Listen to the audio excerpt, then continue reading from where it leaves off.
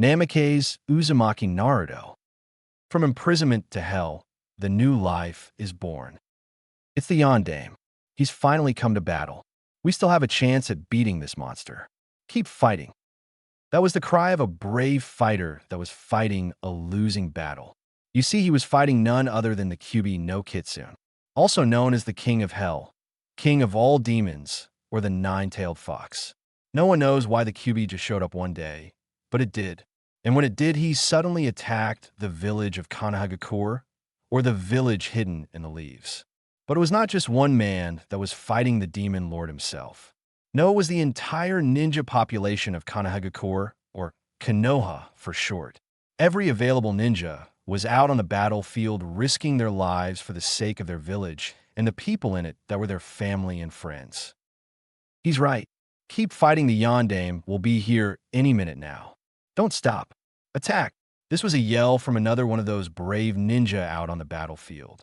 The Yondaime, or the fourth Hokage of the village, was soon going to join the battle. The Hokage, the strongest person in the village. This particular Kage was said to be unstoppable in a fight, and many shinobi had been told to run if they saw him. To know he was coming to the battle brought new vigor to the quickly losing battle. With the knowledge that their strongest would be coming made every ninja fight with all their power in them. And so the battle against the demon lord continued with a new-found will in them all. Suddenly, there was a huge cloud of smoke that took up the entire field for a good 300 feet distance. The smoke cleared, and there stood the toad boss himself, the king of all toads, Gamabunta. And on him stood none other than the Yondaime Hokage himself, Namikaze Minato. The toad was huge, to say the least. It stood tall at a good 250 feet tall, maybe more. It wore a shirt sort of thing with the kanji for toad on it. In his mouth was an equally huge pipe that he was smoking. Then there was the Yondaime himself. He stood there on top of the toad boss in all of his glory. He was a good 6 foot 4 inches tall. He had on your standard Jōnin vest that was green in color with pouches for scrolls on the front. He wore blue shinobi sandals, blue shinobi pants with shuriken and kunai pouches on each leg. He also had on a Konoha headband with the symbol of Konoha no Sato proudly worn on his forehead. He had long, unruly blonde hair that spiked here and there that went just below his neckline. The last and most noticeable thing would be the white cape that he wore. It went from his shoulder blades all the way to just above his ankles. On the back was the kanji for yellow flash, and on the bottom were flames that seemed to be dancing. The Yondaime is here. Keep fighting. That was what Minato heard as he arrived on the battlefield. He saw the nine-tailed fox in all its glory. It stood even taller than Gamabunta did, not in height, but in length, and if you counted those 9 lethal tails of his that were swinging violently around, just waiting to destroy everything in its path, it would truly make a scary sight. This is what the Yondaime saw, the Kyuubi, killing all of Konoha's ninja fervently and without mercy. There were dead bodies everywhere and even more wounded. That didn't count the people that the Kyuubi just vaporized completely. How he stood in front of the Kyuubi without even flinching was quite the feat, and only he could do it. Just as he was about to advance, he couldn't help but look back at the village behind him. It was his home, and he would protect it with his life. That was the duty of a Kage, or more importantly, the duty of father. You see, his only son was just born, and he resided in the village behind him. He couldn't help but remember the last few days he had just gone through. Flashback 5 days earlier. Minato was sitting in his office looking over book after book. He had to find a different way to stop the Kyuubi. He had to. He couldn't accept the other option. He wouldn't accept it. There had to be something that he hasn't thought of. Something. Damn it. I can't find anything. There has to be another way to stop it. There has to. This was the state of the Hokage of Konohagakure no Sato. For the past 3 weeks, the village had known that the Kyuubi was out of hell, and at first he was good. Just roaming the country until 2 days after he appeared, he just went crazy. He lost it and attacked everything and anything in its path. It spared no one, and it was heading in Konoha's direction. At first, the village was in disbelief. Why, you might ask? Well, it's quite simple, really. Why would the king of all demons just appear one normal day, then sudden go crazy and attack everything in its path? They were just lucky enough to be in its path. Lucky them. Anyway, the village was in a panic. How were they supposed to stop the king of all demons? He was rumored to be able to destroy entire mountains with just one swing of his tails, and also start tsunamis with another swing. It was a creature that no one wanted to face, and they were going to face it. The Hokage took action immediately and canceled all missions and called all shinobi in the field to come back to Konoha immediately. They did just that too. They would fight for their home and family.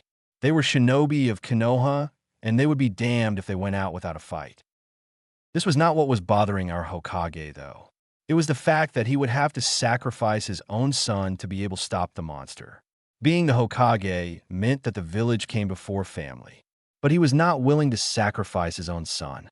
He would do anything to protect him and make sure he had a great life, which was why he was in his office banging his head on the table as we speak. You see, he found a way to stop the beast, but it was too high of a price for him to pay. Seeing as the beast was immortal by human standards and could not be killed by any mere human, it would take nothing less than a force of nature to stop him, a hurricane, a tsunami, something huge and powerful. He unfortunately had none of this. He may be considered the strongest of his time, but not even he had that kind of power. The only thing he could do right now to stop the great beast was seal it away into his own son. By doing that, the Kyuubi and his son would eventually pass on, and the Kyuubi would die with his son. He had the seal made up and everything. He would call upon the death god himself, a being that even the Kyuubi had no power against. With him, he would seal away the Kyuubi inside his son, and thus would end the Kyuubi's reign of terror.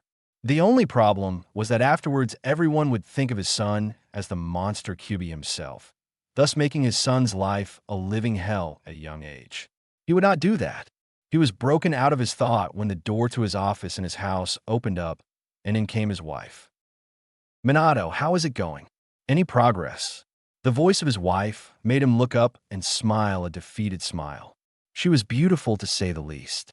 Her name was Kushina Namikaze, the wife of Minato Namikaze. She stood a good 5 feet 8 inches. She was very pregnant and expecting a day. Even though she was pregnant, she was still very beautiful. She had a maroon kimono on that had sakura petals on the edges. She had a nice figure and beautiful face. She had light blue eyes and long dark red hair that went all the way to her mid-back. She was beautiful. With a heavy sigh, "No, all I've been able to come up with is the seal, and I refuse to use that on her son," Minato said with another heavy sigh. "Oh, I'm sure you'll think of something. You always do." She said this with a beautiful voice while giving her husband a smile. Minato just looked at her and couldn't help but feel slightly better. "How do you always do it? You always make me feel better whenever I'm down." She couldn't help but giggle slightly at that. He was just so amusing sometimes. "Well, you know me. I'm just like the oof." She fell down on her knees, and Minato was by her side in a split second. "Are you okay? Come on, you should come sit down," he said while leading her over to the couch in his office. He sat her down and sat beside her, obviously really worried about her. "Thanks," she said after she got on the couch. "Was he kicking again?" "Yeah, he sure is active lately. I can't wait till he is born and I can hold him in my arms, though." She had a faraway look on her face at this point.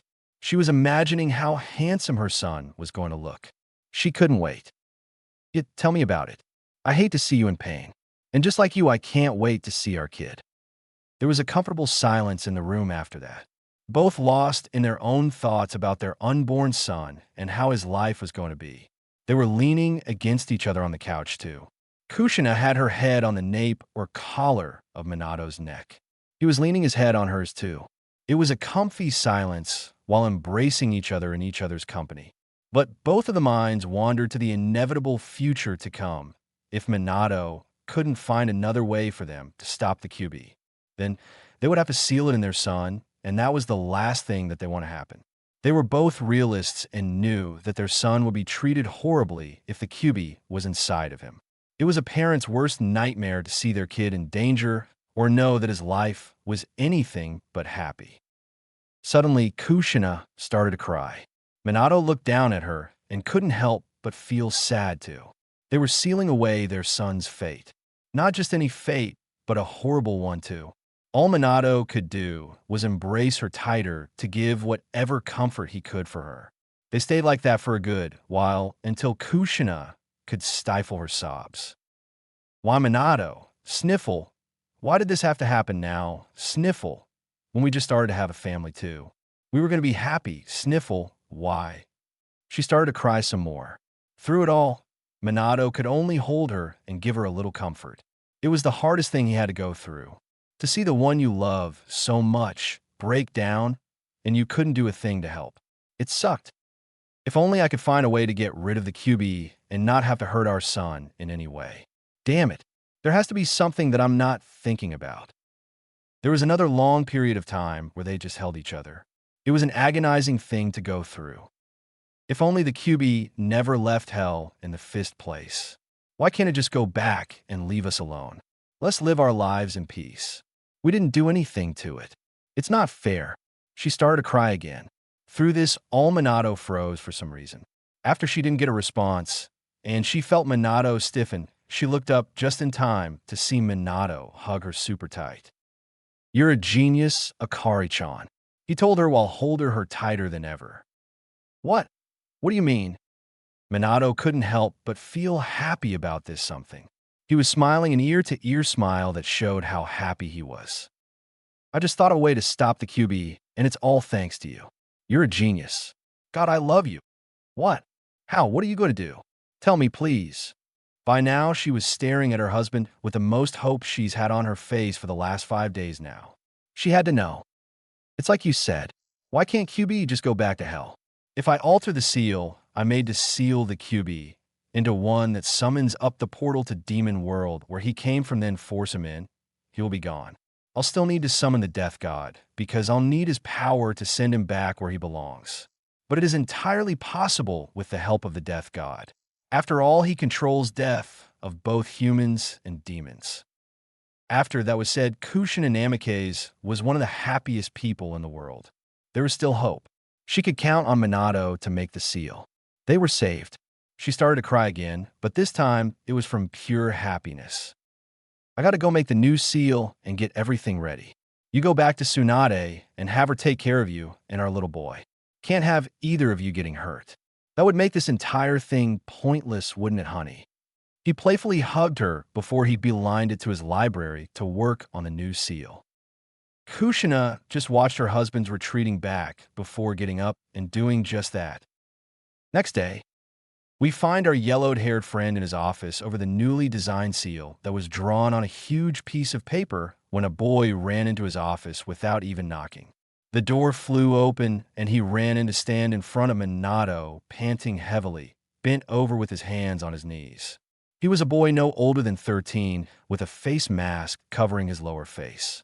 It went around his neck all the way up and over his nose. He had his Konoha headband covering his left eye. He had silver hair that was sticking up and slightly backwards. He also wore the standard Jōnin vest of the village. After gaining his breath somewhat, he stood to look at the startled man. "Minato-sensei, pant, Kushina, in labor, at the hospital." The second he spoke, this Minato was out the door faster than he could see. All that was left was an after-image of him, standing there in a yellow streak leaving out the door. After getting over the sudden loss of seeing his sensei moving that fast again, he simply used the Shunshin no Jutsu to teleport to the hospital. With an audible poof sound and a cloud of smoke later, he was gone. Hours later, "He's beautiful, isn't he, Minato-kun?" That was the voice of a very tired woman named Kushina Namikaze. She just finished giving birth to her child and is now holding that same child in her arms lovingly. Standing beside her is her husband, Minato Namikaze, staring at his boy. He couldn't be happier right now. He was on cloud 9. "What's his name, you two?" asked an old man that just walked through the door.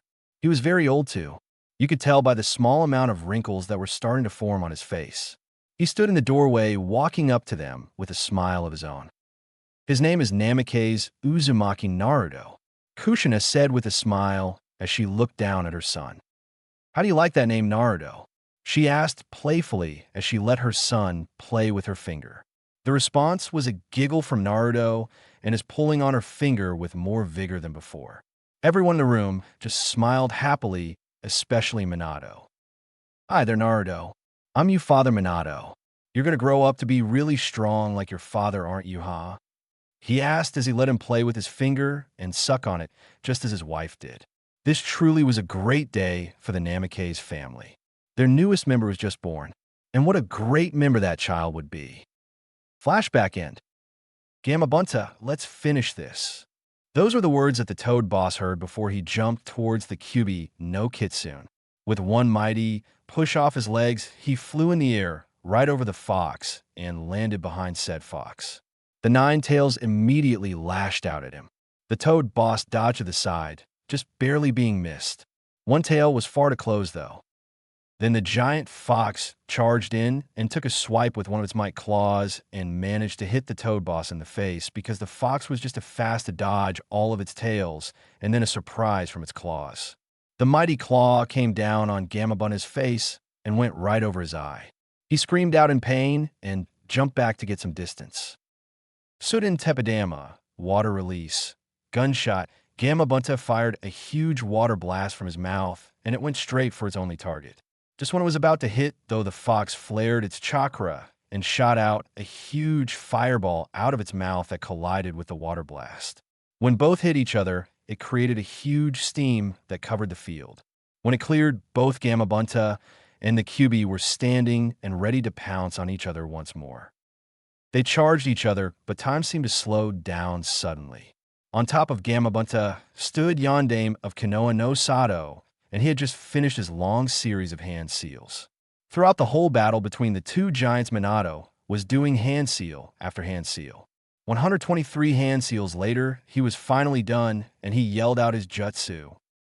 Shiki Fujin, Jigaku Koka Kainchitin Numa no Jutsu. Descending hell to mirror heaven and earth change to underworld no Jutsu. All life within a 40-mile radius stood, still not daring to move for being afraid of what might come next. Even the mighty Kyuubi dared not move, for even he, the king of all demons, felt the power that Jutsu possessed. Suddenly the ground underneath Kyuubi and Gamabunta shook violently and started to crack right from under them. Both giants jumped back and watched as the very earth crumbled to nothingness. Then cracks that were a foot in diameter each, running for hundreds of feet in every direction from where it started, began to form, and the ground suddenly collapsed downward. After a few agonizing seconds, the whole could be seen for all in the world to witness. Where there used to be forest now was a hole the size of three Kyuubis combined. It was hundreds of feet wide. On the other side of this hole, you could see flames like no other and other demons as well. Then from behind Gamabunta appeared a being scarier than the Kyuubi himself, the death god in all of its glory. It was transparent, but you could feel the power coming off of it. And it wasn't a normal power either. It felt like pure death. The death god saw the king of all demons and reached out for the demon lord. Death's hands grabbed the demon lord and dragged the Kyuubi into the pit that was Demon World, also known as Hell.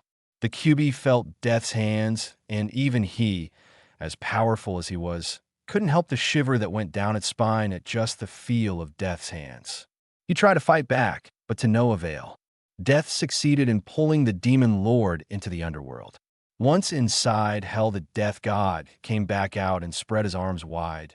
Then, as if pulling two things together in front of him, he moved his arms from their outstretched position and proceeded to pull them together in front of him till his wrists were touching. As the death god did this, the portal to the underworld shut and closed once again. All the onlookers saw of this was the ground crumbling and then Kyuubi being pulled in. They cannot see the death god. Only those who have signed his contract can see or summon him. All the onlookers saw after that was just a blinding light. They did not see the portal close or the death god. All they saw was a blinding light that lasted a good 20 seconds before it faded down into nothingness. When they could see again, they were astonished.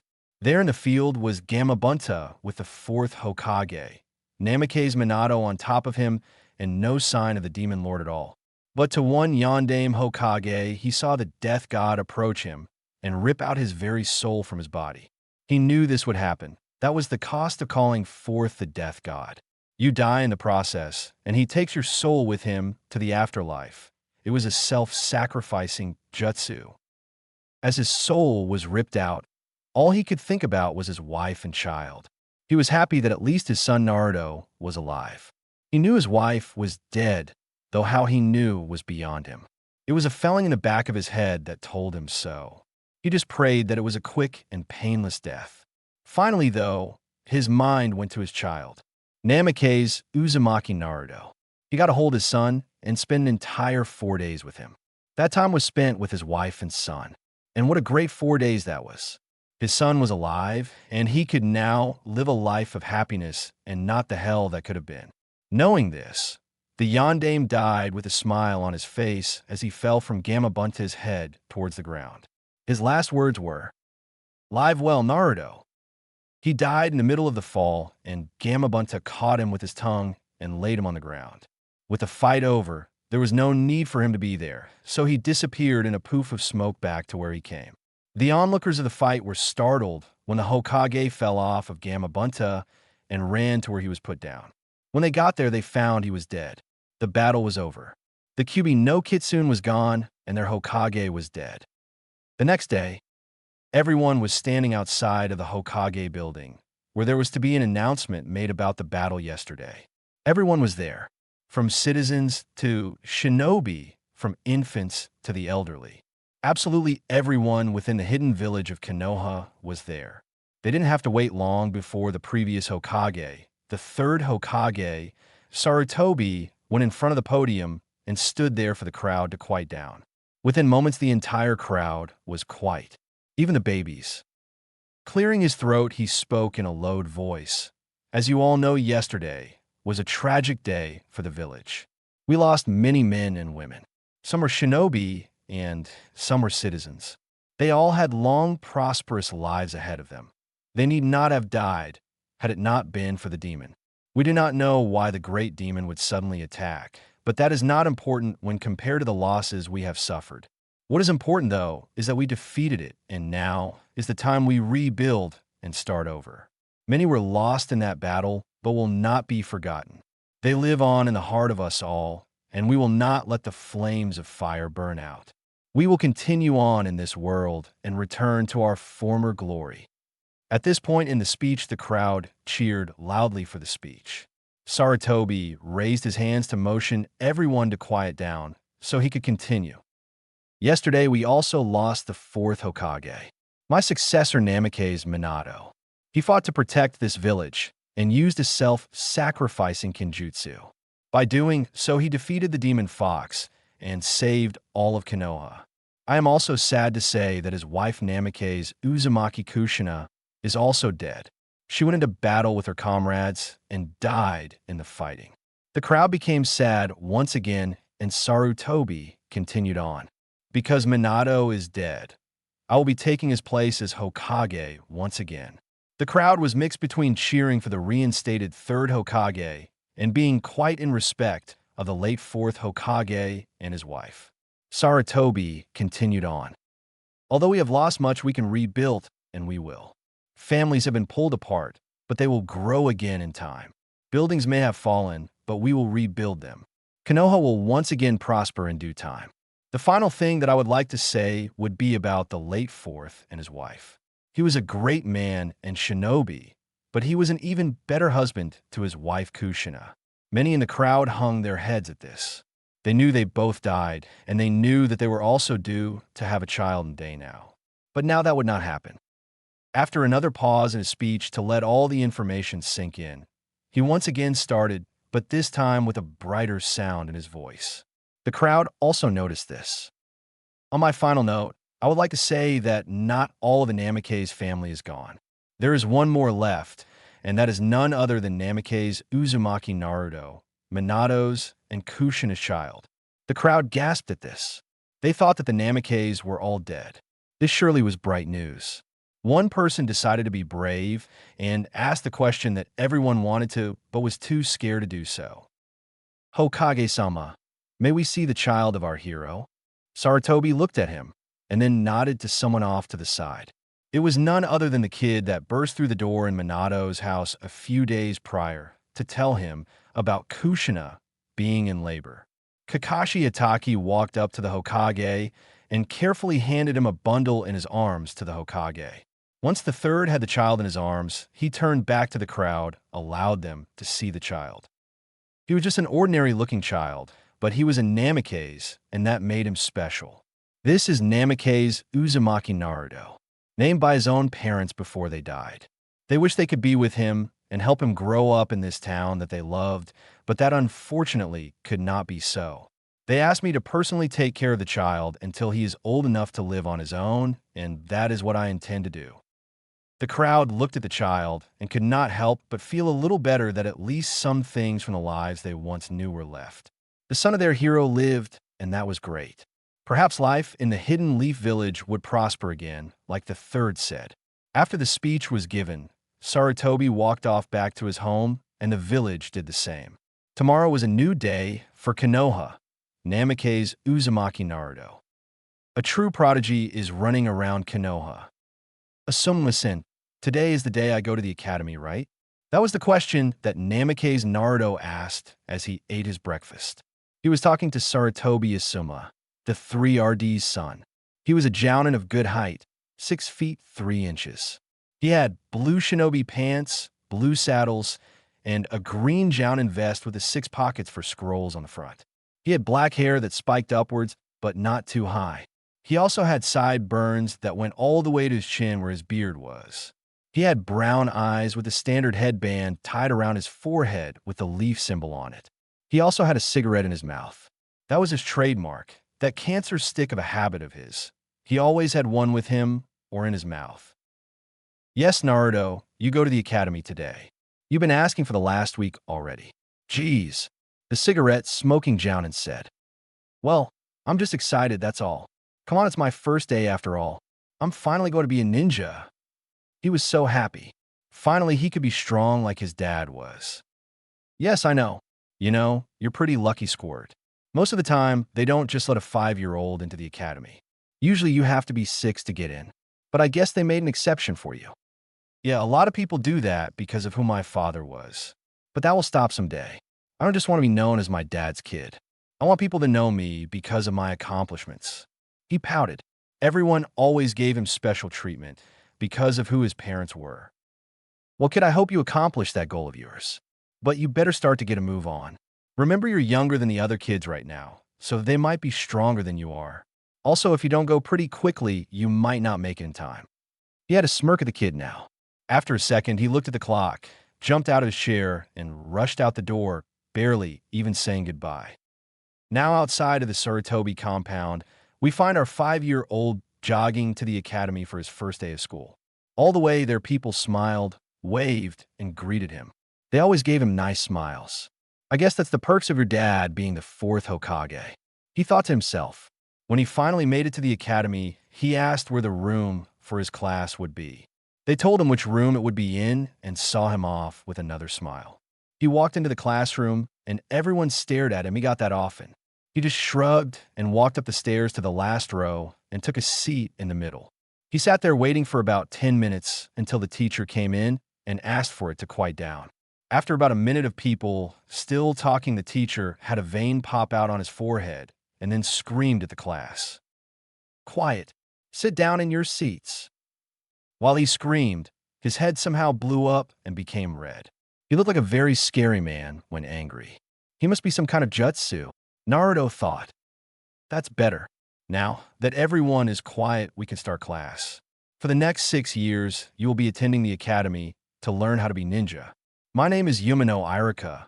I am a Chunin, and you can call me Irika-sensei. Now for roll call.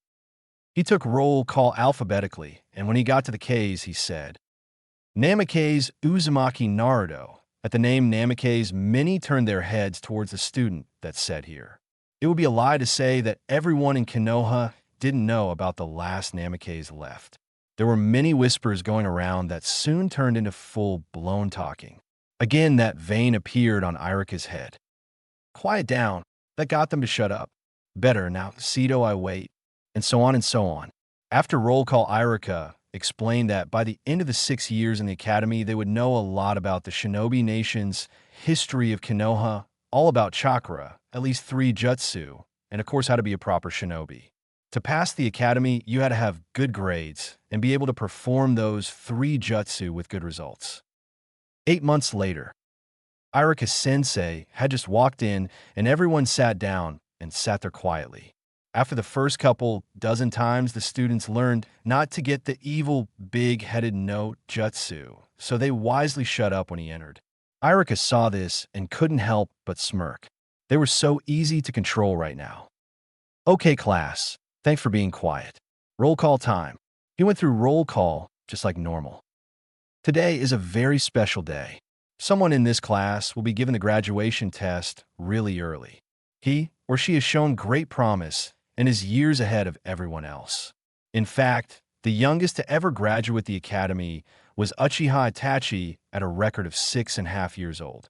Today, someone might break that record. The class broke out in gossip about who could possibly be that good in class. They didn't have to wait long before the answer was given in the form of a name. Well, Namikaze's Naruto, please come with me to another room, so you may take the paper test first. Irika exclaimed with a smile on his face. Me? Naruto was dumbfounded. He knew he was stronger than anyone else in class, but to be good enough to be a Jōnin, he didn't know about that. Luckily for him, Irika Sensei saw this look. Now, Naruto, I know you and your fellow classmates might be wondering how you could be so advanced. Well, it shows on your test scores and your performance of taijutsu. Hand-to-hand combat. You see, I've compared your scores with others from last year's graduation exams, and your answers are on their level, if not better than theirs. Your taijutsu, according to me and 3 other teachers, is on par with a Jōnin, and your strength and speed are too. Overall, the teachers believe you are ready to be a Jōnin. So please follow me to the examination room. With that said, Irika went out the door with Naruto following. Irika returned 5 minutes later to continue his lessons for the others. 40 minutes later, Naruto came back into the classroom with his paper and handed it to Irika. He looked it over and smiled. Congratulations, Naruto. You passed the written exam with 100%. Great job. Naruto beamed. He seriously thought that the test would have been harder. But surprisingly, it wasn't as difficult as he thought.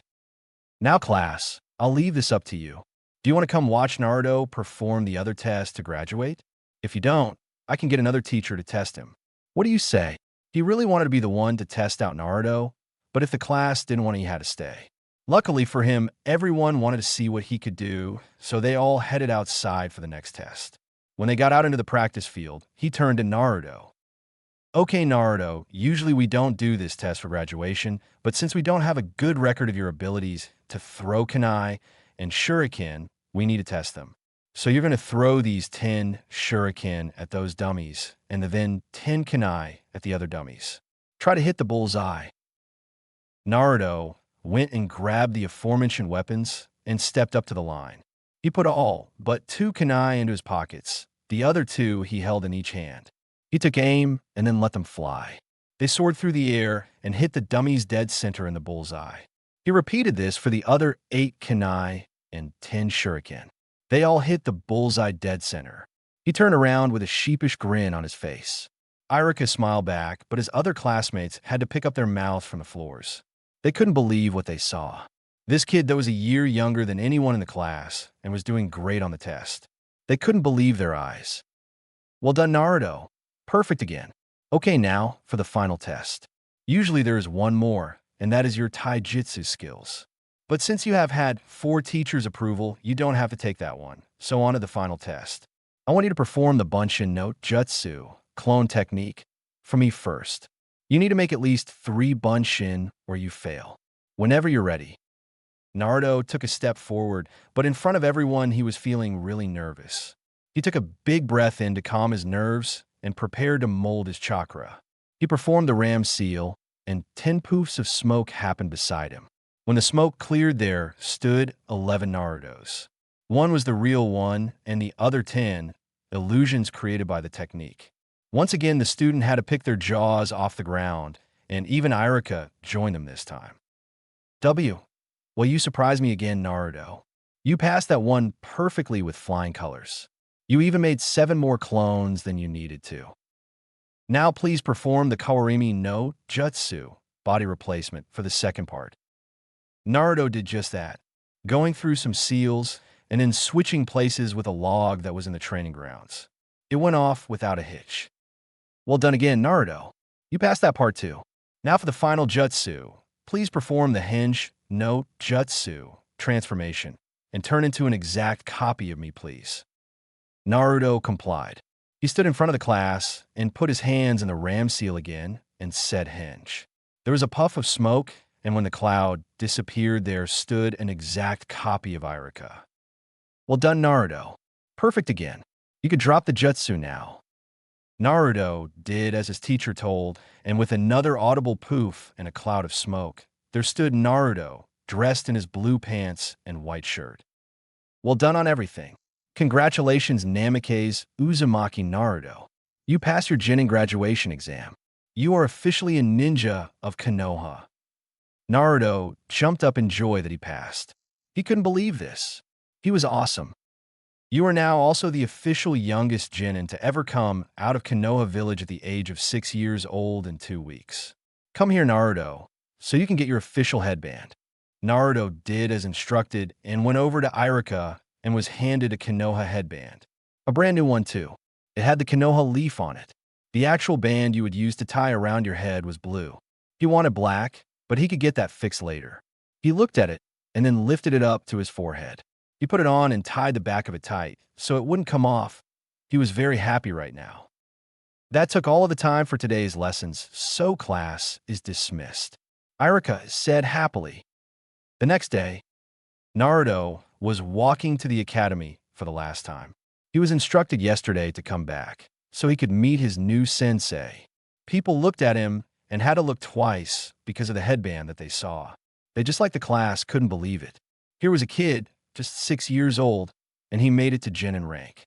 He may be the 4TH's kid, but still, that was huge. Not even Itachi, the supposed super genius of his clan, made it to Jōnin that quick. He was 6.5 when he was made a Jōnin.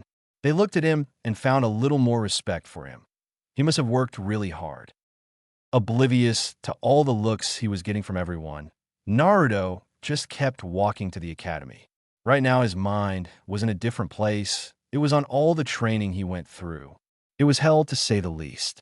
Unlocking his chakra at 4 years old and then using it at 5. Then mastering the basics was really hard. He also had to run constantly, do push-ups, sit-ups, jumping jacks, all sorts of things, but it was all worth it in the end. I wonder who my sensei will be, he thought to himself as he continued his trek to the academy. When he got there, he saw Iruka waiting outside the door. That was unusual, but he shrugged and started to walk to the door when he stopped him with a hand to the shoulder. Naruto, follow me so I can show you where you can wait for your Jōnin instructor. Iruka asked. Why not just wait in a normal classroom? It was a normal question to ask in the situation. Naruto, you are a Jōnin now, they are not. They have to learn the basics, still where you already have, at an extremely young age. It would only be a waste of your time to go back into that room, where you already know everything I'm going to teach. Man, I hope that works. I just don't want to have to listen to the others ask a million questions and then have to yell at them to be quiet. Iruka thought. Oh, come on, Iruka-sensei. I may be advanced, but there is always stuff to know. I'm sure there's stuff you haven't taught me yet. No, Naruto, just go wait in that room. Sorry, Naruto, I don't want to be mean or anything, I just don't want the headache today. He thought to himself. Oh, all right, if you say so, Iruka-sensei. He walked towards the room and went to sit down in one of the chairs to wait for his sensei to come. After about an hour of waiting, a man walked in with a familiar cigarette in his mouth. Somoa-sen, you're my new sensei. In his mind, he was thinking, damn, never saw that one coming. Ah, yes. Naruto, I am your new sensei. Meet me on the roof, and we shall talk there. With that, he poofed out of the room, probably to the roof. Naruto watched him poof out of there and said, damn lazy senseis and crap. I can't wait till I learn that jutsu. I'll make my own version that is way cooler than that stupid cloud of smoke. With that notion, he walked out of the classroom and up the stairs, and then up to the roof where he saw his new sensei sitting on the railing waiting for him. Well, took you long enough, Naruto. We're gonna have to work on that speed of yours, aren't we? He had this evil little smirk on his face. Naruto gulped. He only saw that look on Asuma-san when he was planning something.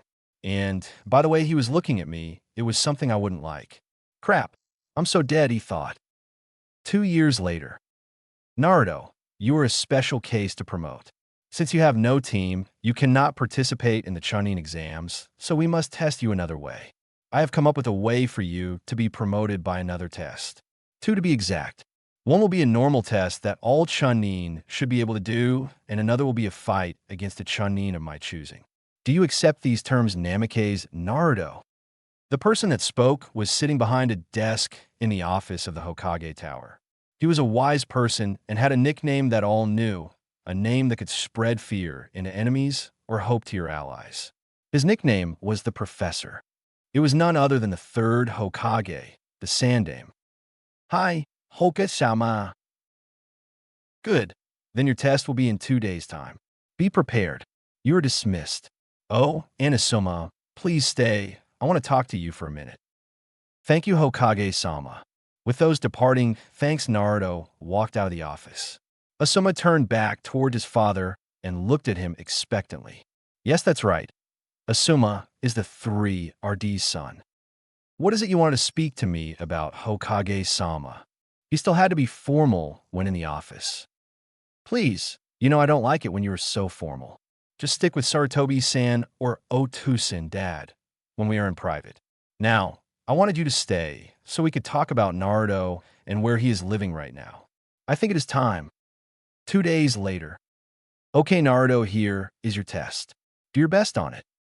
Hi, Sensei. And so for the next hour, Naruto sat in a desk in a classroom doing his test. After the hour was done, Asuma came back in and asked for the paper and saw that it was finished completely. He read over the answers and wrote something on it and then gave it back to Naruto. Naruto looked at it, and when he saw it, he put on a smile. He had gotten 95% on it. Damn, I was really worried there for a second. Some of those questions were really hard. I guess I know more than I thought. Well, good job, Naruto. Come follow me, and I will lead you to where you will fight your opponent.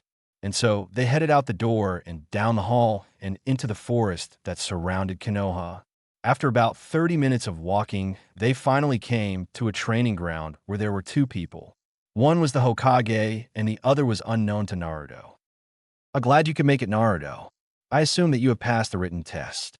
He got 2 nods, one from Asuma, and the other from Naruto himself. Very well. Since you passed, you will move on to the final stage of your test. This is the Chunin you will be fighting against. He has been a Chunin for 5 months.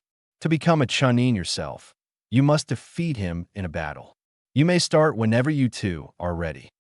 With that statement, Naruto walked over to the left side of the field, and the other guy went to the right side, while the Hokage and his son were on the sidelines. The man opposite of Naruto slipped into a battle stance and got ready, but Naruto just stood there until he asked a question. Before we start, I would like to know your name if you don't mind. Naruto asked. The man was startled a little, could only look on in dumb amusement.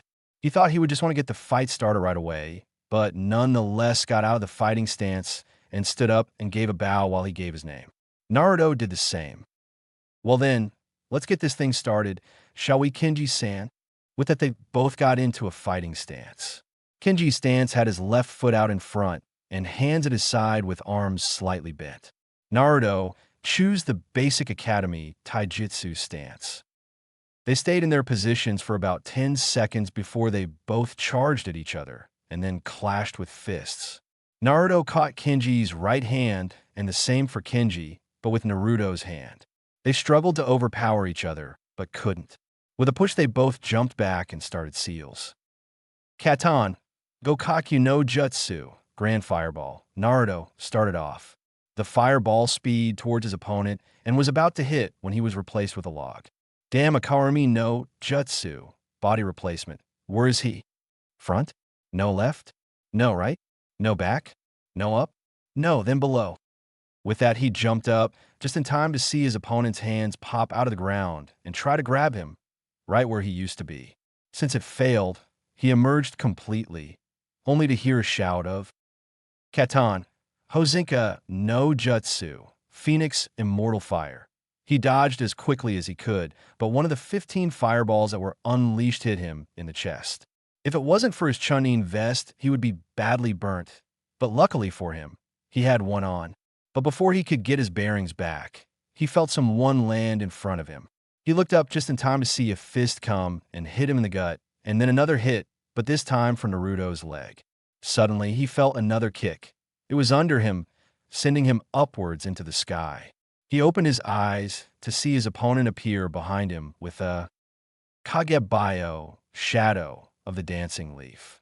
With that said, Naruto proceeded to hit his opponent in the back once, to paralyze him temporarily, and then swung around him to the front and hit him with his first once in the stomach, cheek, and both shoulders.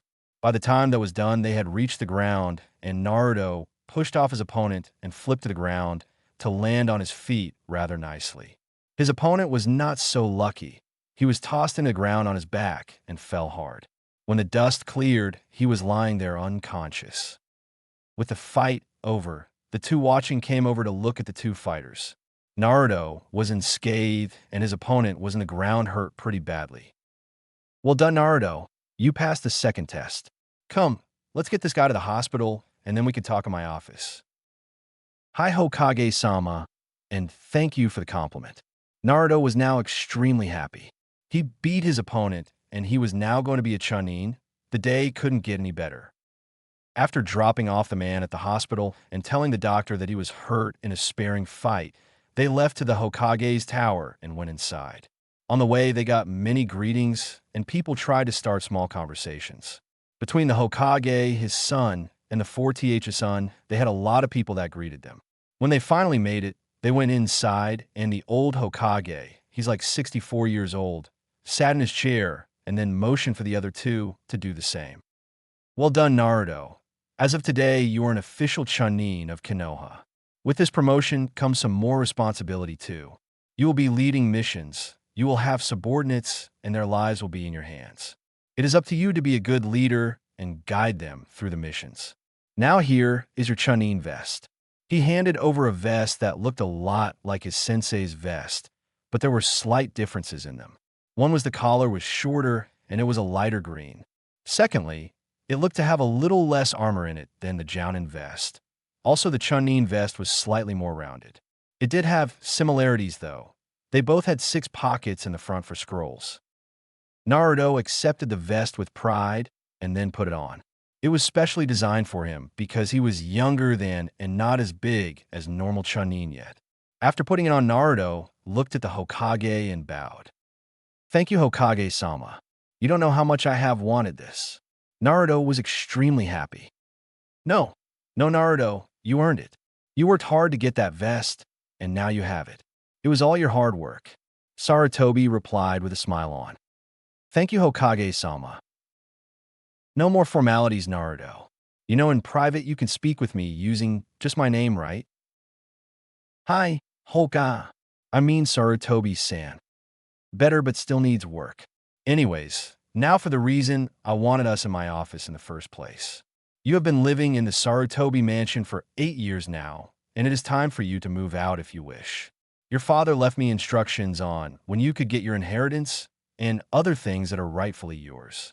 He told me that you could be given your clan house and your father's fortune when you reach Chunin, and you have now. So without further ado, here are the keys to your new home and the bank accounts of your family. With that, he handed Naruto the keys and a slip of paper that he had gotten out of a safe behind the picture of the 4Th's photo. Now remember, Naruto, if you don't want to live by yourself and wish to stay at the Sarutobi mansion, then I will let you. But if you do decide to live by yourself and you will have to cook, clean, do everything by yourself, you won't be able to depend on others. Also, you will have to be responsible with all that money your parents left you.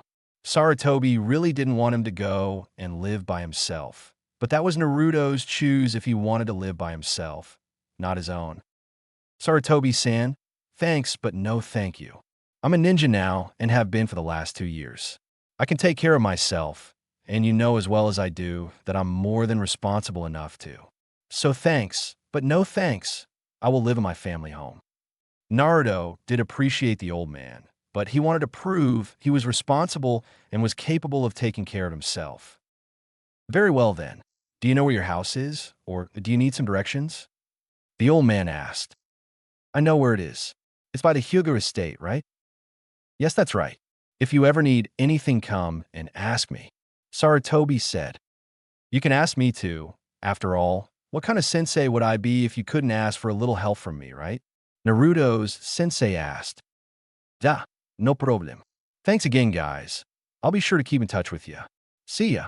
With that, he teleported out of the office with the classic Konoha Shunshin, a swirl of leaves. He sure has grown fast, hasn't he, Otusen? Asuma couldn't help but feel happy and proud about how good his student was. After all, he will probably be in the history book someday, and I will be praised as his sensei, he thought with a small smirk/smile. Yes, he has. And what are you smirking about over there? Oh, nothing. He laughed as he walked out of his father's office. I wonder what that was about. Oh well, none of my business. He then turned in his chair and then looked outside his window to the Hokage monument. Minato, Kushina, you would be so proud of your son if you were here. He is getting stronger and stronger in life, and he just keeps doing it at an amazing pace. I wouldn't be surprised if he even surpasses you someday, Minato. It wouldn't surprise me at all, he thought. Outside of the office, Naruto was walking down the streets and was getting congratulated on his new promotion. He greeted them with thanks and then continued on his way. As he passed by a stand, he caught a whiff of a great aroma that made him turn his head that way. He was a little hungry, so why not get some food? So he walked into the stand called Ichiraku Ramen Bar. He sat down at the counter and noticed that the place was relatively empty. There were only 2 other people in there. When he sat down, the waitress came to him and gasped. Namikaze-sama, how may I help you? The waitress asked. Naruto looked at her and released a sigh. Why can't people just call me by my name? Why is it always Naruto-sama? Namikaze-sama? Why not just Naruto-kun or Naruto-san? But no, always with the formalities. I'm sick of it. He ranted while he hung his head down. Did I say something wrong, Namikaze-sama? She asked. Naruto just hung his head more at this. After a few seconds, and the girl, trying to apologize for something she thinks she did wrong, Naruto raised his head and looked at her. She was a couple of years older than him, maybe around 12 years old or so. She had brown hair and had an apron on with a bandana, which was white, on her head to hold her hair from going into her face. No, there is nothing to apologize for. Really, I'm just kind of sick of people calling me Namikaze-sama or something like that. They're all too formal. Please just call me Naruto-san, miss. Oh, my name is Ayam, the girl told him. Like I said, just call me Naruto-san from now on, please, Ayam-chan, he said with a small smile on his face. Ayam just nodded dumbly. Here was probably the most popular and renowned guy in Konoha, and he just asked her to talk to him normally. And he added the chan suffix to her name, which was another surprise. Chan was used when you were close friends with a girl, not when you just meet them. Oh well, she would go with it if he wanted her to. All right, Naruto-san, what can I get for you today? She asked with a smile on. Naruto smiled right back and replied, I would like a bowl of chicken ramen, please. Of course, it will be ready in a couple of minutes. Would you like something to drink in the meantime? Yes, just get me some tea for now, no preference. She nodded and walked around back, but came back a moment later with a cup of tea. Another 5 minutes, and his ramen was in front of him. He grabbed a pair of chopsticks and broke them apart and said, Itadakamasu, way of saying respect for the food given to you. With that, he dug into the ramen and started to eat the noodle, chicken, and soup. He liked it a lot. He ate it in about 5 minutes and then asked for another bowl of the stuff. He got his second bowl a few minutes later and ate that one also in about 5 minutes. Damn, that was some good stuff, he thought to himself. Well, that was excellent. I'll be sure to tell others about this place. I really liked it, Ayam-chan. I'll be seeing you around, okay? He got up and put some money on the table before he left out the curtain and waved as he left. Who was that Ayam-chan? An older voice asked for him around the corner. When he came around, he was wiping his hands down on a towel. He was an older man in his late 30s or so. He had on a chief hat and wore a white chief coat. That was Naruto-san. You probably know of him as Namikaze-sama. She watched her father's reaction intently. He dropped the towel on the floor and had his mouth agape. The Namikaze? As in the fourth Hokage's son. He asked, a little startled that he would come to a place like this. His daughter Ayam just nodded. Yes, Tucci, name of dad. It was the Namikaze Naruto, but he doesn't like being called by his last name. He thinks it is too formal. So he asked me to call him Naruto-san, and I did. She replied. Well, what did he think about the food? He half asked, half shouted. He really liked it. He had 2 bowls of chicken soup. He even said that he would recommend us to others. She replied like it was nothing. Tucci was lost for words at that moment. The Namikaze came to his place and got 2 bowls of his food, and he liked it. Then he said he would suggest the stand to other people. His face broke out into a huge grin. Oh, Tussin, why are you grinning? That grin kind of craped her out a little. You don't get it, do you? If Namikaze suggests us to other people, others will surely come. And if he comes again, and from what you told me he will, then this place will be busier than ever. We will make a fortune, he said with dollar signs in his eyes. Ayam could only shake her head at his antics and go back to work. At that very moment, Naruto was walking down the street towards his supposedly new home that was once his parents'. As he walked down the road, he got more polite nods and even some greetings, which was the life he came to know. Everyone knew about him and what he did. The second something happened with him, it seemed as though the entire village would know about it before he could even travel halfway through it on foot. I guess everyone will know every time I do something new or accomplish something. It is kind of scary of how fast gossip travels in this town. I swear that gossip travels faster than any ninja could in this village, he thought as he continued to walk down the road. As he did so, he got closer and closer to the richer part of town. After another 10 minutes of walking, he came to a big gate that was in the middle of the forest. He opened it up and walked through. As he kept walking, he noticed the landscape. It was a nice open front yard with some trees here and there. After some time on foot, he came upon a house. Well, some may call it a house, but others may call it a mansion, although Naruto considered it a house. It just didn't have the mansion feel to it. It was big, he would give anyone that, but it wasn't amazing like a mansion, but felt more like an actual house. Although he's gotten lost a few times, he had been inside the place before. It was your normal-looking house, 2 stories tall, with a front door in the middle, windows here and there. On the second floor, there were patios, so you could get some fresh air. In the front, there were bushes all around the house and more trees in the distance. After checking the place out for a minute, he decided to head on in. Without further ado, he said to no one in particular, more to himself to get out of his musing for so long. So he walked up to the front door and pulled out the key the old man had given him and put it into the keyhole on the front door and turned. With that, the lock was undone, opening up his new home. After walking into the house, the first thing he noticed were the stairs that lead to the second floor, a little way in front of him, and then the hallway he was in. There was a closet to put coats and stuff in, but he left all his stuff at the Sarutobi mansion for now. He would pick it up later. Right now, he had a house to explore. With that exact thought in mind, he wandered the halls. He found a bathroom, a living room, kitchen, dining room, another bathroom, and a bar. Then he found where he would most likely be spending most of his time in, the training room. There were weapons of every kind on the walls. There were mats everywhere, and it led outside into the backyard that was absolutely huge, to say the least. The clearing had to be at least 500 feet big. There were trees, again surrounding the training area, that lead farther out into Konoha, or outside of Konoha to be more precise. There was a small river going through the training ground that went into a lake about a mile away from his house. That would be a great source to practice his water jutsu. After checking out the backyard, he went back inside to look at the upstairs. Once on the second floor, he went into the main hallway, then split off into smaller ones most likely, he would find out. As he went down the hallway, he checked out each room as he passed.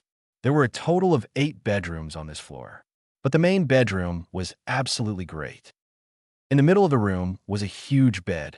Upon closer inspection, it was a king-size bed with blue sheets over it for coverings and what looked like very comfy pillows. Continuing on with the observation of the room, he found a walk-in closet that was huge also. It had to be 20 feet by 10 feet. That was insane. If he ever had that many clothes, he would be crazy. But hey, the space would probably get used sometime or another in his lifetime. After recovering from the huge closet, he went into the personal bathroom and found it was also huge. There was a counter where the sink was and 2 cabinets. Then there was a big walk-in shower. Overall, the master bedroom was very, very nice. He continued down the hall and also found there were 2 storage rooms and 2 more bathrooms on the second floor. Oh, let's not forget the walkout balconies that were all over the front and backyards to look out and enjoy nature. He went downstairs and couldn't help but wonder where the library was. According to the old man, there was an absolutely huge library just full of everything a ninja could ever want, from techniques, ranging in all the elements, to taijutsu, to genjutsu, to history. It was all there, but the problem was he couldn't find it. After another 10 minutes of walking down the same paths, he got frustrated. Where the hell is the library? Then he suddenly remembered the old man Hokage talking about the library once when he asked about his parent house. Flashback. Naruto was 7 years old and was talking to the old man when a question suddenly became apparent to him. So being curious and knowing the old man would be able to answer them, he asked, "Hey Sarutobi-san," hearing his name called. He looked down towards Naruto and said, "What is it you need, Naruto?" "Well, I was just wondering, you know how you said my parents have this huge library and stuff, with more stuff than the Hokage's building has?" Here he nods and motions for him to continue, which he does. "Well, I've been there before, but I have never seen this library before. Where is it?" Sarutobi looked thoughtful for a minute before he replied, "Well, you know that kind of information can't get out into the open, right?" It was Naruto's turn to nod this time. "Well, since your parents had such a large amount of books, filled with very important things, and since your father was a seal master, he created seals all around the room to make it invisible to the human eye. It is like a genjutsu, but is more advanced, what with the amount of seals he put on there, to add to the security. He made it so only a select few could get in. Those people were restricted to just his family. In other words, Naruto had a look of awe on his face at that moment. He knew his dad was a seal master, but to be this good was unbelievable. Making an entire room disappear would take very intricate seals, and they would need to be done right and put into the right spots too. But this added another question. If it is invisible to the human eye, then how am I supposed to see it? Can I see through it because I'm family? Very good question, Naruto. You surprise me again with that brain of yours. No, you cannot see through it either. It is just as invisible to you as it is to me. But for you to see it, you have to do certain hand seals in front of where the door is supposed to be, and then swipe a little blood on the wall, and it will show itself. Even so, only you or your family can enter, no one else. Not even me. The door will recognize your blood and body and let you in. It also has other safety features like chakra signatures, blood, and body scans. These will all be checked when you touch the door handle. If you're deemed as a Namikaze, then you can enter. If not, then it will never open for you no matter what you try. If you try to force it to open with a jutsu, you will be attacked with hidden weapons that would kill you before you even know it. It is the most secure thing in this entire village. And once you leave, if you want to put the invisibility on the door again, then all you need to do is some more hand seals and put some of your blood on the door. That's about it. Flashback end. So making his way down the hallway to where the door is supposed to be, but isn't, he goes through some hand seals and then bites his thumb and swipes some onto the wall, and presto, the wall warps and there is a door there in its wake. He reaches out and touches the handle, but nothing happens, so he assumes that it is working and turns it. It moves, and then he pushes it open. What he sees is breathtaking. The room is huge. It must be at least 50 feet long and 30 feet wide. And it was just crammed full of books. They were everywhere. He could probably spend the next 6 years of his life in here and just read and still not be done with them all. It was that big. Then he noticed something that caught his eye. It was a safe about 6 feet tall. He walked over and looked it over. There was no handle whatsoever on it, so it had to be the work of some kind of seal again. Then he saw the actual seal on it. It was very complex, like all the others he'd seen so far. Damn, I have no idea what these things mean.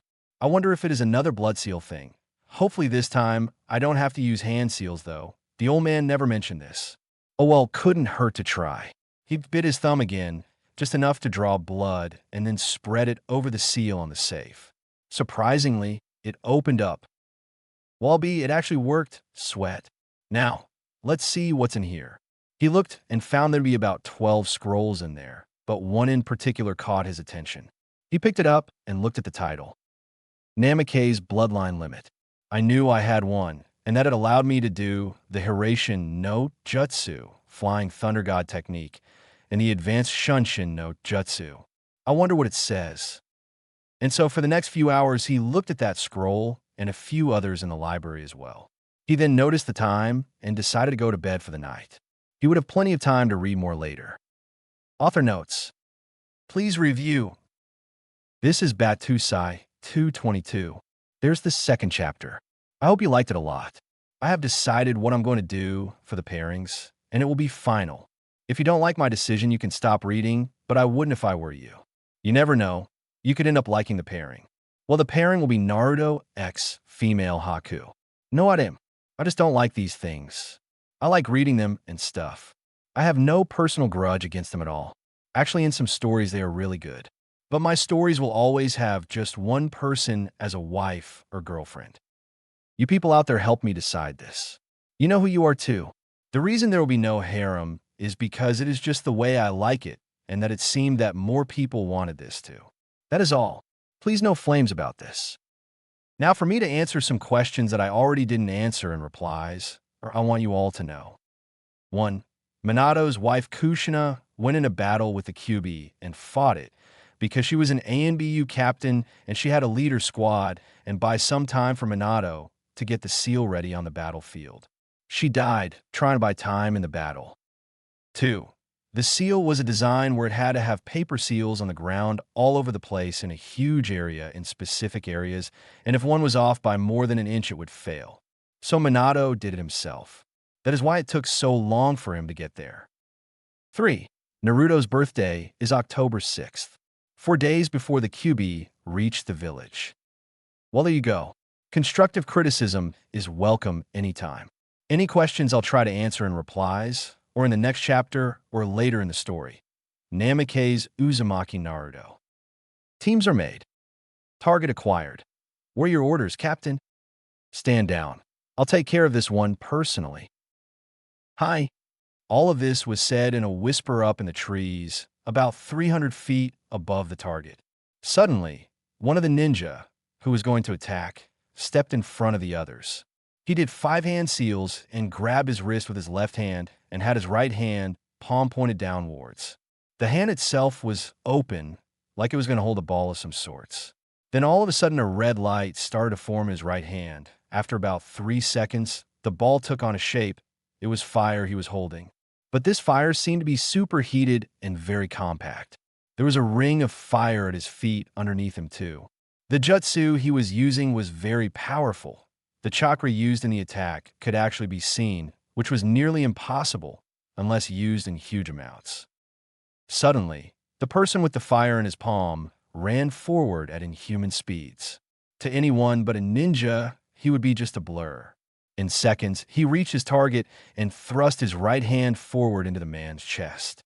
His hand went through the flesh and bone like it was butter and easily came out the back. His hand was right where the target's heart should have been. The target was dead before he even knew what happened.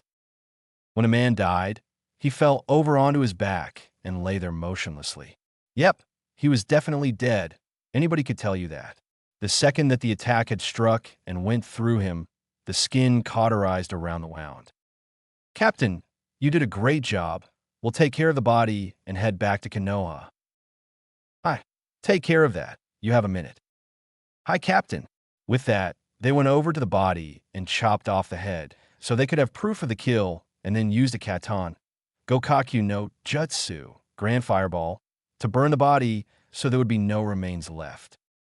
Sir, We are ready to leave. Good, let's head back home. With that, they took off into the trees and headed to Konoha. About halfway there, the captain was still in front and his team behind him. The team was having a discussion about what they just saw.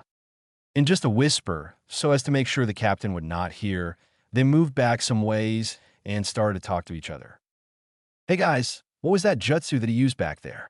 I've never seen something like that before.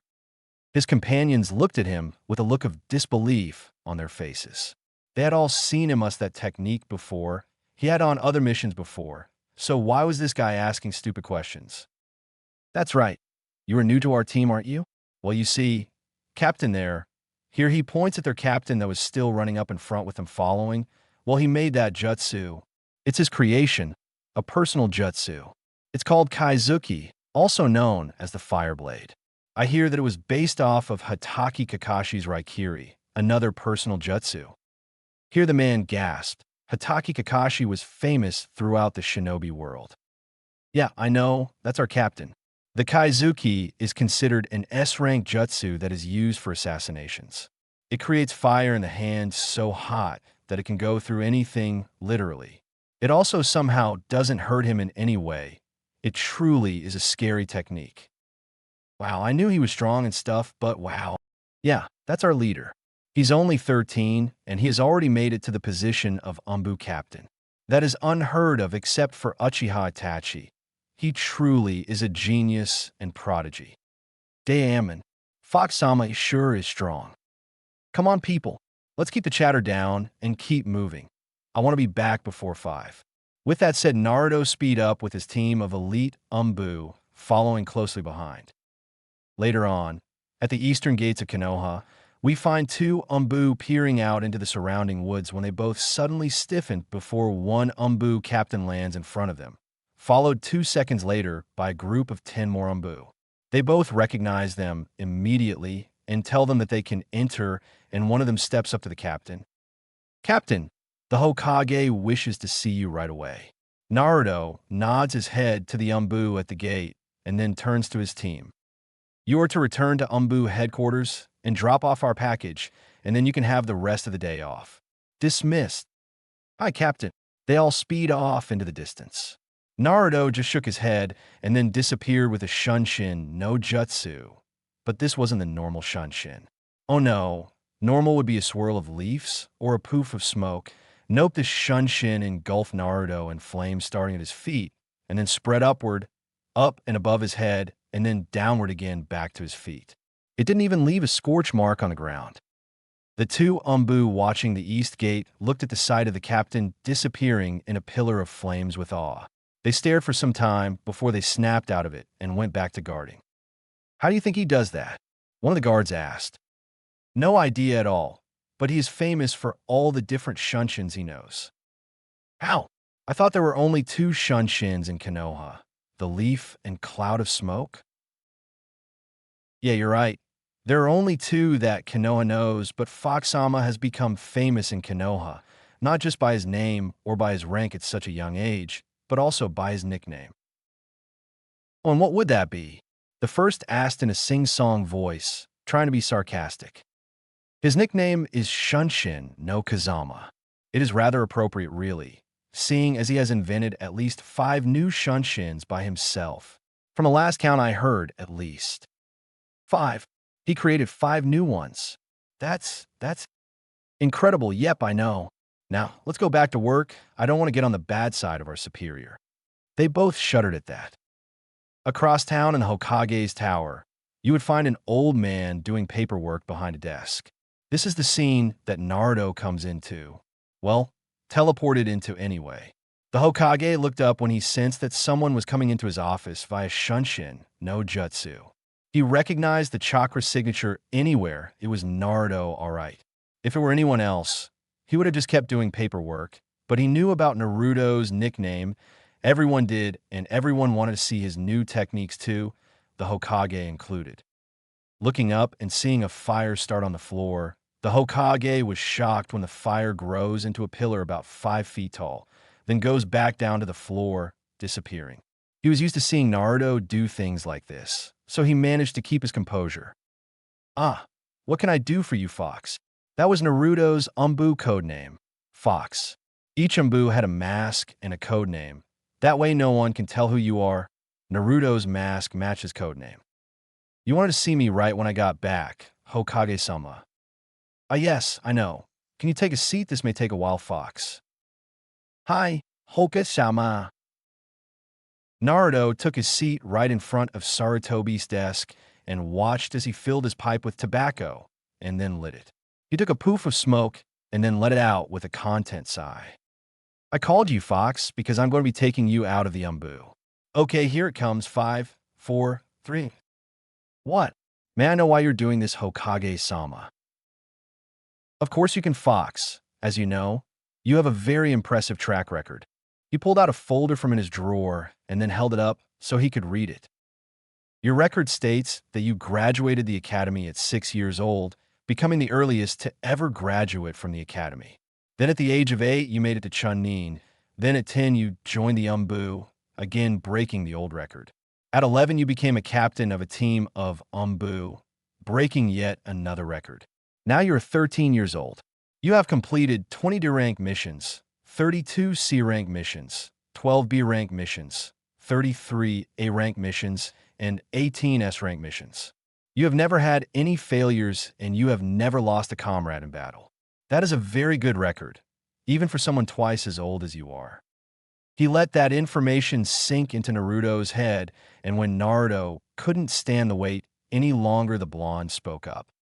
I already know the Hokage-sama. So why are you taking me out of the I could be of great use to the village.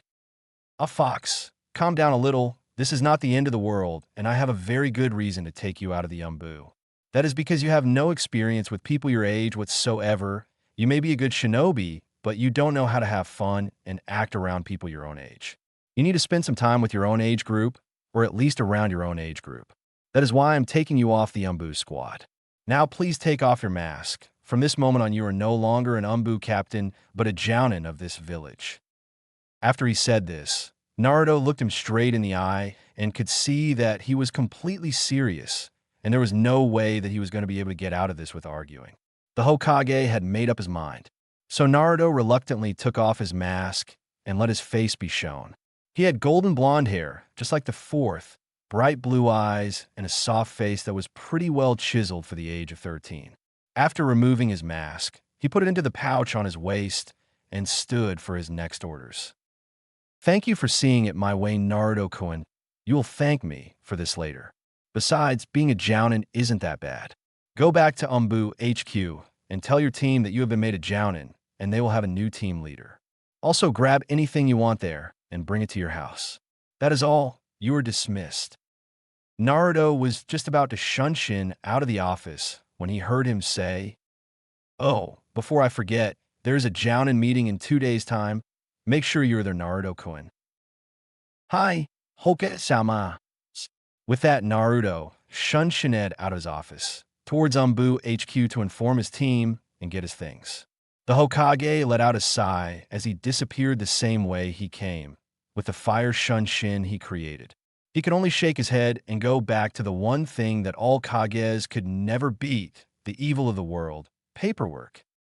2 days later, all of the Jōnins of the village were in the Hokage's tower, waiting for 2 more people to show up.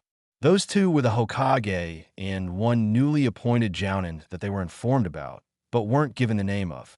Surprisingly, even Hitaki Kakashi was on time. You see, he got over his lateness when he spoke with Namake's Naruto. No one knows what they talked about, but he always showed up on time when it came to orders from the Hokage or important events. Unfortunately, that didn't stop his lateness completely. You see, he is still late quite often to anything that is not on the orders of the Hokage. Each of the Jōnins was talking in their own little groups when suddenly a puddle began forming on the floor. That puddle grew to about 3 feet wide. Every Jōnin tensed and prepared for a battle. Then that puddle started to move upward, and it formed the shape of a man until the water that was covering the man slid off of him and back to the puddle he was standing in. Amazingly, the water disappeared, not even leaving a drop. Naruto, always with your fancy entries. Your flames of youth are most impressive. That was the shout of one Mado guy, the green beast of Konoha. Everyone in the room sweat dropped at that comment and went back to talking with each other. Naruto walked toward Guy and looked him over real quick. He had on the most disgusting-looking green spandex suit that anyone on the planet could ever have. He had orange leg warmers on both legs with normal shinobi boots. His head was another freak show. He had bowl-cut hair with the biggest eyebrows you have ever seen. For God's sakes, they look alive. Hello to you, Tagai-san. He turned towards the others and gave each a nod. Kakashi-san, Kurenai-san, Asuma-sensei. They greeted him like wise. So you have finally made Jōnin. I was wondering when you would quit Umbu and become a Jōnin. Asuma said with a pat on the shoulder. It was not my choice, Asuma-sensei. Hokage-sama made me leave Umbu. He said he had his reasons and that I would find out those reasons today. Ah, I see. Well, I'll tell you this, being Jōnin isn't that bad. You like a lot. Asuma replied. Yeah, we'll see. Naruto seriously had a lot of doubts. Naruto-kun, trust me, it's not that bad. Kurenai said with a reassuring smile on her face. She is right, Naruto-kun. You will love being a Jōnin. Again, half the room's sweat dropped. Yes, I'm sure you guys are right. Naruto said while putting his hand behind his head and rubbing it. After that, it was normal talk about this and that, until the Hokage walked in and everyone became quiet. Sarutobi went over to his desk and then sat down. He then put some tobacco into his pipe and lit it before looking at everyone. Well, I'm glad you're all here. We have some things to discuss today. The first will be the incident that happened yesterday involving Mizuki. I am happy to say that he failed in his theft and was brought down by Naruto here. Here he points in Naruto's direction, then continues.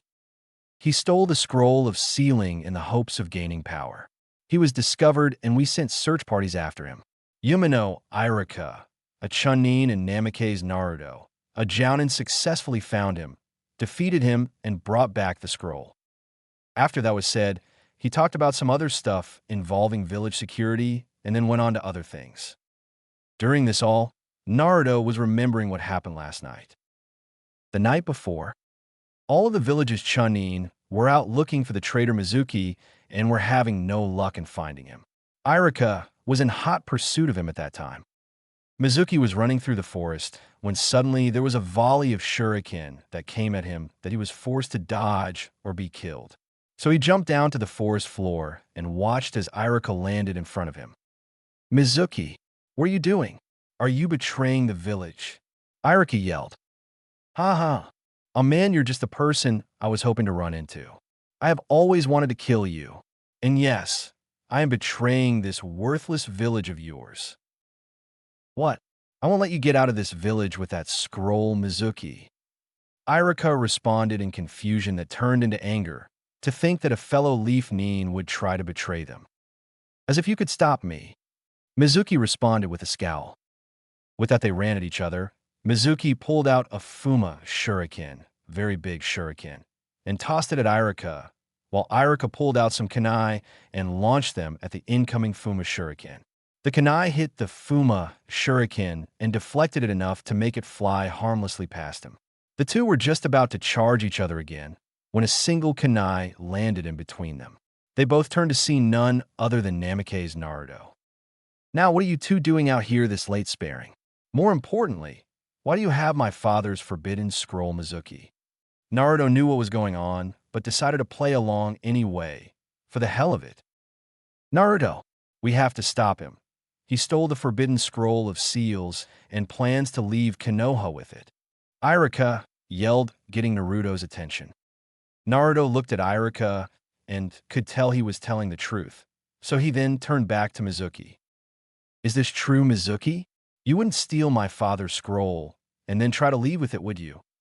This was said with an all too sweet and quiet voice that sent chills down both Irika's and Mizuki's spines. Yeah, that's right. What? You won't be able to stop me either. I'll take this scroll and... He stopped there because he reached behind him where the scroll was supposed to be, but he noticed that there was just a log there. He looked back at Naruto and found that he was leaning on the scroll up in the tree. How he did why? Can you get to the S scroll?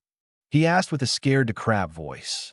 If he can get the scroll from me, and I didn't even notice, how the hell am I supposed to beat him? He thought to himself while taking steps backwards. Well, that is quite simple actually, but seeing as you won't be awake for a while, I don't see why I should tell you. With that, Naruto tossed the scroll of seals down to Irika, who caught it in his arms. Then he jumped down from the trees and started to walk up to Mizuki. Mizuki kept taking steps away from Naruto until he got so nervous that he just spun around and started to run. He got 2 steps before he saw Naruto appear in front of him and was punched in the gut, making him double over in pain and lack of air. The last thing he felt was a pain in his neck before darkness claimed him. Well, that's taken care of. Shall we take him and the scroll back to Konoha? I'm sure the Hokage would want to know that this problem has been taken care of. Naruto asked a stunned Irika. I didn't even see him move. Incredible. The Chunin thought to himself. He was only able to nod dumbly to the question and started to walk back to Konoha with Naruto. Back to the present in the Jōnin meeting. Now, on to the final topic for today. Here, many perked up because they wanted to get out of the damn meeting. Sarutobi continued on. As many of you might already know, we have just had the Jōnin graduation exams and teams are ready to be trained by Jōnin senseis. You all know that we need good teachers, this year especially because of the amount of talent we have. We have many that are from clans and some that aren't, but still have enormous potential to be great. So anyone that wishes to be a Jōnin sensei, please take a step forward. With that, 9 people stepped forward. Among them were Hatake Kakashi, Yuhi Kurenai, and Sarutobi Asuma. Very well, we have enough Jōnins to take the teams. Now already I, along with the Chunin teachers who taught this class, have made the teams. So now it is just up to you on who you want to teach. With that, the 9 Jōnins started to look over the teams, and after a little arguing, they came out with who they wanted. All right, I see that you have gotten the teams chosen amongst yourselves. Let's hear who got who. The Hokage said, I, Hatake Kakashi, will take Team 7. This team is Haruno Sakura, Sai, and Uchiha Sasuke. I, Yuki and I, will take Team 8, Aburame Shino, Hyuga Hinata, and Yamanaka Ino. I, Sarutobi Asuma, will take Team 10. That would be Inuzuka Kiba, Narashikamu, and Akimichi Choji. Then the other 6 Jōnin went their turn on saying what team they would take, and then who was in it. After all was said and done, everyone was expecting the third to end the meeting, but it seemed he had a little surprise. Very good choices. I like them all but one team. Here many were startled. The teams looked really good in their eyes. Who would that be, Hokage-sama? Some random Jōnin asked. That was what I was about to tell you. The team consisting of Inuzuka Kiba, Nara Shikamaru, and Akimichi Choji. The team itself is fine, but their sensei is not. What? Asuma had narrowed his eyes at his father at this point. But Hokage-sama, what is wrong with me teaching these kids? I think I would make a great teacher. Asuma practically yelled at his father in barely restrained anger. Now, Asuma, I don't mean anything bad by this, and I am very well aware that you could teach them. Your example was set in how well you taught Naruto. He turned out great, but the fact is I want someone else to do it. That someone is you, Namikaze Naruto. Everyone in the room suddenly felt the room temperature drop by a few degrees. They turned their heads to the one that was emitting the chilling feeling, Naruto. What do you mean they'll be teaching these brats, Hokage-sama? You and Asuma-sensei said so yourselves that he could do it, so let him. Naruto said this in a way that made some of the people's spines tingle. No, Naruto, you will be the one that teaches them. Remember the conversation we had 2 days ago? This is what I was talking about. Sarutobi replied with a fixed gaze at Naruto. But Hokage-sama, you know Asuma would. Here he was cut off by a raise of the hand, indicating the Hokage wanted silence. Everyone knew to shut their mouths when he did this. Naruto, this is not up for discussion. You'll be taking this team. Do I make myself clear? Sarutobi said this in a very stern voice that gave no room for argument whatsoever. After several seconds of glaring/staring at each other, Naruto finally relented because he saw that there was no way to get out of this. Hi, Hoket-sama, he replied. With that out of the way, Sarutobi brought back his smile and nodded his head. Very well, the meeting is adjourned. You're all dismissed. Everyone was about to turn and walk out the door when they heard lightning crackle and they all stiffened, ready for a fight again. All they saw was that Naruto was emitting the lightning. This happened for a few brief seconds before it completely covered him, before it collapsed on itself and Naruto was gone. Everyone was silent for a few seconds, wondering if what they had seen was real or not, until someone broke the silence. Well, damn, that was freaking awesome. How does he keep coming up with these things? Some random Jōnin asked. Everyone had to agree with that. To use lightning as a means to teleport is just sweet. YSH. Naruto's flames of youth burn brightly. They are getting better and better every day. I will not be left behind. I will train harder than ever to prove my own flames of youth burn just as brightly as Naruto's. Everyone's sweat dropped to Guy's antics. With that done, everyone else left the Hokage's tower and left one old man trying all he could to get the green beast of Konoha out of his office. Namake's Uzumaki Naruto. Pass or fail Jōnin test. Pig, get out of my way. I'm sitting next to Sasuke-kun. That was the shouted girl with pink hair that went down her mid-back. Who are you calling pig? Forehead girl. Besides, I'm sitting next to Sasuke-kun. That was the shouted girl in blonde hair that was in a ponytail that also went down to her mid-back. Piff. Troublesome women. What did you say? Both girls shout out the kid that just spoke up. He had black hair that was tied into a ponytail. He had the head of a pineapple. Will you both just shut up? God, you're hurting my ears. That was a boy with brown hair that had a dog in his shirt. The yelling continued to go on and on until the door opened up and in came the sensei. Of course, everyone in the room couldn't care less because they were at each other's throats. Of course, some were being good and just sat there and minded their own business. The sensei walked over to the middle of the front of the class and put some papers down. He looked up and couldn't help but sweat drop at the children. They were acting like brats and they wanted to be shinobi. Ahem. That got no reaction out of all the girls in the room. The boys, though, did notice and stopped their talking with each other like normal people and sat at their seats and waited for their sensei to continue. Ahem. Still no reaction out of half the class. Cough. Nothing. Will you shut up and sit down in your seats? That got their attention. Good, now that I have your undivided attention, I can start your last lesson and you will then be placed into your teams. With that, the room fell silent and the sensei started his last lesson. Elsewhere in the town of Konoha, everyone in the room's sweat dropped at what they just witnessed. There were 4 people in the room. They were all standing around a crystal ball that had a picture of the classroom where the children just got yelled at. Damn, I haven't seen that jutsu for years. What was it again? The big-headed evil face jutsu, or something like that he called it. I can't remember. A guy with blonde hair stated. Yes, Naruto-kun. That's exactly right. Another person replied to his statement.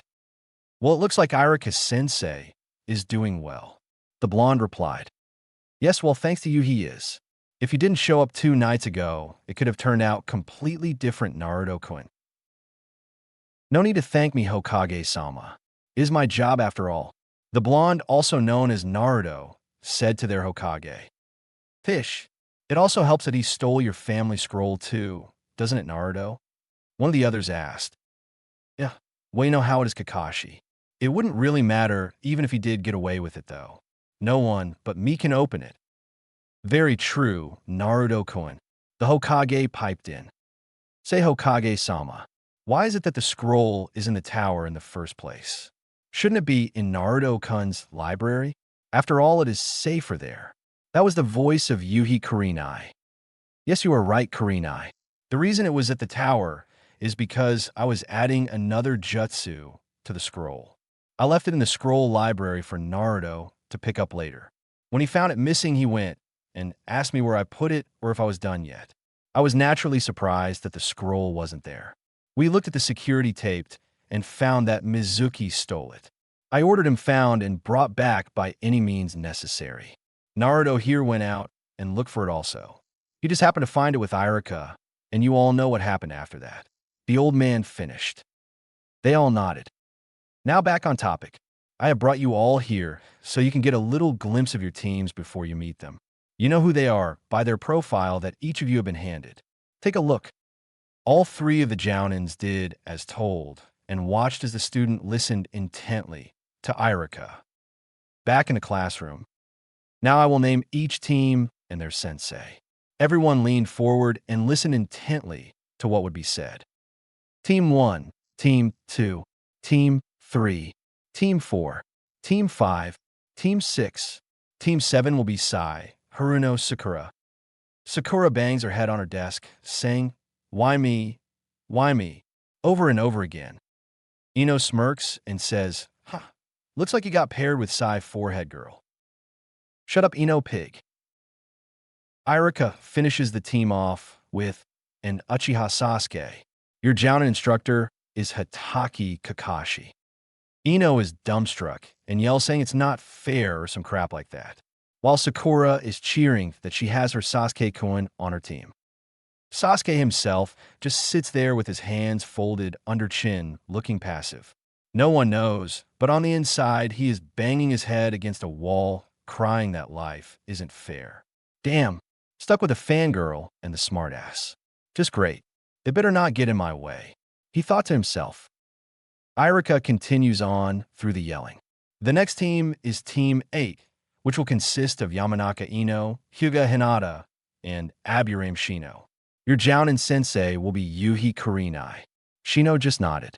Hinata nodded as well, but Ino was complaining that she should be on Sasuke's team, not Sakura. Irika just ignored them and continued on to the next team.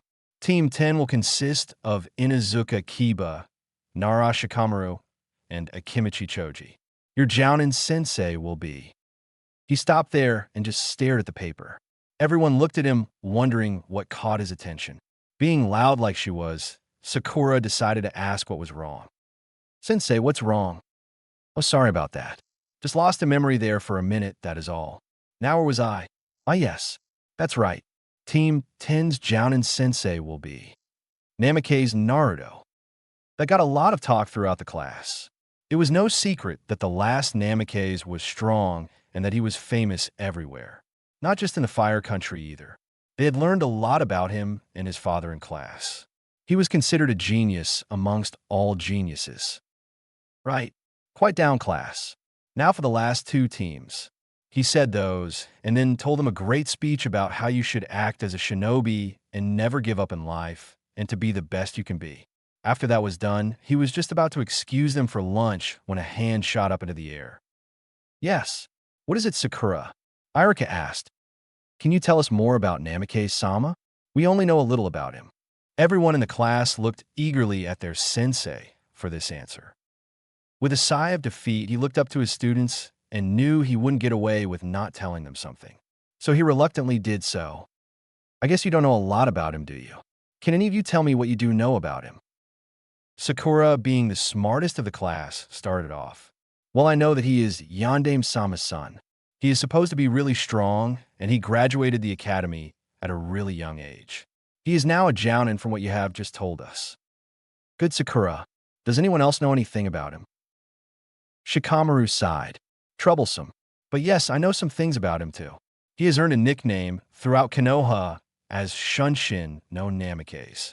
He has created over 2 new Shunshins unique to only him. I haven't seen any of them myself, but from what I've been told by my parents is that they are quite the sight to see." "That is mostly right, Shikamaru.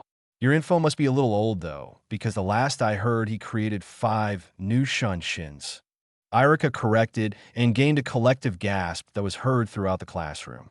The Shunshins were said to be really hard to create, but he made 5. "Is there anything else you know about him?" He looked around the class and found that no one else was going to speak, so he decided to stun them a little and at the same time bring them down a peg or two, or a couple million he added as an afterthought. "No one else knows anything about Namikaze-sama. Well, I guess that I can tell you a little more about him then. Let's see. His full name is Namikaze Uzumaki Naruto. He took both his father's and mother's names. He graduated at the age of 6 years old from the academy. Here, everyone in the classroom gasped at him. 6? You gotta be lying. That's impossible, isn't it?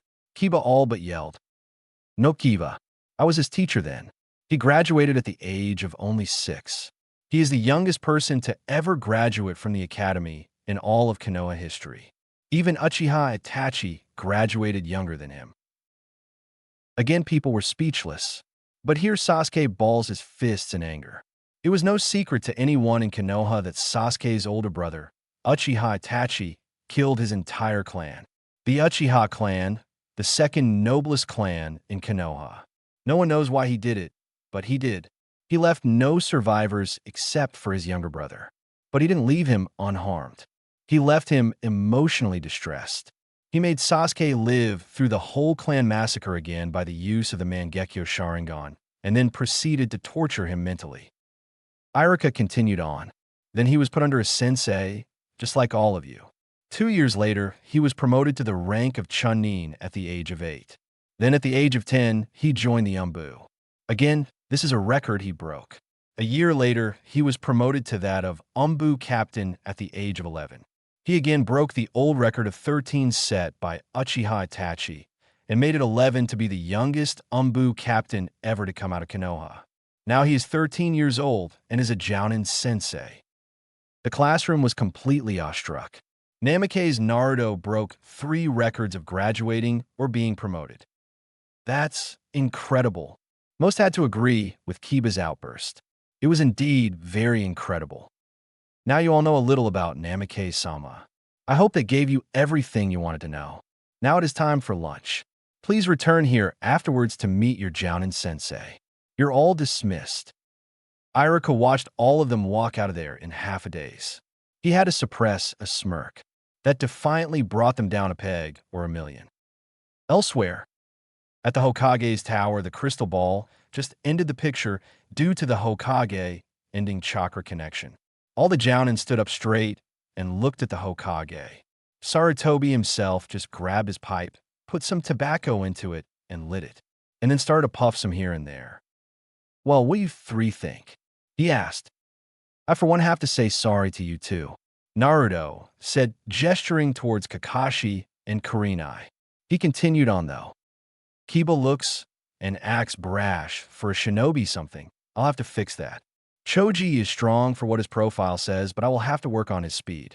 And finally, Shikamaru looks lazy as hell. Naruto said this all with a straight face on. Kurenai decided to go next. My students look okay. Ino looks like a fangirl, and will have to be put through some very hard lessons to get her to act like a shinobi. Shino I couldn't really tell. But then again, all Aburames are like that. Finally, Hinata looks like she has some major confidence problems. Kakashi was still reading his little orange book and not paying attention at all when Kurenai elbowed him in the ribs quite hard. It surely would have left a bruise if he was not a shinobi. Ah.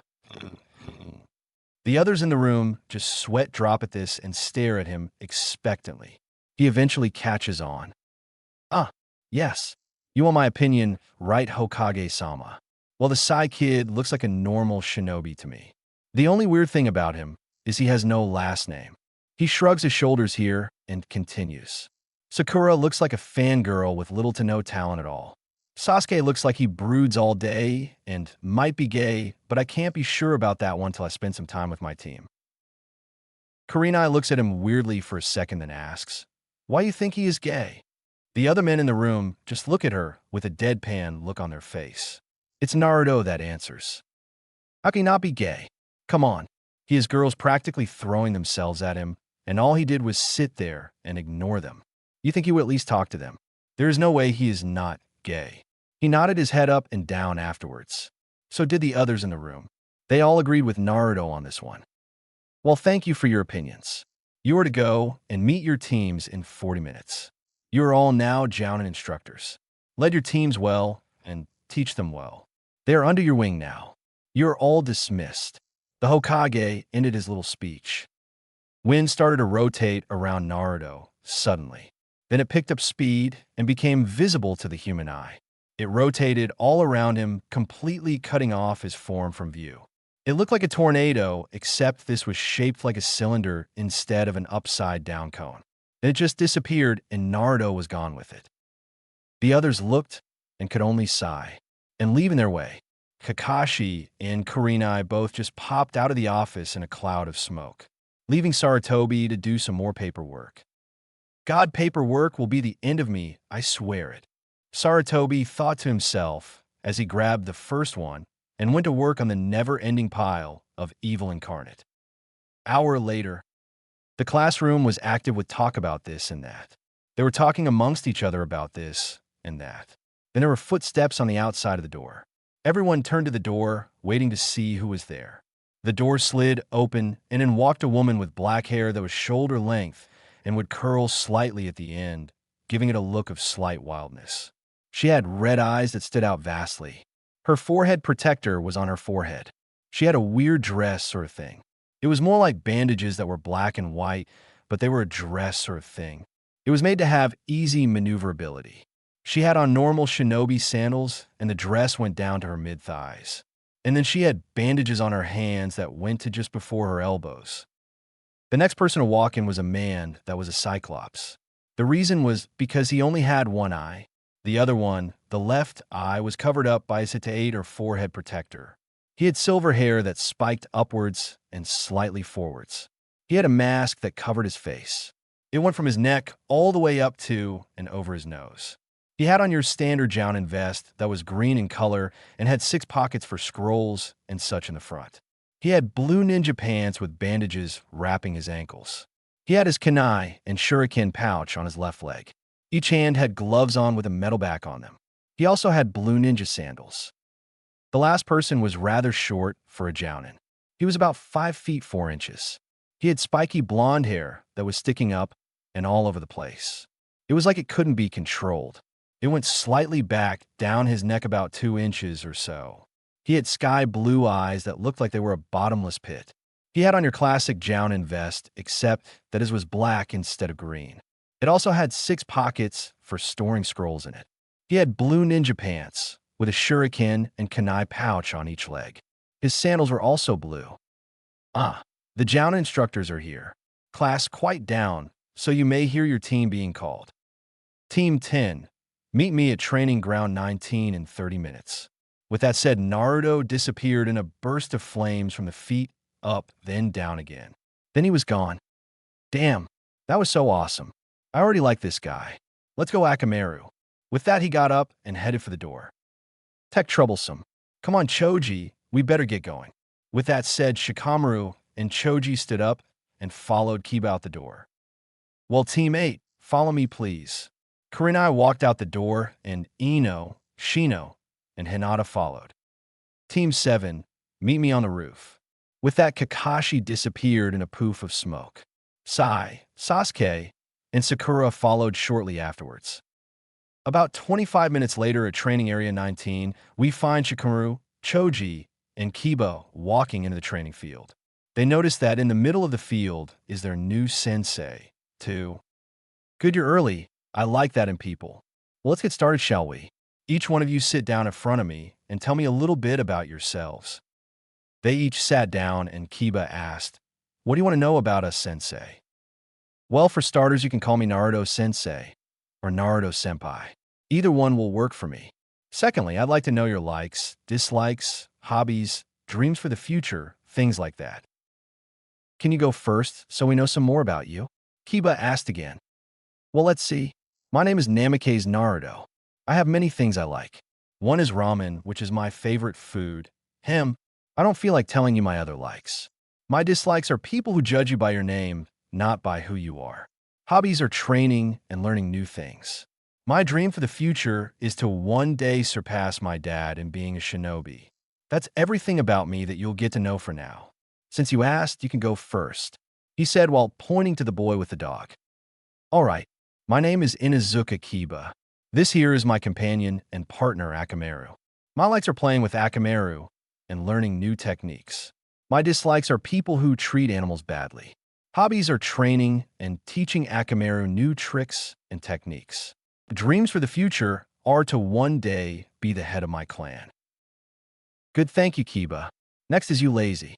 Naruto pointed to the one lying on the ground watching the clouds. The one lying down sat up and looked at their sensei.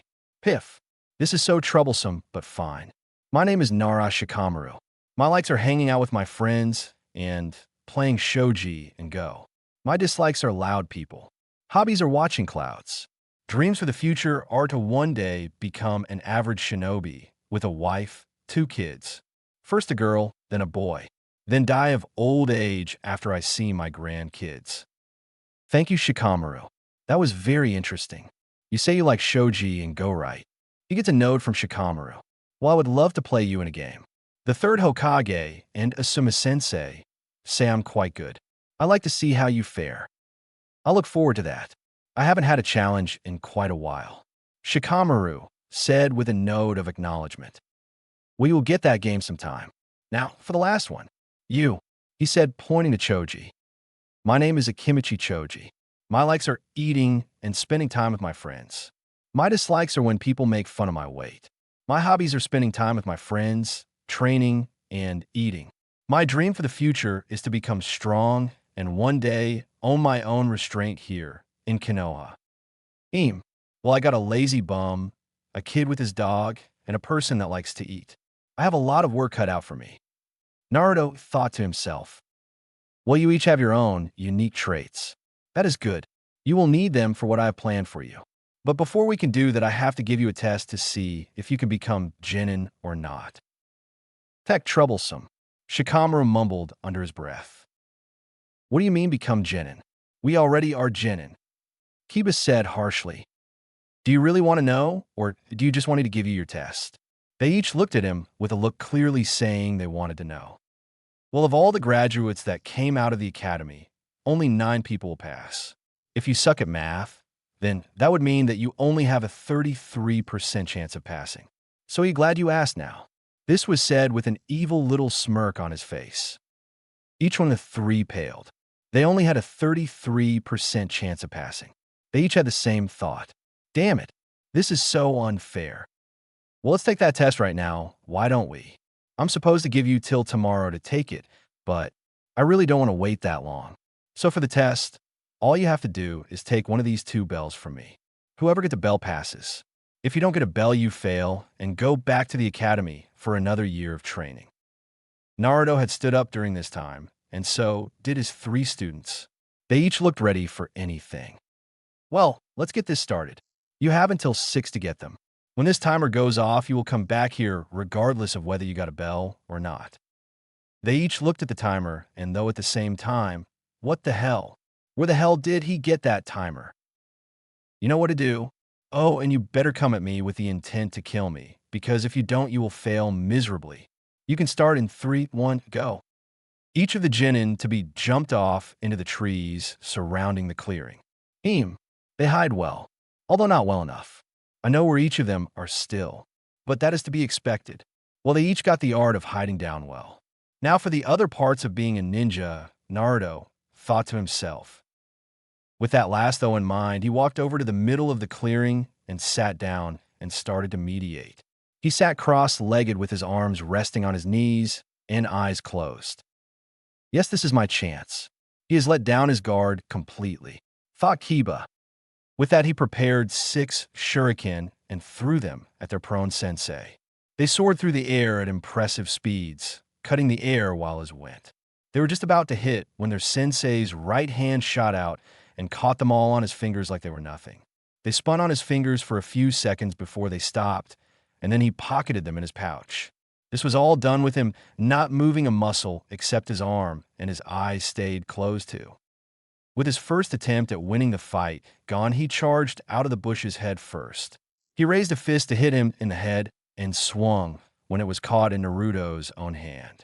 He tried to kick him next, but Naruto simply leaned his head to the side and then jerked on Kiba's arm that he still held and then pushed him back with enough force to make him slide back 10 feet. When Kiba regained his footing, he looked up and saw that his sensei was standing before him looking at him. First lesson, Taijutsu, the art of hand-to-hand combat. Cool, mate. And so the fight was back on. Kiba again charged in head first, only to be delivered a harsh punch to the stomach for his efforts. He bent over and landed on his knees, trying to regain his breath. Naruto walked away about 10 feet, then turned to look at him again and said, "First things first. Never attack a person head-on without a plan first. You will only end up like you have right now." Kiba snarled and called Akamaru over and tossed him a food pill and then ate one himself. He crouched low to the ground so he was on his hands and feet, and then his nails lengthened. Sikyaku no Jutsu. Four legs technique, Kiba snarled. "Get on Akamaru." The dog did just that and jumped on Akiba's back. Jujin Bunshin. Beast human clone. Akamaru on his back burst into smoke, only to come out looking exactly like Kiba did. When the preparation was all done, Kiba yelled out, "Let's go, Akamaru!" With that, both Kibas rushed forwards at least twice the speed they did beforehand. They both took a swipe at their sensei, and both were dodged. They both went past him and turned around and tried again, only to be dodged again and again. This continued until the Kibas got irritated and they stepped it up a notch. Gitsuga, double piercing Fong. Both Kibas started to spin super fast and then looked like two tornadoes of death coming at Naruto. But yet again, they were all dodged, and then Naruto himself started to do some hand seals and slammed his hands on the ground after creating some distance from the attacking duo. Doton, Yumi no Manujutsu. Earth release swamp of the underworld. The earth turned into a swamp all around the area in front of Naruto. Both Kibas were in the air when the jutsu was done and were now coming down into the swamp. They didn't have time for a kawarimi, so they headed straight into the swamp head first. Within seconds, they hit the swamp, and even faster, they were swallowed whole by the technique and disappeared underground. With both Kibas disappearing underground, Naruto ended the chakra supply, and the ground hardened. Naruto did 4 more hand seals that were too quick to follow for either Shikamaru or Choji that were still hiding and watching, and then the earth swallowed him up whole.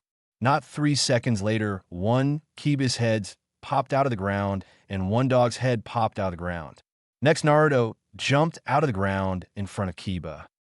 Doton, Shinhu Sansu no Jutsu. Earth release, inner decapitation technique. So, Kiba, did you learn your lesson?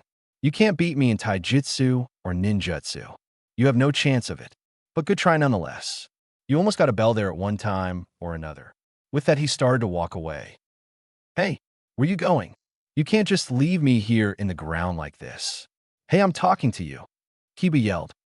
Naruto stopped walking and tilted his head back so he could see him out of the corner of his eye. "Actually, yes.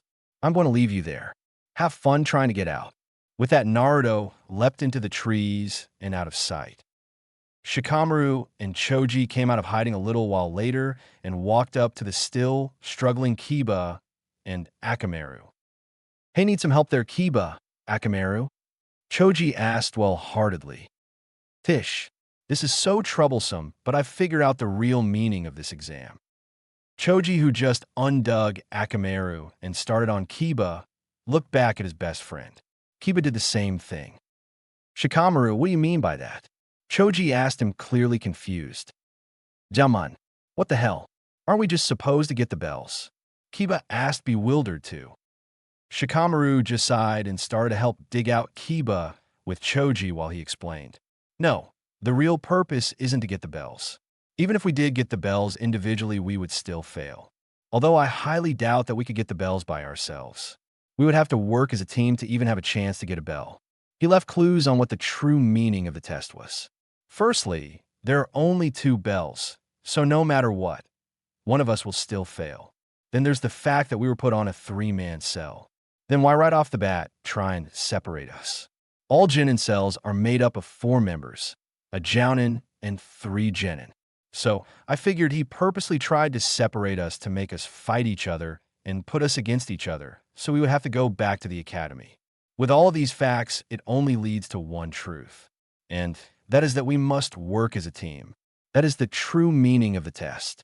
Not the bells, but for us to work as a team.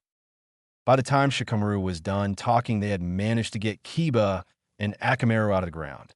They each were standing now, cleaning themselves somewhat of the dirt that covered them.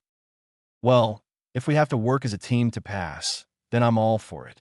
Right, Akamaru? Kiba said while getting a bark as a reply, form Akamaru. I'm with Kiba, Shikamaru. Let's work as a team.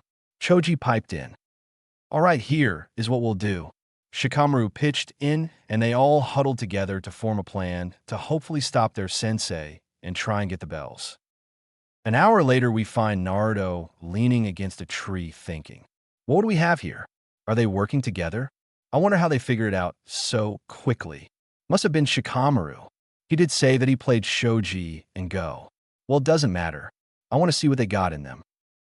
Out of nowhere, Shrunken and Kanai come out of the trees, heading straight towards the still prone Naruto. Naruto jumps to the side, just as they were about to impale him. Baika no Jutsu. Muti-size technique. He hears, then he sees Choji in the trees blow up into a big ball using his own body, and then each off his limbs goes into his ball-like body. Then he hears Nakuden Sunsha no Jutsu, human bullet tank. Then Choji starts to spin and roll towards him. So he does know a few family jutsu. Well, this makes it more interesting, Naruto thought as he dodged the first few strikes by rolling or jumping out of the way. Then after a few more times, he jumped straight up into the air. Now, Kiba thought. Suga, piercing Fong. Again, Kiba starts to spin like a tornado and came out of his hiding spot to attack their sensei together. Naruto saw Kiba out of the corner of his eye and could only think one thing. Shit, this is going to get hard. Naruto got hit with the Tsuga attack and suddenly puffed into a log that was completely torn to shreds. Naruto jumped out of the trees and looked at his students, and when they found him, they charged him again with their respective attacks each. Naruto was dodging left and right and was slowly starting to worry. Damn it. I can't stop them without hurting them too severely, and if I do, the old man will kill me. Add to that I'm being pushed backwards into the trees, and I'll surely be hit in no time. Naruto was getting frantic. He looked for any way out, but could only find one, and that was the trees. He knew if he went in there, he would have limited maneuverability, but hopefully, so would Kiba and Choji. At least he hoped so. Finally, Kiba and Choji backed him up to a tree, and they both grinned, although no one could see it. Both thought the same thing. The plan is working perfectly. Now we just have to hope that Shikamaru does his part. And Shikamaru did do his part. The second Naruto got within 20 feet of the forest, there was a shadow racing towards him. He noticed it and jumped upwards to avoid it, but that only led him to being able to barely manage to dodge Kiba's Tsuga. When he started to fall again, he saw Choji waiting for him. He landed on the ground and had to jump out of the way of the living human tank called Choji II. He touched ground. He jumped backwards and landed only to find he couldn't move. He looked down by moving his eyes downwards because his body and neck of his wouldn't respond. What he saw was the shadow from earlier attached to him. Cage main no jutsu success. Shadow imitation technique. He heard. He looked forward and saw Shikamaru standing there with his own shadow extended to his.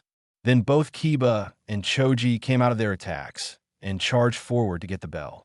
They got them easily because Naruto couldn't move. They all stood by each other and smiled at their sensei proudly. They slapped hands together and said good job to each other. They looked at their sensei and they saw him smiling too.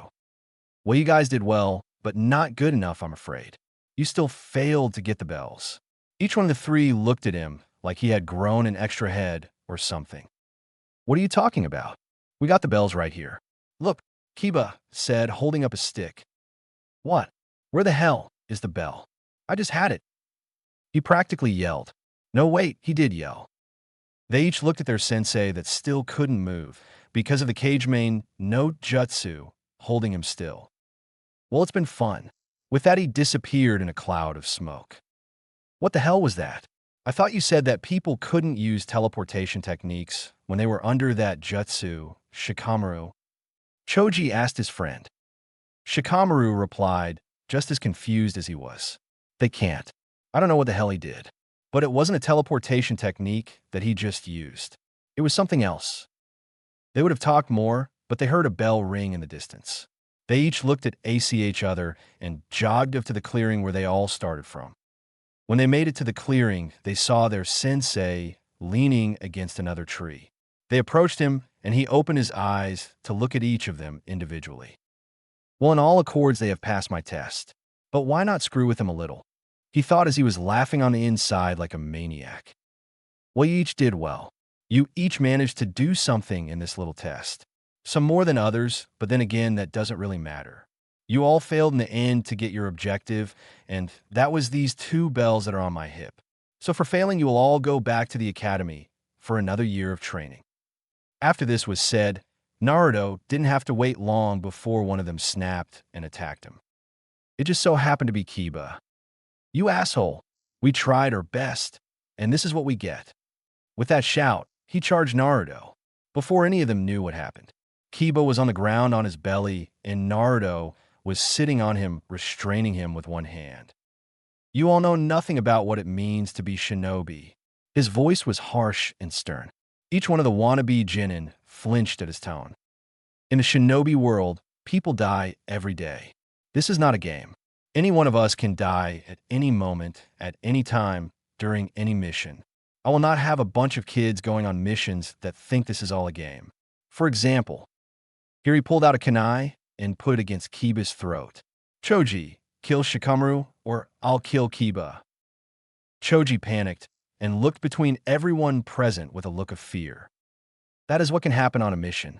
A person gets captured, and then you have to make an impossible decision that either way you are screwed. Naruto got up and put his kunai away. This is the real life of a shinobi. You have to make hard decisions every day. I will not have a bunch of brats on my team. You 3 did figure out the true meaning of this test. And that was teamwork. I'll give you credit for that. But you still need to grow up. I'll give you guys one more chance at beating me. But for Kiba's little attack on me just now, I really don't feel that generous to all of you. So I'm going to tie up Kiba while you 2 can eat these snacks that I brought to gain some energy back. If either of you feed him, you will automatically be disqualified and be sent back to the academy. After you're done, untie him and come and try to get the bells again if you want to pass. You have 2 more hours. With that, he tied up Kiba and started to walk away. But before he left, he turned slightly back towards them. I make the rules. You follow them. If you don't, you will find yourself in a world of pain. With that, he leapt into the trees, leaving 3 Jōnin to shiver in slight fear at his words. Both Choji and Shikamaru ate their respective snacks in quiet, both thinking about what they just heard. Akamaru was sitting at his master's feet, winning slightly. Kiba was pouting about his loss and the reprimand he got from Naruto when his stomach grumbled, indicating that he was hungry. Shikamaru and Choji looked at him, and then Shikamaru handed him some of his food. Kiba couldn't take it because he was tied up, but he looked at him questionably. "Why are you giving me your food? If you do, you'll be punished," he said in bewilderment. "Fish, it's troublesome, but if we're going to stand any chance at getting those bells from Naruto's sensei, then we all have to be at our best." Shikamaru responded with a shrug of the shoulders. "He's right, Kiba. Besides, what kind of teammates would we be if we didn't look out for one another?" Choji added in his 2 cents in. "Thanks, guys. This means a lot, but I can't move." Akamaru barked in agreement with him. "I'll feed you some, don't worry, Kiba," Choji said while he gave him some of his sandwich. Then out of nowhere the sky turned blackish, and then there was lightning in red color. Their sensei appeared before them with a look that promised death to anyone that opposes him. "I told you not to feed him. Are you ready for the consequences?"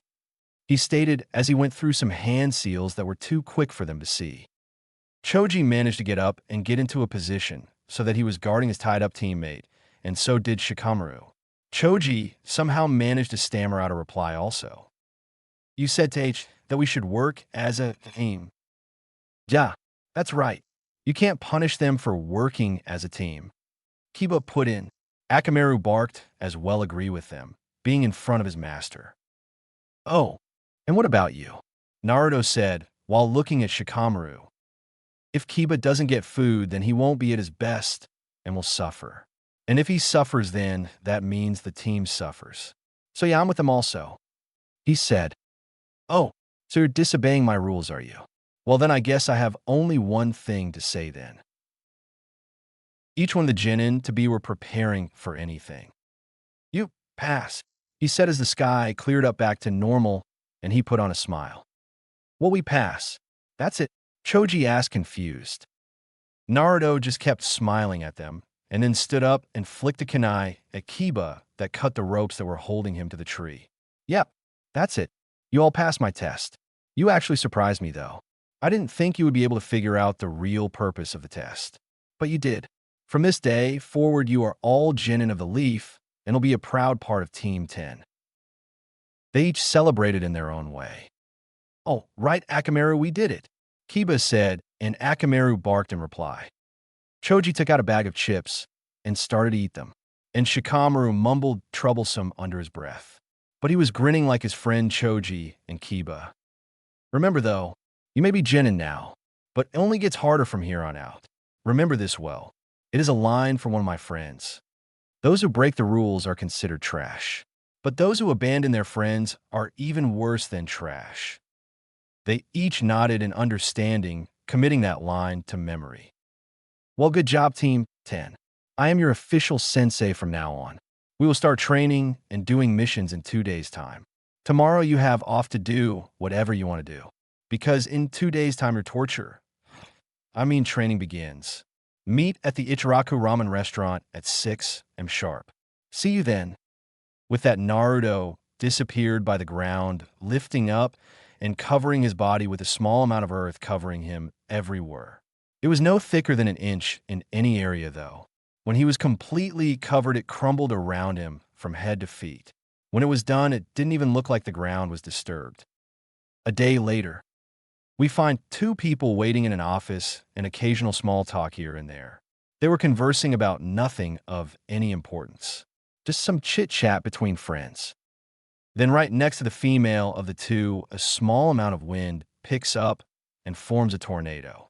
Though this tornado was only about 6 feet tall, it started off on the floor and went upward. After it was formed, it disappeared the same way, but this time starting off at the head, then downward to his feet. In its wake stood Namake's Naruto. What was really surprising, though, was that the miniature tornado created very little wind, just a small breeze. "Well, hello to you, Naruto. How'd you been these days?" the man of the two asked. "I have been doing fine, Kakashi. And you too?" Naruto asked. "Just fine, though I was rather surprised about my team, though," the man now identified as Hatake Kakashi said with a thoughtful expression on his face. "Oh, and how is that, Kakashi?" the female of the two asked. Before he could answer, though, the door was opened up and in stepped the Hokage. Each of the 3 occupants of the room straightened slightly and stood at attention for their leader. The old man walked over to his chair and took his seat. He looked at the occupants and nodded at them. "Well, I'm glad that you 3 could make it here today. I would like to hear about your teams. Have they passed? And then if they did, could you give some info on each of their skills, please? That would be much appreciated," the old man asked the 3. First to speak was the only female in the room, Ayuhi Kurinai. "Captain of Team 8, I'm happy to say that my team passed my test.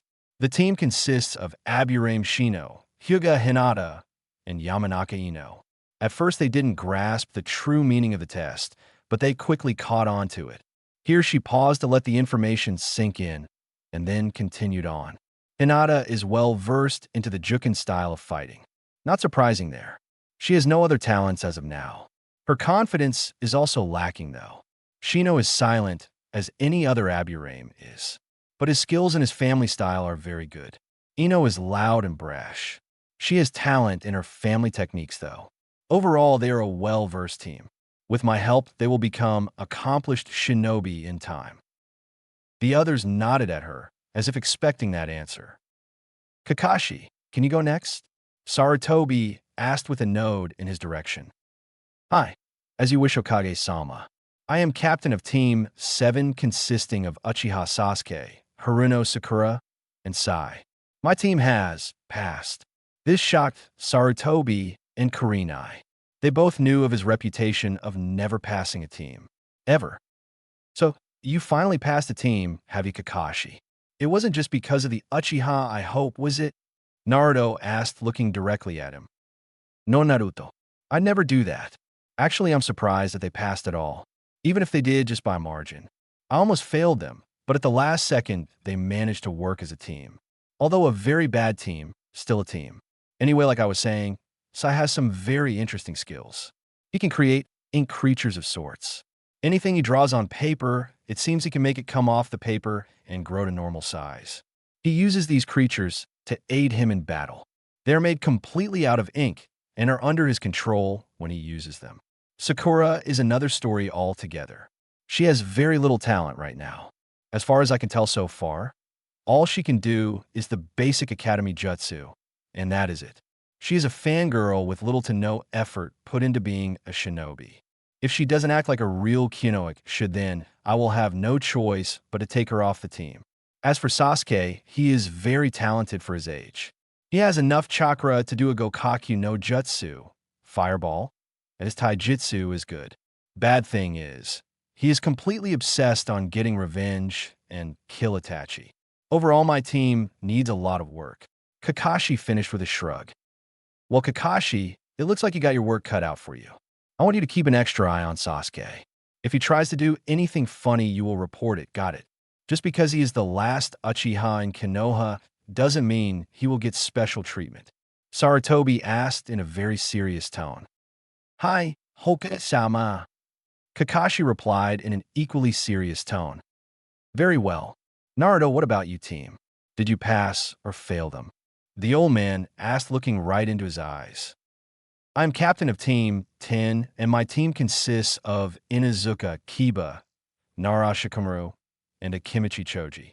They did extraordinarily well, in my opinion.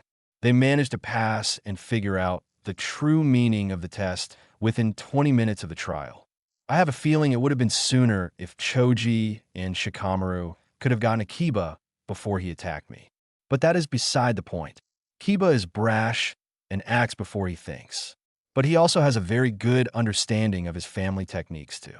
His taijutsu is animal-like and furial to say the least.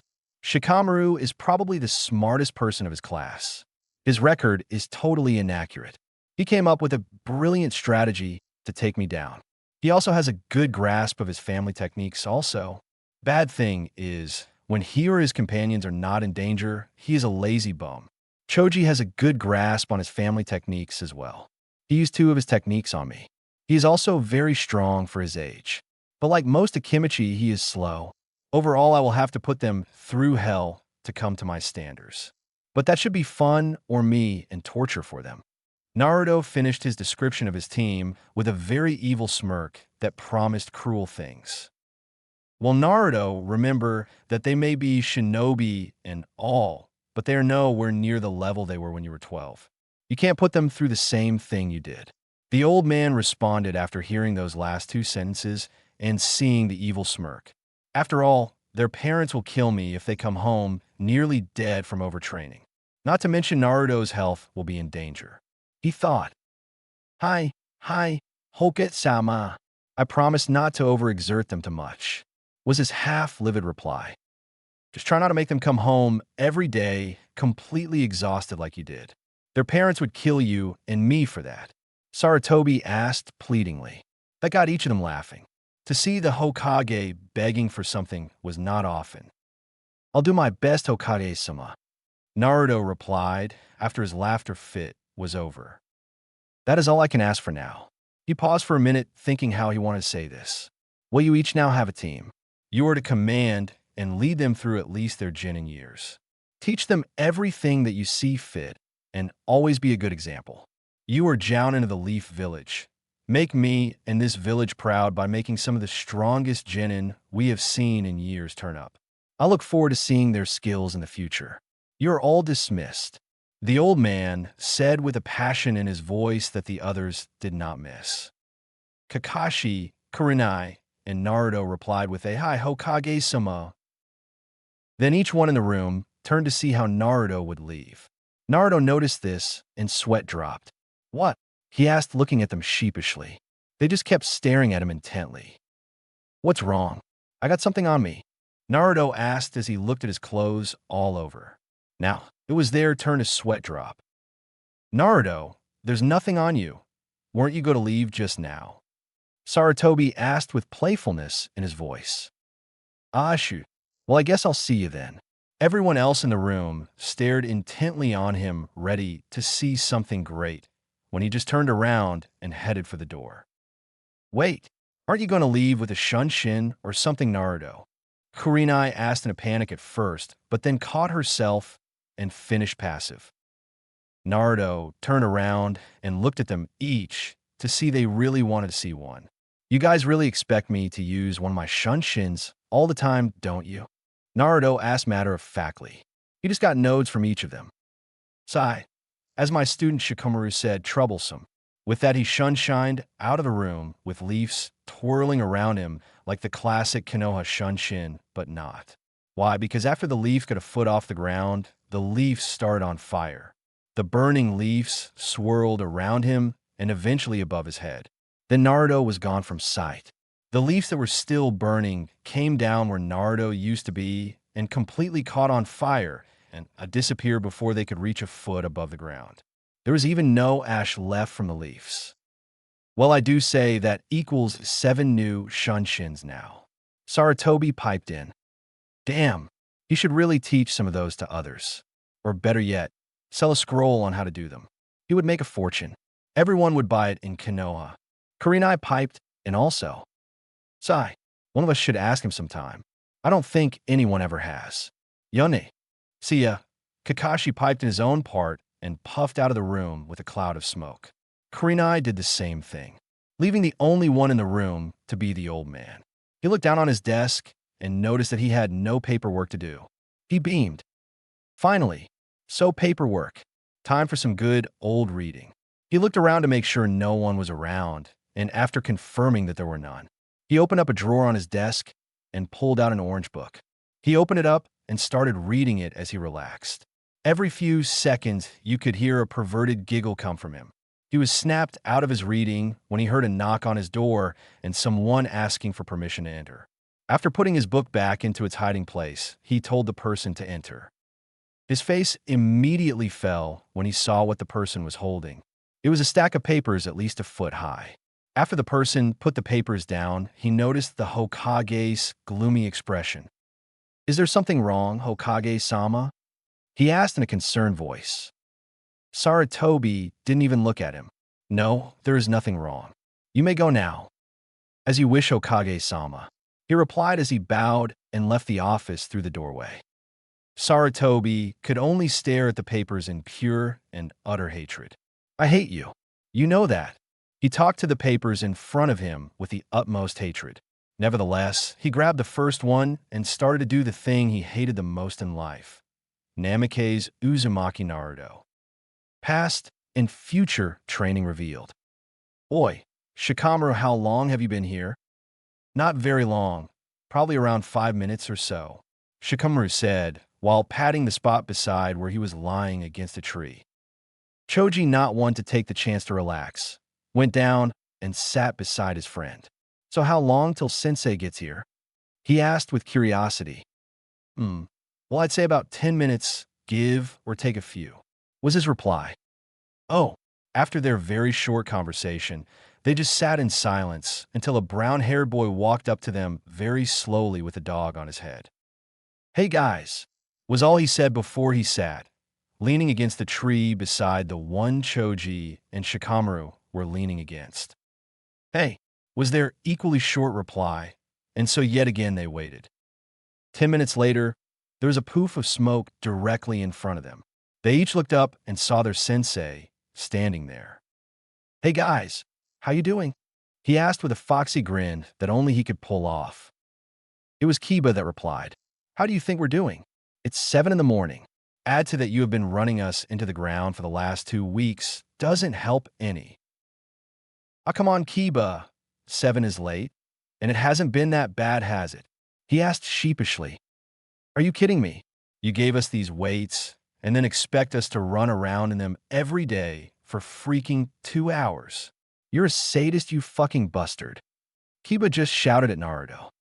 Naruto had the decency to look guilty and then scratch the back of his neck sheepishly while giving off a low chuckle. How troublesome. It's only 7 in the morning and you're already loud, Kiba. Shikamaru replied while rubbing his head. Shut up, Shikamaru. All this training is really getting to me. All we do is run, do push-ups, and other stupid exercises. Kiba shot back. Come on, guys. Let's not argue already. We just started today. Choji tried to step in between them and stop the arguing. Sadly, it was for naught, as they continued to complain and argue with each other, one sounding logical while the other was just ranting. Okay, guys, that's enough. If you want to get a couple of missions and then train some more, then we better get started. Naruto had to raise his voice over the others to get heard. What he got, though, was not what he expected. Instead of silencing the 3 boys, he received 3 groans of complaint. Well, if that is the way you see it, then we can always add more weight to you guys. Naruto said with an evil grin. The reply was instinctive and fast. No, they each shouted out at the same time. What we mean is the weight we have is just fine. Let's just get on with the stupid missions. Shikamaru said while standing and starting to walk to the Hokage's tower to get their mission. The others followed behind him. Once at the tower, they waited to be allowed into Sarutobi's office. Finally, after 5 minutes of waiting, the secretary said they could enter. Team 10 reporting for a mission, Hokage-sama. Naruto said once they were standing in front of him. Team 10, it's good to see you so early. Well, let me see. We have 22D rank missions today. You can pick up the groceries for Mrs. Natsumi. You can babysit some kids. You can clean the riverbank. You can catch the daimyo's wife's cat. No. Everyone looked up at who just shouted and found it was Kiba. I won't catch that stupid cat ever again. I hate cats. Here, Akamaru barked in agreement. Give us a real mission, not these stupid missions. An academy student could do them. We're Jōnin for crying out loud. Give us a real mission. Irika, who happened to be helping with handing out mission reports, stood up. How dare you? You are mere Jōnin. You can't possibly be ready for higher rank missions. Besides, these are meant to build teamwork. You guys are much. At this point, Kiba, Shikamaru, Choji, and Naruto each stopped listening and were having their own conversation. Hey Naruto-sensei, have you heard that Ichiraka Ramen has a new food on its menu? Choji asked. Really? What is it? Naruto wanted to know badly. Well, you know how I've wanted them to make me barbecue almost every time we go there? Well, they finally have put it on the menu. Sweet. Later today, we can all go out if you guys want my treat. Naruto stated. Sure, I'm in. Me too. Same. Hey, are you guys even listening to me? Irika yelled at them. Oh, my bad, Irika-san. It's just that your lessons are so boring. You know, you really need to make them more interesting. Naruto replied, like it was common knowledge. Irika, though, looked like he took it the wrong way. He had a vein bulging on his forehead to prove it. He was just about to yell at them some more when the Hokage coughed into his hand. Everyone quieted down when they heard the Hokage's cough. Now that I have all of your attention, I would like to ask you, Naruto, if you think your team is ready for a higher-ranked mission. Well, I don't know. How many missions has my team done so far? Naruto asked. Let me see. Well, according to this, Team 10 has completed 11 D-rank mission in 2 weeks' time. The Hokage informed. Well, if they have done that many, then I don't see why they couldn't take a low-level C-rank mission. So yeah, I think they're ready. Very well. There is a group of bandits in the town next to us that has been causing the locals some trouble. It is your mission to go there and protect the town and take down the bandits. Do you accept the mission? Sarutobi asked. Hi, Hokage-sama. With that, Sarutobi tossed the scroll to Naruto, who spun around to speak with his team. You are to go and prepare for a 3-day mission. You have 2 hours to get ready and be at the South Gate on time. If you aren't there on time, I will double your training regiment. They each gulped at that, and Naruto got a smirk on his face. You are dismissed. 3 hours later, on the road south of the Hidden Leaf Village, we find 4 people walking down the road, though only 3 of them have backpacks. Hey, Sensei, why didn't you pack any supplies? Choji asked while munching on some chips. The other two were wondering the same thing. I did bring supplies with me, Choji. They're just inside a scroll. He reached up and pulled out one of his scrolls in his Jōnin vest, and then opens up the first part of it. He put his hand over a kanji for food, and then there was a poof of smoke. As soon as the smoke cleared, there was their sensei, snacking on a bag of chips. Here you go, Choji, enjoy, Naruto said while tossing him the bag of chips. So you know how to do sealing, jutsu, sensei? Shikamaru asked. I learned them in my library at home. I'm by no means an expert, but I'd say probably low to mid-range level. I plan on becoming a master someday, like my father was, he replied while looking ahead of them. What else do you got in that library of yours? Any jutsu? Kiba asked, hoping for a yes. It has jutsu, many other things too. How many jutsu does it have? Kiba asked again. You know, I really don't know. I've learned about 350 ninjutsu and jinjutsu out of there, and I still have a long way to go. After a few seconds, he noticed that he was the only one still walking and looked back at his students. Your library is that big? Kiba asked in astonishment, while Choji and Shikamaru could only nod their heads agreeing with him.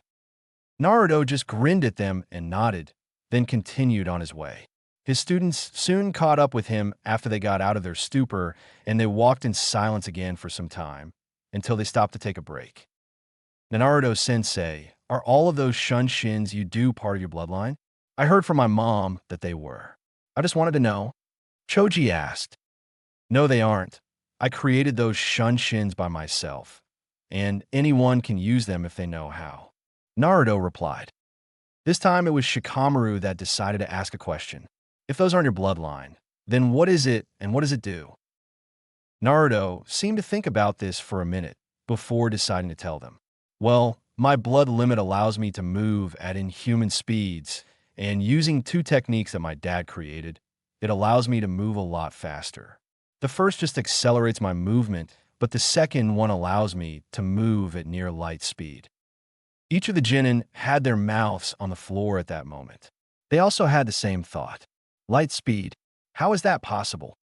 Seeing the reactions he got, Naruto decided to elaborate a little. I can see that you don't believe me. Well, I won't tell you how it works because that is a family secret, but I'm sure you have heard about my dad, the fourth and what his nickname was during the Third Great Shinobi War, right? It was the Kuroi Senko, or Yellow Flash. Shikamaru answered. That's right, Shikamaru. His nickname was the Yellow Flash. He got this because of our bloodline. He moved so fast that all you could see was a flash of yellow, and he was gone. Damn, Kiba said in awe of the fourth Hokage. I agree with Kiba on his one, but you still haven't told us why you haven't used your bloodline limit yet. Usually they manifest themselves in a dire situation or when you're pushed to your limits. Shikamaru asked again, trying to get the second half of the answer. Well, you're correct on the most part, Shikamaru. Most blood limits do activate in those kinds of situations, but mine is different. For me to use my bloodline limit, my body has to be somewhat matured or about halfway through puberty. Once that happens, it will start to manifest itself, and then I can use it. But as you can see, my body still has a lot of growing to do, just like yours does. Naruto said while waving his hands over his body. I guess that makes sense. What do you mean, Shikamaru? Choji asked. Yeah, man, what's up? Kiba put in, while Akamaru barked also. Naruto just looked at him, then continued looking ahead. For what I can make out, the reason Naruto-sensei's blood limit will only activate after the body is somewhat matured is because if the body is not matured, then it would not be able to handle the stress and might kill him. Am I right, sensei? They each looked back forward towards Naruto. Naruto himself just sighed and looked back at them over his shoulder. You know, Shikamaru, you're just too smart for your own good sometimes. The three just laughed at him and continued on in relative silence from then on, only asking questions here and there, talking about random things. After a while, they made it to the town they were supposed to protect and found someone to point them in the right direction towards the town leader. After making their way through town and stepping into the appropriate building, they then entered the office. So you were the Konoha ninja that were sent to protect the town, You all look rather young. Do you think you can beat the bandits? Asked a man in his late 40s. You bet we can. You can count on us, right, Akamaru? Kiba spoke confidently and got a reply confirmation from Akamaru. The man didn't look like he believed them, so Naruto stepped in front of his students. Don't worry, sir. If they can't do it, then I will. I am a Jōnin from our village. I may be young, but I have earned this title. By the way, my name is Namikaze Naruto. This is Nara Shikamu, Inazuka Kiba, and Akimichi Choji. We will do everything in our power to stop this bandit problem for you. Naruto had a voice filled with confidence, but also authority. When he heard the name Namikaze Naruto, he knew he was in good hands. So, you Namikaze Naruto? He got a nod as an answer. Well, I have no doubts about you guys then. You're famous around Fire Country, after all, Naruto-sama. I'm glad we could get such good protection. Oh, how rude of me. My name is Kinzo, by the way. The old man said thankfully to them.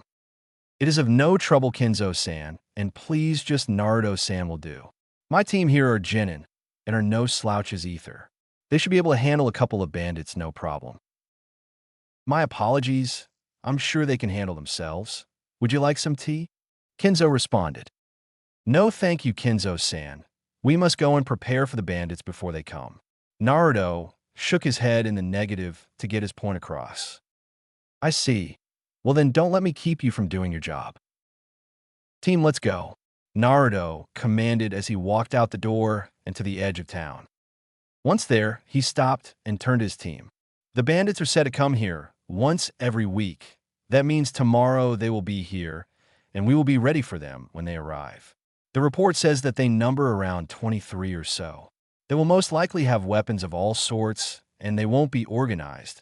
So here's what we will do. The next day around noon, Shikamaru was looking out into the woods with his team right beside him. The reports stated that the bandits had come into and then left town the same way the last 3 times, so they waited for them to show themselves. Luckily for the ninja, they did show up and in the exact place the report stated. Each member of the team was hidden in the shadows or behind something, so as not to be seen. Once the bandits were out of the trees enough to make sure they couldn't escape, they each jumped out of their hiding spots and landed in front of the bandits stopped and one stepped forward. Get out of our way, brats. We have a town to go to and wreak havoc on. The bandits behind him agreed with him, and there were some shouts for them to move it from the peanut gallery. I'm afraid we can't do that, Naruto stated with venom in his voice. Oh, and you think you can stop us, do you? The same man in the front asked. You guys are nothing for Konoha ninja, Kiba boasted. Oh, so some little ninja punks think they can stop 28 men? We'll see about that. With that declaration, the bandits charged at the group of 4. Let go Akamaru. Sikyaku no Jutsu. 4 legs technique, Jujin Bunshin. Beast human clone. Kiba bent over on all 4s and then grew claws, while Akamaru jumped on his back and transformed into an exact copy of Kiba. They took off into the mass of bandits. Damn it, Kiba! You forgot the plan. Let's go, guys. Naruto ordered Shikamaru and Choji into the battle. They each charged head-on into the fray, with only their kunai drawn. Within 10 minutes the fight was over. All of the bandits were down for the count and wouldn't be getting up anytime soon. Everyone okay? Naruto asked as he looked at each of them. Shikamaru had a few cuts and scrapes on his body. Choji was the same. Kiba was also battered, but worse than the other 2 were. He had some pretty good cuts on him, but Akamaru was fine. Naruto looked like he didn't even fight anyone. I'm good besides some minor scrapes, Shikamaru reported. Choji replied the same. I got some cuts, but besides that, I'm good, Kiba replied. Naruto nodded as if expecting those replies. Good job, team. You each did well. The only thing I have to say is don't rush into things like that again, Kiba.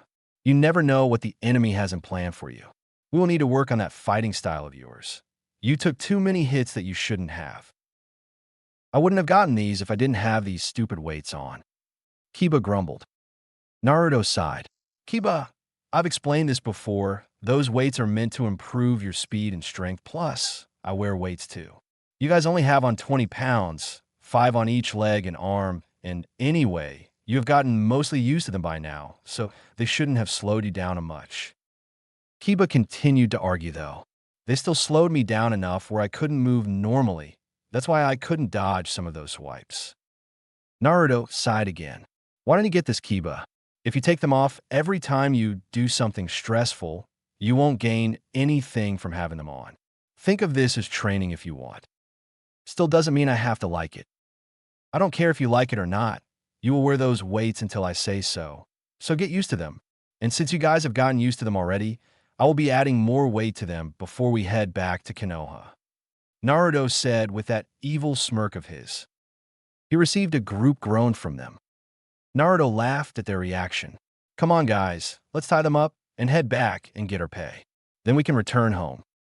Hi, Naruto-sensei, they chorused, not wanting to argue and add more weight to their bodies.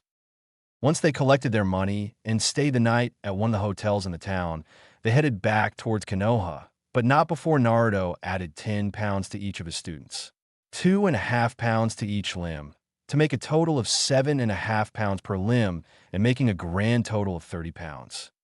Let's head back, guys, Naruto said as he started to walk back to Konoha.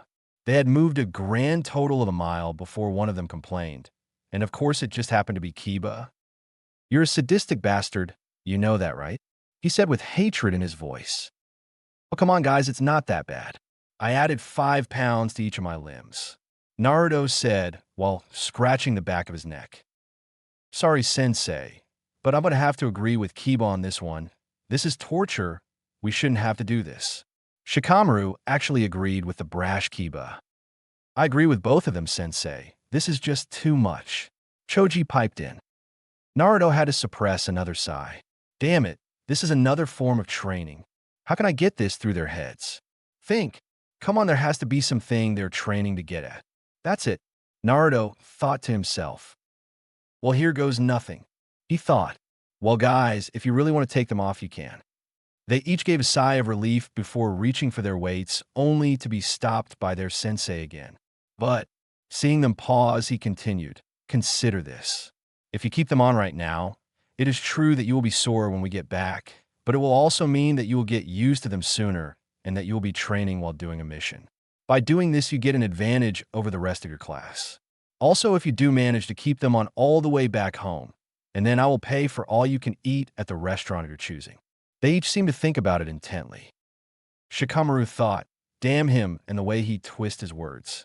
This is so troublesome, but it will make me stronger, and it means less training when we get back home and more time to watch the clouds. Fine, I'll keep mine on, he told the group.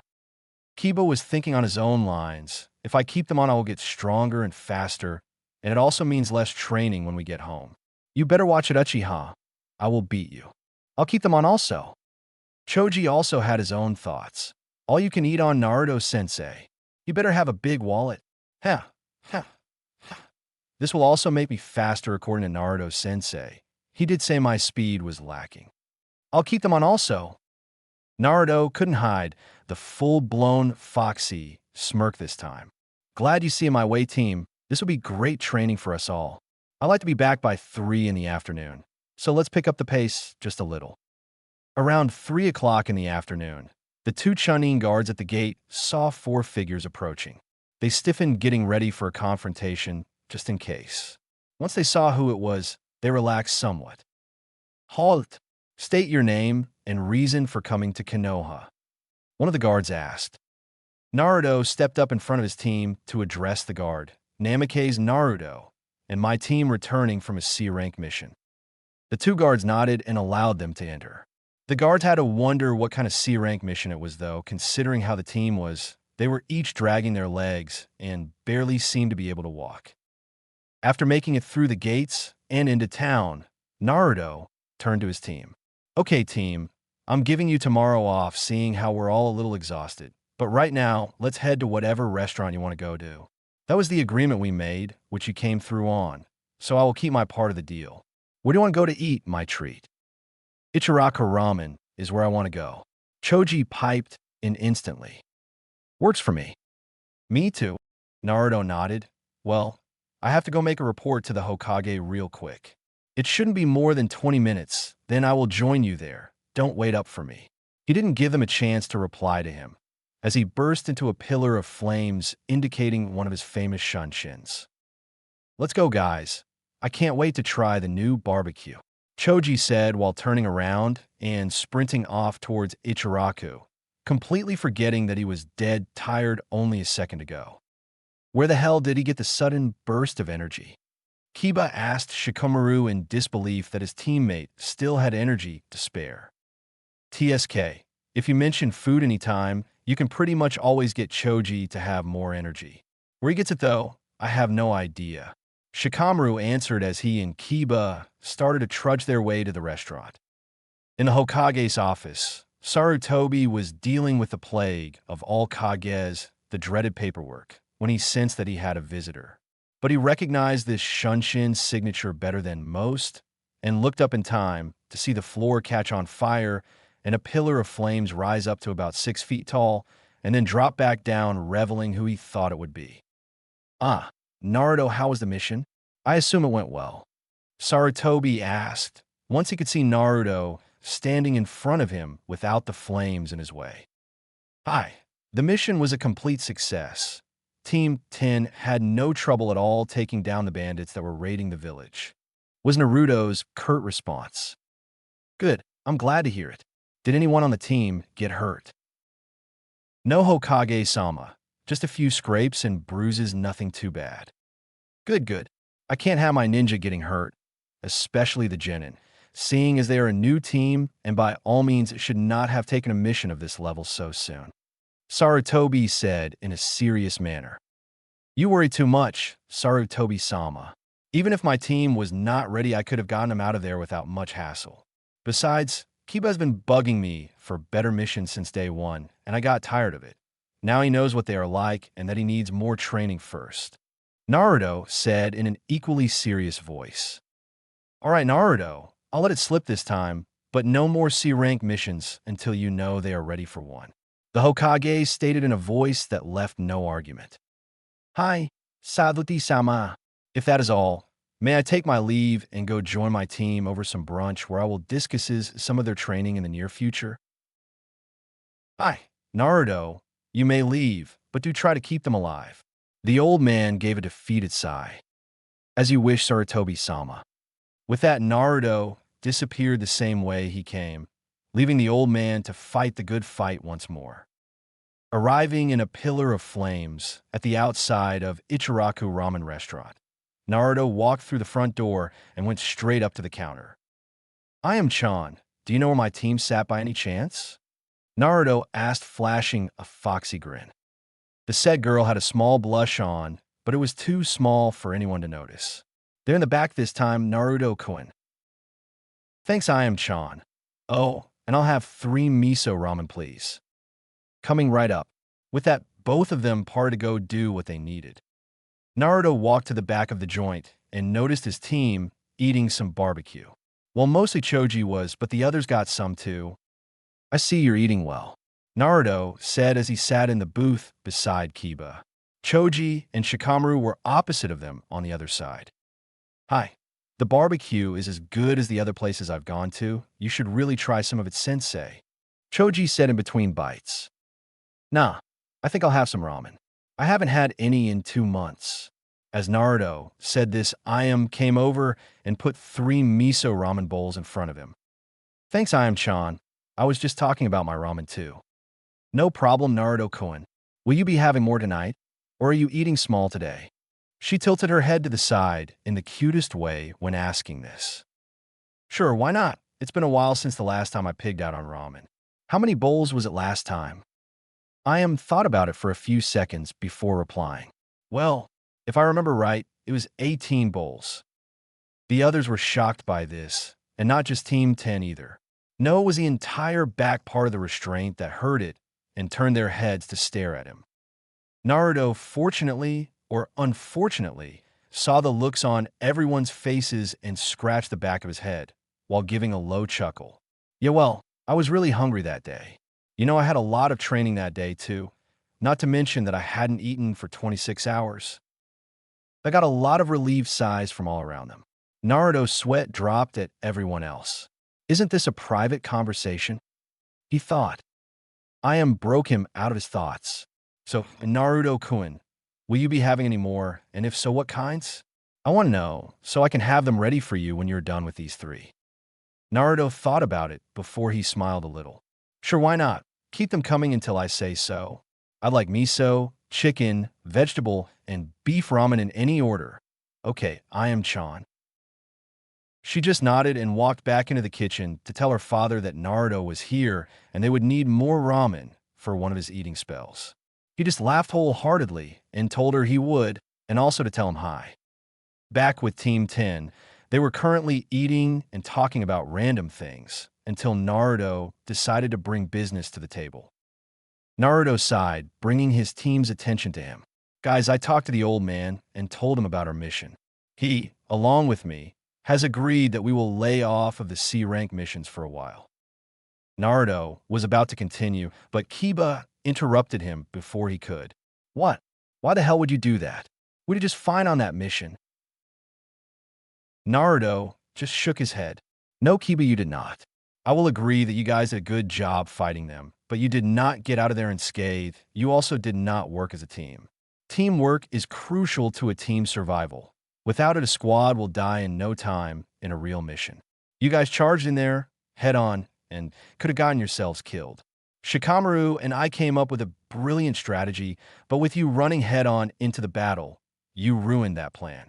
We were forced to engage the enemy head first, which is a crucial mistake. You never know what is hidden on a mission, no matter how easy it may seem. For that reason, we will be resuming D-rank missions, and I will also change your training schedule also. The team was listening intently to what he was saying and couldn't help but agree with him. Naruto saw their looks and was glad that they understood, but also noticed the downcast look on Kiba. He decided he better fix that before it became something he didn't want. Look, Kiba, I know you're disappointed in yourself and all, but don't let it get to you.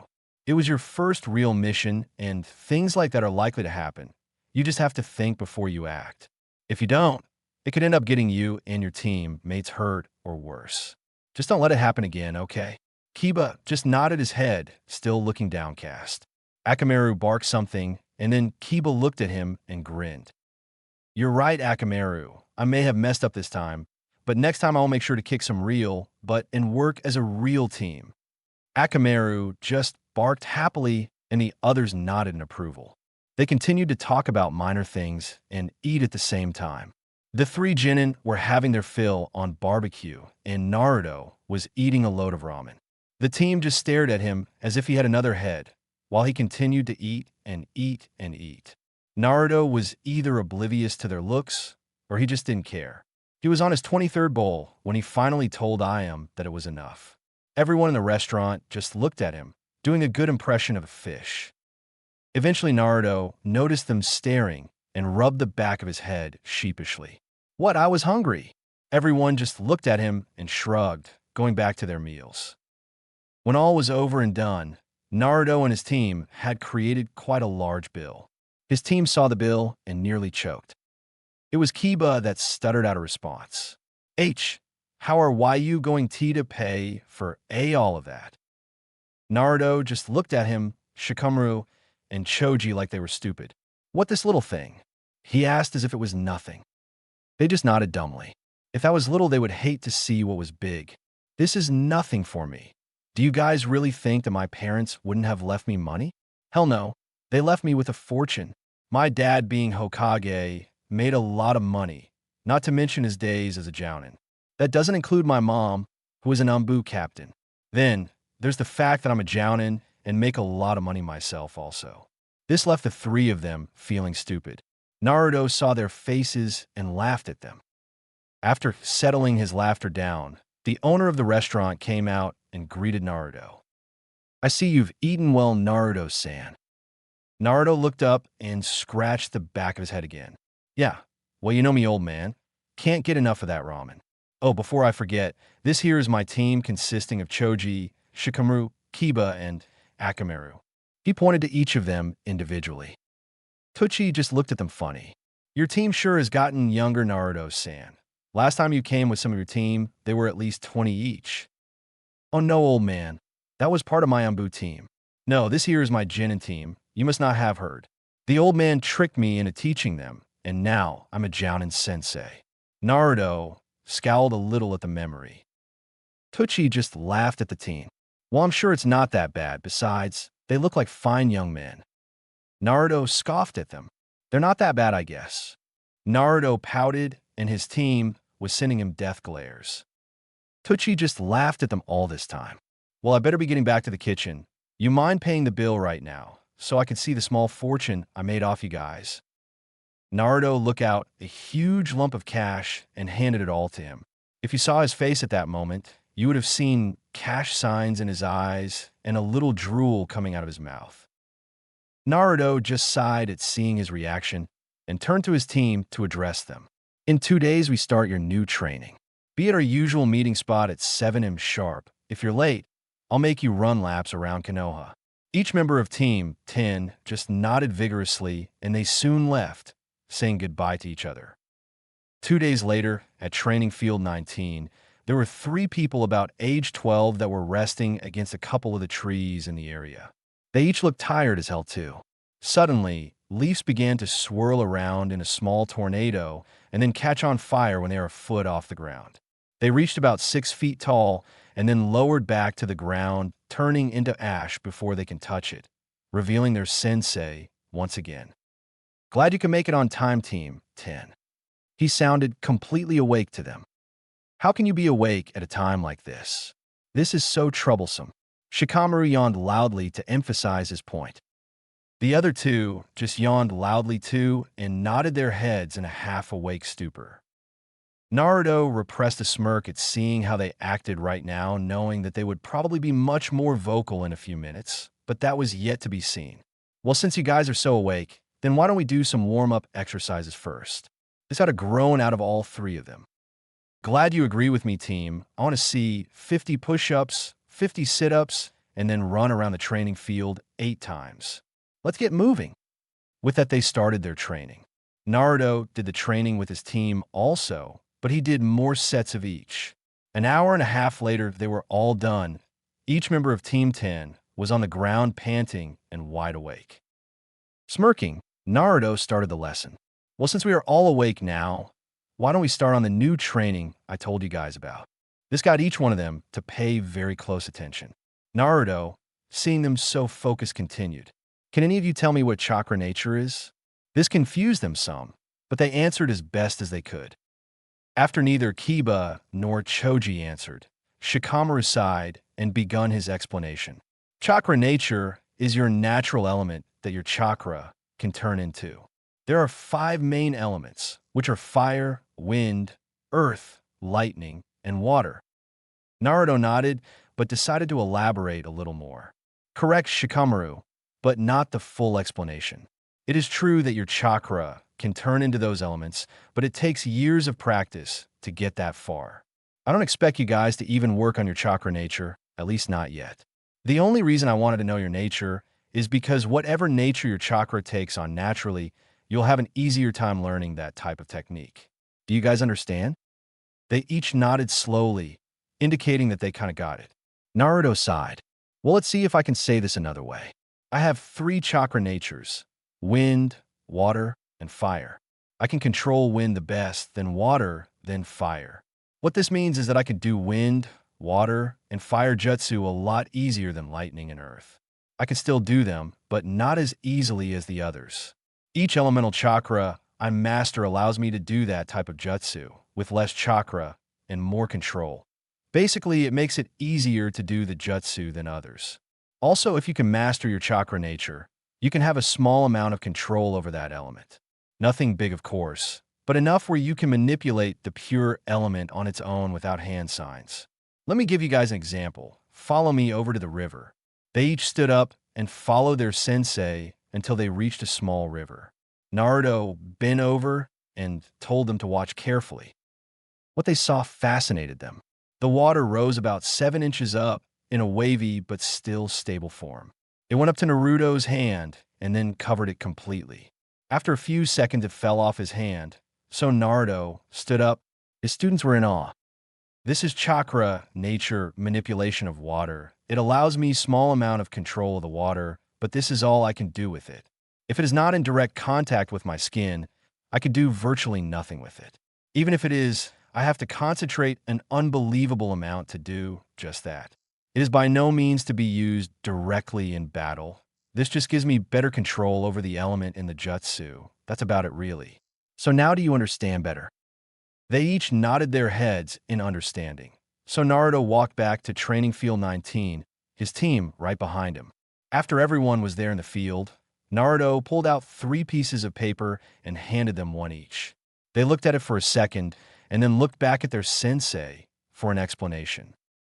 Naruto pulled out one more piece of paper identical as theirs and took a deep breath before speaking.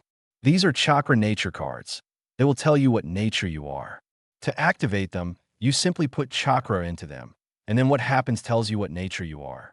If it splits in half, it is wind, burns is fire, gets damp, it's water, turns to dust is earth, and if it crumbles, it is lightning. Watch mine, and you will understand. With that, Naruto pumped a little chakra into the piece of paper, and it first split in half, then the left side got damp, and then the right side burst into flames.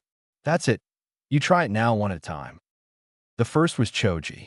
He pumped some chakra into it, and then it turned to dust. Naruto nodded, as if thinking that would happen. I thought so.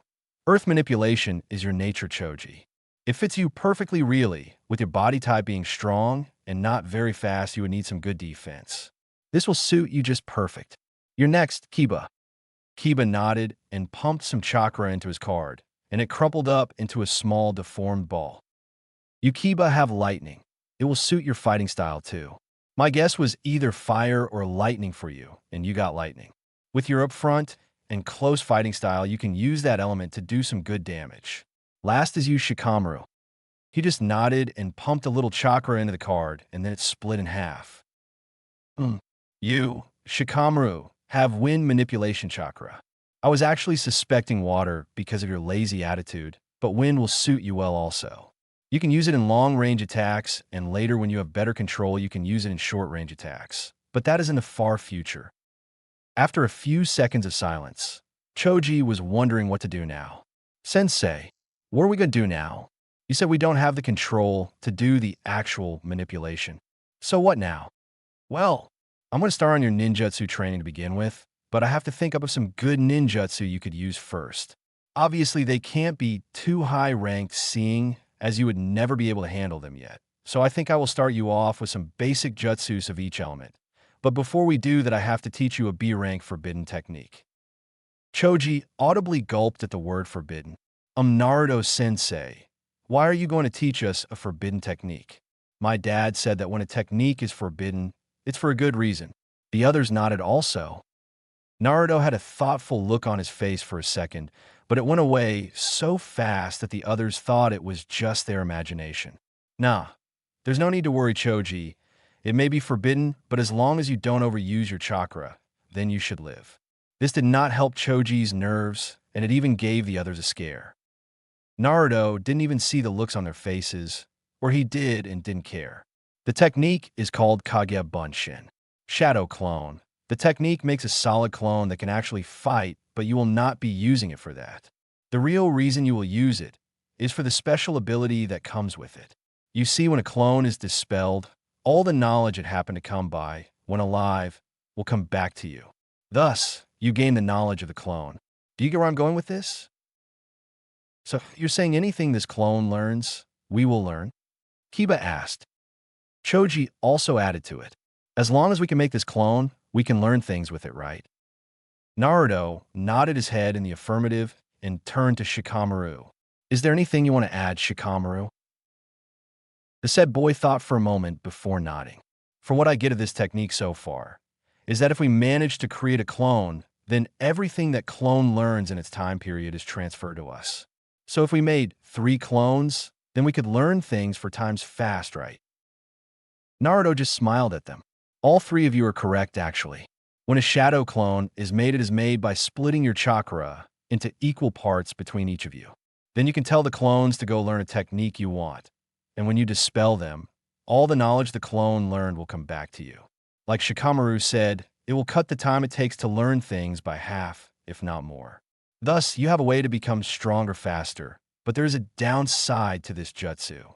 It takes a substantial amount of chakra to make, and even then you will have to have it strong enough to practice the jutsu and last a whole day's worth of training. If you can manage these things, the Kage Bunshin will become your best friend. Each one of the Jōnin looked at their sensei in a new light. They knew he was strong, especially for his age, but he was also very smart. He kept on proving that. He even beat Shikamaru in 5 games of shogi and go. But one thing caught in Shikamaru's mind. If you know this jutsu, then that means that you have been using it.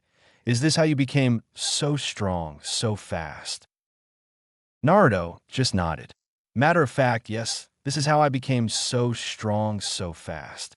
I found a technique in the library at home, and it told me its secret. I learned it and have been using it since I was a Chunin. I was only 8 years old at the time. At first, I was only able to create 2 clones to help me train, but now I can create up to 10 clones that can last all day. So how do we do this, Jutsu Sensei? Choji asked in an excited tone. Well, let's see. I guess it is exactly like the normal Bunshin you learned in the academy, but this time you will have to add more chakra into it and make this seal. Here Naruto shows them a hand sign they have never seen before. It was a cross of the middle and pointer fingers stretched out with the other's fingers in. Then both hands making the same sign, put them into a cross-like shape in front of you. After that is done, the Bunshin will appear in a puff of smoke. It works by adding more chakra and the required hand seal. You solidify the air around the Bunshin, compressing the air molecules until it is solid. That's the gist of it. Now you try.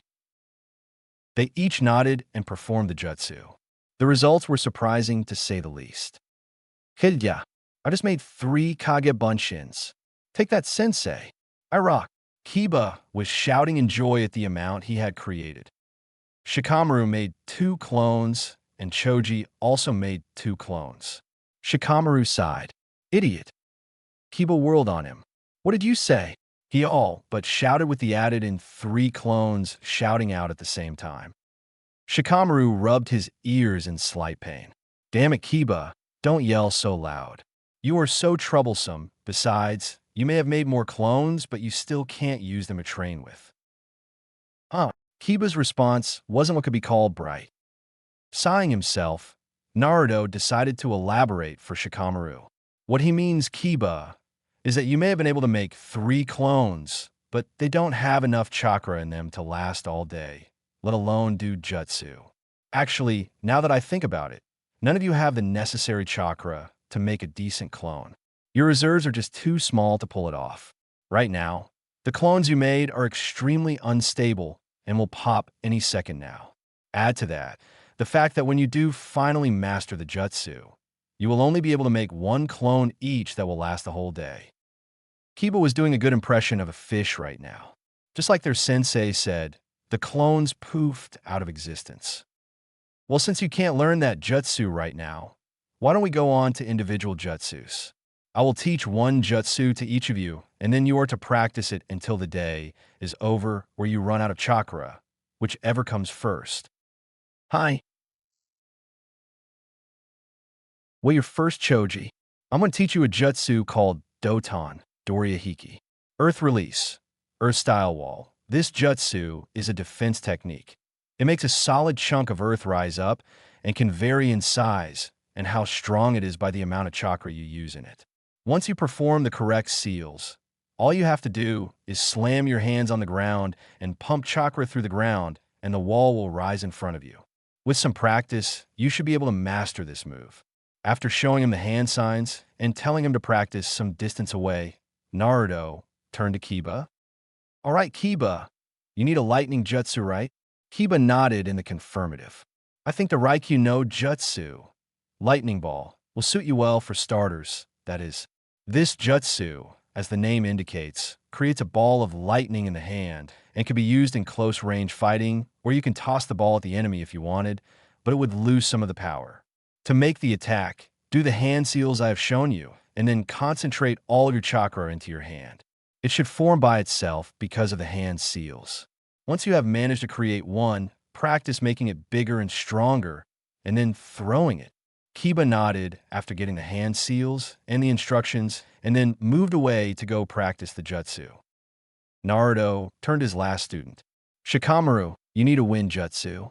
Let's see, I think the futon, Rankuden, wind release, drilling air bullet will do you good. It's not a beginner jutsu, but it is the lowest level one I know that will be of any use to you. If you end up having trouble with this one, then I will teach you futon, Gafujin, wind release, formation, but that is a useless jutsu unless you want to create a small breeze, which isn't very useful for a shinobi in combat. Anyways, the Rankuden creates a compressed air pocket that you shoot out of your lungs, just like a person would use a fire jutsu, but instead it's air. To do the jutsu, you must make the hand seals and breath in a lot of air, then compress it while it's still in your lungs and breathe out. It should come out as a compressed air ball that can possibly break bones if you master it completely. After showing Shikamaru the seals and telling him to work on it, Naruto couldn't help but feel that it was going to be a long time before they got another real mission. He just sighed and started to work on his Shunpa, flash step, that he has been developing for the past 6 months. So for the rest of the day, they trained together, each working on their own jutsu that they wanted to master. Every once in a while, Naruto would give out hints or corrections on what they were doing wrong or how to fix what they were doing. Author notes. Done. Before any of you ask, I will tell you this. The reason I did this chapter was because I wanted to reveal how Naruto became so strong and some more things about his past and his abilities. Also, the Shunpa technique he is working on is not a part of his bloodline limit. That will be explained later on in the story. Also, the next chapter will be the start of the wave arc. I would also like to thank Nightblade 888 for becoming my beta. He has edited my other chapters already if you were wondering. He is so awesome. He has 4 stories of his own, and I like all 4 of them. I'm sure you people that read this story would too. So please stop by his profile and check them out. No more votes, please also. I have tallied them up, and Zabuza. I am so evil. You'll have to wait and see or count them yourself. Maurici, Please don't hit me. Mommy, they're yelling and hitting me for not telling them. Oh, here, my baby. Don't cry. If those mean guys try to hurt you again, then I will just have to kill them in the most gruesome way possible. Does that sound good to you, honey? Yay. Mommy's going to kill the people who are yelling and hitting me. Can I watch? Please, see. Super puppy eye face pout jutsu. She decides. Come on, dear. Let's go kill them and eat some dinner. Why? Amikaze Uzumaki Naruto. Momochi versus Namikaze. You know that it's not nice to insult others' pinky, stated a boy around 12 years old with black hair. Like you want to talk, Sai, and stop calling me Pinky. I have a name, you know, it's Sakura. The pink-haired girl practically yelled at him. Hi. I know your name is Sakura, but you love your nickname so much that I would rather use it. He gave a cheerful smile in her direction to make sure she knew that he was being nice. I'm going to kill you. She stormed over to Sai and nailed him as hard as she could on the top of the head with her fist, effectively sending Sai to the ground in a heap. That was the scene that Hatake Kakashi puffed into when he arrived 2 hours late. Sai was on the ground, nursing his head. Sakura was in a rant about annoying boys, and Sasuke was brooding. Joe, he let his students know he was there, and each one turned to look at him. Sakura was pissed. Sasuke looked like he didn't care, but you could tell he was mad, and Sai gave a cheerful smile to him. Enraged at the late arrival of her sensei again, she screeched at him. You're late. Okay, so maybe it was a scream. Do you have to be so loud, Pinky? I'm sure the people on the other side of Konoha didn't hear you. That earned Sai another smack on the head by Sakura. While she was betting on Sai, the other two had the same thought. I agree with Sai. She's way too loud for a kunoichi. Now, Sakura, you can't go killing your teammates. Kakashi intervened before Sai had to go to the hospital. So, now that we're all here, why don't we go get a mission for the day? Kakashi turned around and walked away, ignoring their death glares that penetrated the back of his skull.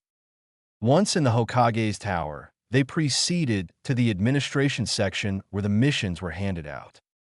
Kakashi stepped forward for his team in a lazy fashion. Hokage-sama, Team 7 reporting in for a mission.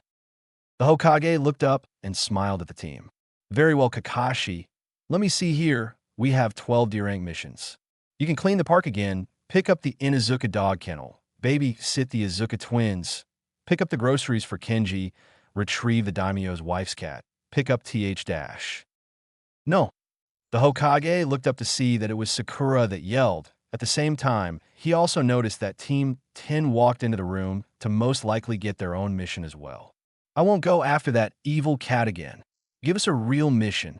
With Sasuke-kun on our team, we can easily do a C rank. Hell, even Sai can help a little. The old man was just about to speak when Iruka stood up and started to berate them. How dare you talk to the Hokage like that? Not only that, but you are only Jōnin, fresh from the academy. You can't possibly be ready for a C-rank mission. You should dash. That is where Team 7 noticed Team 10 and started to talk to each other. The Jōnin would talk amongst themselves, and the two Jounins were discussing something as well. Well, doesn't this look like deja vu? My team was in here 3 weeks ago, getting yelled at by Iruka if I remember right. Kakashi raised his visible eyebrow higher. Is that now? Was your team asking for a higher ranked mission, also Naruto?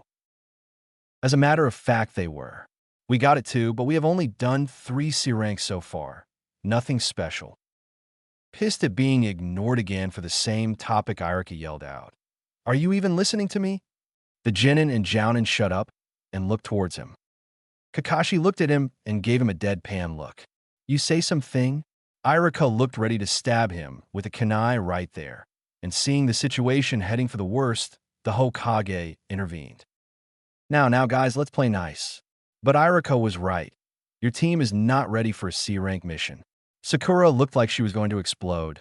Sasuke tensed, and Sai smiled. Seeing an argument coming, he raised his hand to stop it and asked for quiet, which he got. Thank you. Now let me explain. We sent a team out to do a C-rank mission when they weren't ready, and they came back with some injuries that should not have happened. Therefore, I will send you out on a C rank, but you will be accompanied by another team, a team that has 3 C ranks under their belts and could help you if you need it. So this will be a joint C rank mission between Team 7 and Team 10. Said teams looked at each other, and some looked happy, some looked pissed, others looked like they didn't care. The Hokage continued. You will have to escort a person to Wave Country and protect him from bandits and the likes. Tossing the scroll to Kakashi, he asked for the guest to be brought in. After a few seconds, the door swung open, and an old man reeking of alcohol came in. In fact, he had a bottle of whiskey in his hand. The man looked at them and turned to the Hokage. Are these punks supposed to keep me safe? They'll get killed the minute we get trouble. Especially that pink-haired girl. What kind of a ninja has pink hair anyways? Sakura pounced on him, or at least tried to, but Kakashi held her back. I'll strangle you, you old man. Shaking his head in disappointment, he talked to the client. You don't need to worry about your safety, sir. If the Jōnin can't handle it, then me and my fellow Jōnin can. I promise you that, mister. The name's Tazuna, the super bridge builder, and you better protect me with your lives. You don't need to worry, Tazuna. Turning to his team, Kakashi started to address them. Go home and pack a month worth of supplies for this mission. 10 meet me at the north gates in 1 hour. You are dismissed. Naruto repeated those directions to his team. An hour later, everyone was at the gates, and to the surprise of Team 7, Kakashi was on time. Quickly realizing it was not him, they threw some kunai and shuriken at him, trying to kill the imposter. Who are you and what have you done with our sensei? Sakura yelled at the imposter. What are you talking about? It's me, Kakashi. Throwing some more kunai at them, they all yelled out, liar. No, really, it's me. Why do you think it's not?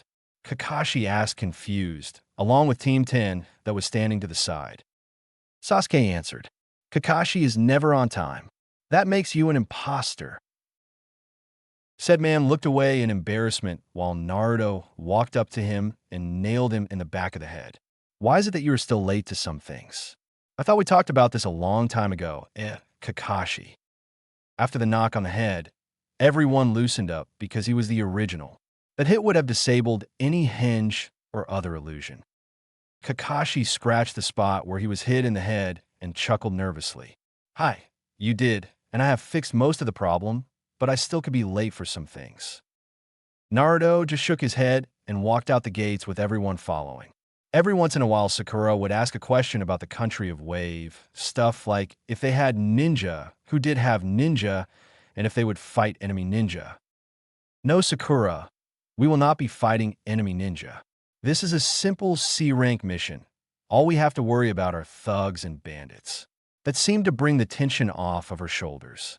After another hour of travel, the team came upon two small puddles in the middle of the road. Shikamaru, Kiba, Choji, Sai, Kakashi, and Naruto all know the same thing. It's the middle of the summer, and it hasn't rained in weeks. How can there be a puddle in the middle of the road? Although Kiba thought that he smelled two human scents in the puddles. Team 10 looked back towards their sensei to ask what they should do in a silent gesture. Naruto just shrugged his shoulders and slowed down slightly, so that he and Kakashi would be at the back of the group. Team 10 and the mostly oblivious Team 7 kept walking as if they didn't suspect a thing wrong. After walking past the puddle, two men in black ninja clothing came out of the puddles. They had slashed mist headbands indicating them as ex-mist ninja and had a lethal-looking chain connecting the both of them. They charged the group and targeted the two Jōnins before they wrapped them both in the chain and pulled on it hard. The two teams spun around and saw both of their senseis being torn to bits by the deadly chain. Two down, they spoke up at the same time and charged the group of Jōnin head-on, but more so towards Tazuna. Sasuke and Sakura froze at the sight of them, while Sai grabbed the client and pushed him away and stood guard over him. Meanwhile, Team 10 charged the attackers. Shikamaru tossed some shuriken at the both of them, and they pivoted around them to keep charging head-on without even batting an eyelash. Just as the chain was about to make a full circle around Shikamaru, Kiba kicked out and pushed one of the ninja back, while Choji punched the other away, making the chain unwind. The chain tightened between the two ninja and both released it, so they would not be brought back together. The left one swung his clawed gauntlet at Kiba, who ducked under it, and Akamaru jumped out of his jacket and bit him on the shoulder. He screamed out in pain and lost his balance, stumbling backwards towards a suspicious shadow. At the same time that Kiba was fighting, Choji was just engaging his target. A very similar clawed gauntlet was swung at his face, and Choji's side stepped the attack and hit the offending arm, slapping away to the side, leaving a wide, open spot for an attack. He took that chance and slammed his left hand into the missed Nin's gut. The man bent over in pain, only to have an equally as painful blow hit him in the face from Choji's right hand, making him stumble back towards another suspicious shadow. At the same time, both ex-mist ninja stopped moving and heard a voice. Kageme no Jutsu, success, finish him off, guys, Shikamaru said with a smirk. Both of his teammates replied instantly. Hi, Kiba, Suga his guy in next week, while Choji did the Baika no Jutsu on his, running him over until both passed out from the pain. The fight was over in less than 30 seconds, and it left both teams unscathed thanks to Team 10 and Sai. Sakura was speechless for once, and Sasuke was furious. He clenched his fists until his knuckles were white. I froze up. How am I supposed to beat my brother if I can't even handle these losers? Tazuna was also speechless. I thought these kids were just punks, but they actually beat those enemy ninja. I underestimated them. They suddenly heard clapping and twirled around as fast as they could to see who was there. Unsurprisingly for the members of Team 10, there stood Naruto and Kakashi, applauding their efforts. Good job, team. You handled that perfectly. I expected nothing less from you guys. Naruto practically beamed at them. You did well too, Sai. You thought fast and got the client out of harm's way. Sasuke and Sakura, though, I wasn't expecting for you two to freeze up like that. Kakashi nodded in approval towards Sai and shook his head towards the other two. Sakura was just staring at them. But, how? We saw you get torn to shreds by those chains. Naruto and Kakashi just pointed where they were torn to shreds, indicating the pieces of what strewn about.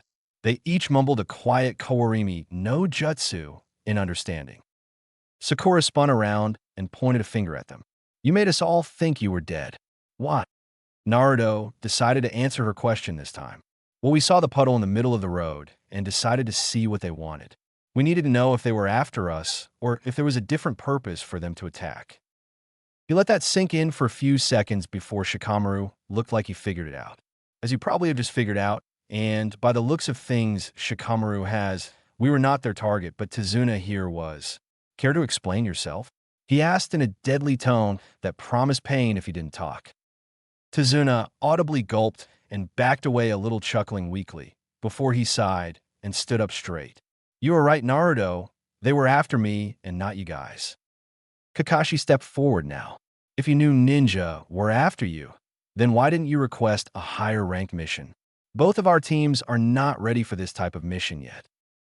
I'm sorry about deceiving you, but I had no other way to get protection. You see, our country is very poor right now, and not even our daimyos have enough money to afford anything higher than a C rank. It took everything we had just to get enough for that. I see.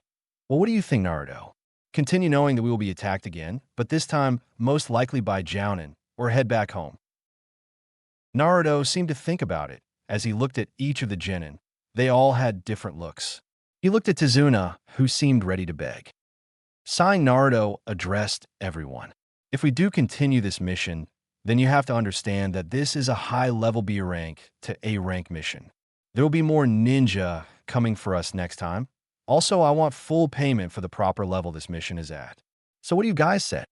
Sakura looked hesitant, but as soon as Sasuke said, yes, she agreed like a good puppy. Sai said he had to keep an eye on Pinky and Duckhead, referring to Sasuke. Kiba accepted right away. Shikamaru thought about it, weighing the pros and cons, and eventually agreed. Choji agreed, so he could become stronger and he couldn't leave his friends behind. Kakashi just shrugged, saying it was their choice.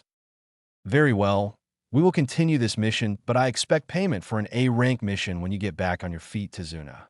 He of course agreed as fast as he could. So after tying up the now identified demon brothers to a tree and calling a squad of Umbu to pick them up, the two teams continued with the mission. Soon they made it to the ocean where they jumped onto a boat to get across. That was when they saw the bridge that Tazuna was building, and it was huge. It had to be 40 feet wide, and it went from the mainland all the way to the islands of Wave Country. You truly are a genius, Tazuna. To build something like this is amazing, Naruto said in astonishment. The others couldn't agree more, if the looks of all plastered over their faces were any indication. Well, I wouldn't be a super bridge builder if I wasn't now, would I? The others chuckled at his small joke. Kakashi was still wondering why ninja were after him, so he decided to ask now. Tazuna, you said that you were making this bridge to make your country better, right? Who would be after your life if this will only help your country? That did it. The good mood was spoiled, but Tazuna knew he had to tell them. You have a right to know, so I might as well tell you. When this bridge built, people will no longer have to use the shipping industries to trade. If that industry was still in good shape, then that would be no problem, but a person named Gato is in complete control of our shipping industry. He has a monopoly on us. With the control of the shipping lanes, you control the land, so he has complete control of our economy, and he's been doing nothing but making it impossible to live. With this bridge of mine, we will be able to get rid of the need for shipping and the economy will come back. That is why Gato sees me as a threat and why he wants me dead. When this bridge is completed, he will no longer be able to control us. I see. Well, you don't have to worry. We will make sure nothing happens to you while we're around. The others agreed 100% on that. After a little while more, they made it to the shore and thanked the man that gave them a ride. The mood was still gloomy and everyone was on high alert. Well, everyone except for Sakura, who kept asking questions and trying to get a date from Sasuke. They were walking along the path to Tizuna's house when Kiba threw a kunai into the bushes and they all heard a thunk. Kakashi walked over cautiously and came back out with a white rabbit in his hands. Sakura exploded on Kiba. How could you, Kiba? You almost killed that innocent rabbit. What are you trying to do? Act cool or something, 'cause you're not. Kiba just rolled his eyes at her. Look, I heard a noise from the bushes and I acted all right. You just trying to act. Sakura continued to berate Kiba. While this was going on, Naruto and Kakashi were thinking along different lines than the pink-haired Kunoichi. A white snow hare in the middle of summer? They only have white hair when it's winter, when there is less light, which means that this one was raised indoors. It was used as a substitution. Naruto sprinted towards his team, while Kakashi did the same, tackling Tizuna to the ground and yelling, "Get down." Not a moment too soon either, because a giant sword at least 6 feet tall and 6 inches wide, dull side of the blade, flew right where their necks had been and embedded itself into a tree some 20 feet away. Not a second later, there was a man standing on the handle of the blade. He stood a good 6 foot 2 inches tall and had no shirt on, but wore bluish-white pants that were baggy. He had no eyebrows whatsoever, and he had bandages that covered his mouth and nose. The man that attacked spoke first. No wonder the Demon Brothers lost. They were facing 2 elite Jounins. Hatake Kakashi and Namikaze Naruto, also known as Sharingan Kakashi and Shunshin no Namikaze. The group stood up, and Kakashi and Naruto stepped forward. Zabuza Momochi, also known as the Demon of the Bloody Mist. Kakashi stated as if it was common knowledge and didn't have a care in the world. Zabuza chuckled. So, you've heard of me too, I'm honored. Narrowing his eyes, Kakashi asked, What do you want, Zabuza? Oh, nothing much, just the old man. Now hand him over and I won't have to kill you. Protect the bridge builder with your lives. Form a triangular formation around him. Kakashi ordered, not turning his back to his opponent. If I'm going to be facing you, this might get a little hard if I don't use this, Kakashi said, while lifting up his headband so it was no longer covering his left eye. Oh, the Sharingan's so early, I'm honored. Well, let's get this over with, shall we? With that, Zabuza teleported to the lake and took his big-ass sword with him. Sharingan? But how can he have a Sharingan?